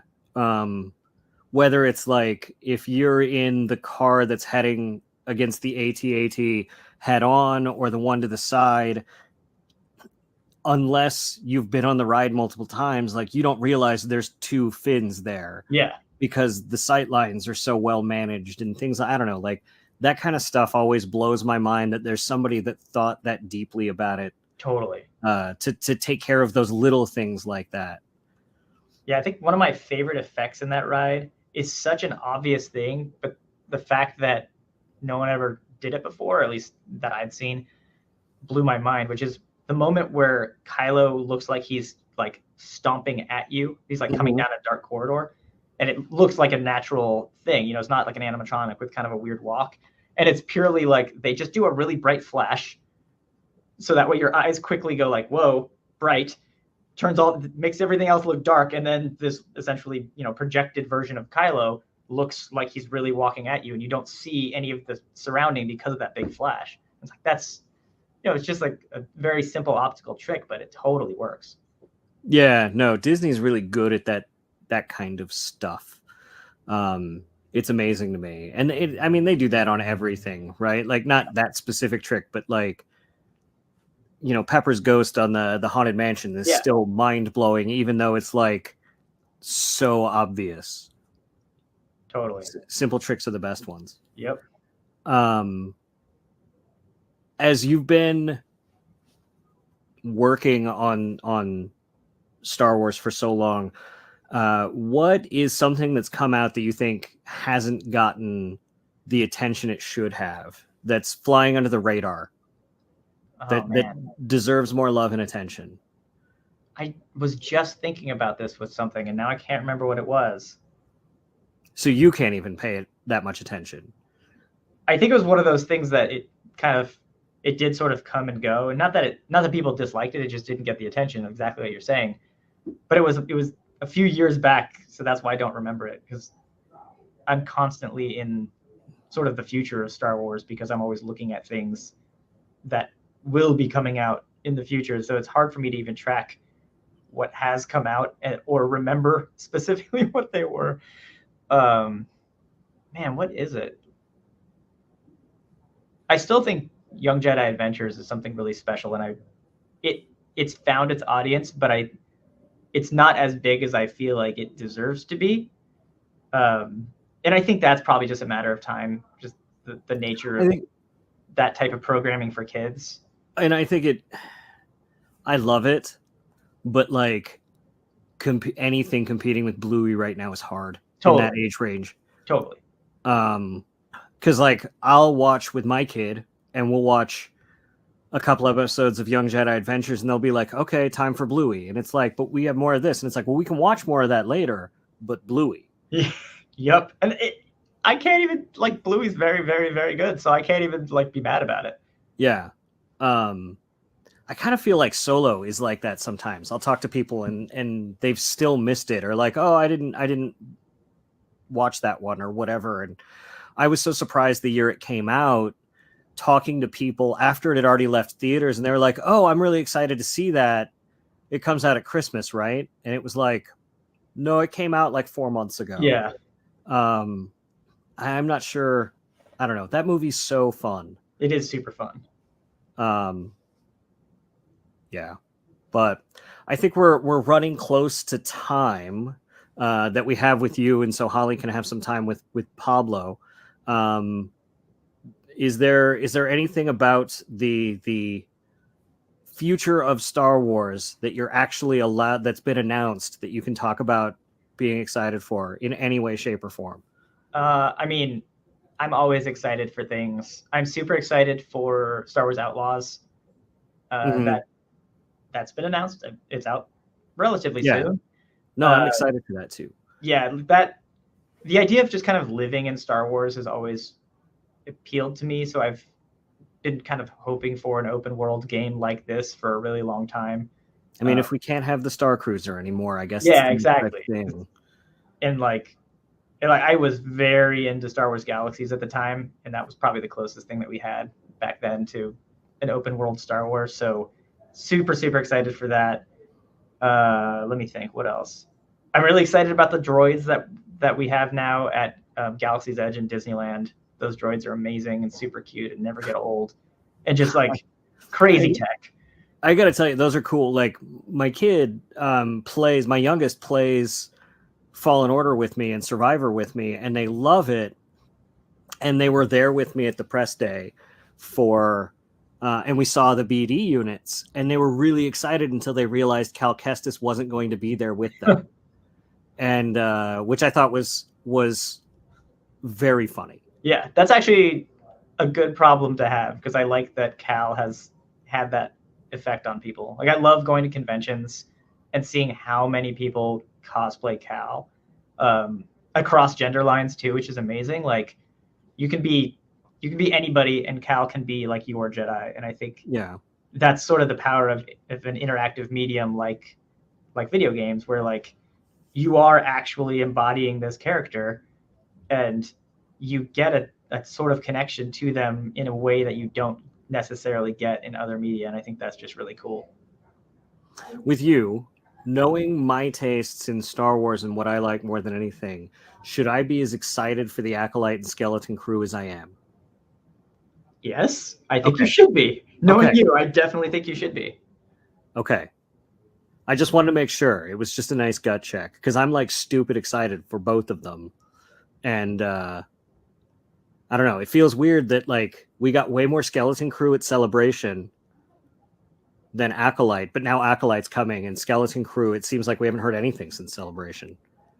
Gotta let Acolyte have its moment before we start ramping up the other thing. Yeah. Acolyte was actually still shooting, at least doing pickups during Celebration. Yeah. So that's kind of why I figured. Probably why is because they, had a thing to make, so they weren't so involved in promoting it. Yeah. That makes sense. That makes perfect sense. But thank you for joining us. It's always a pleasure to talk to you, even when it's in these brief sessions, and even when the recording is on. So thank you so much, Matt. For and sure. Then we'll pick it up from there. So thank you, everybody. Make sure you do what you can for the Podathon and the QR code there on the screen.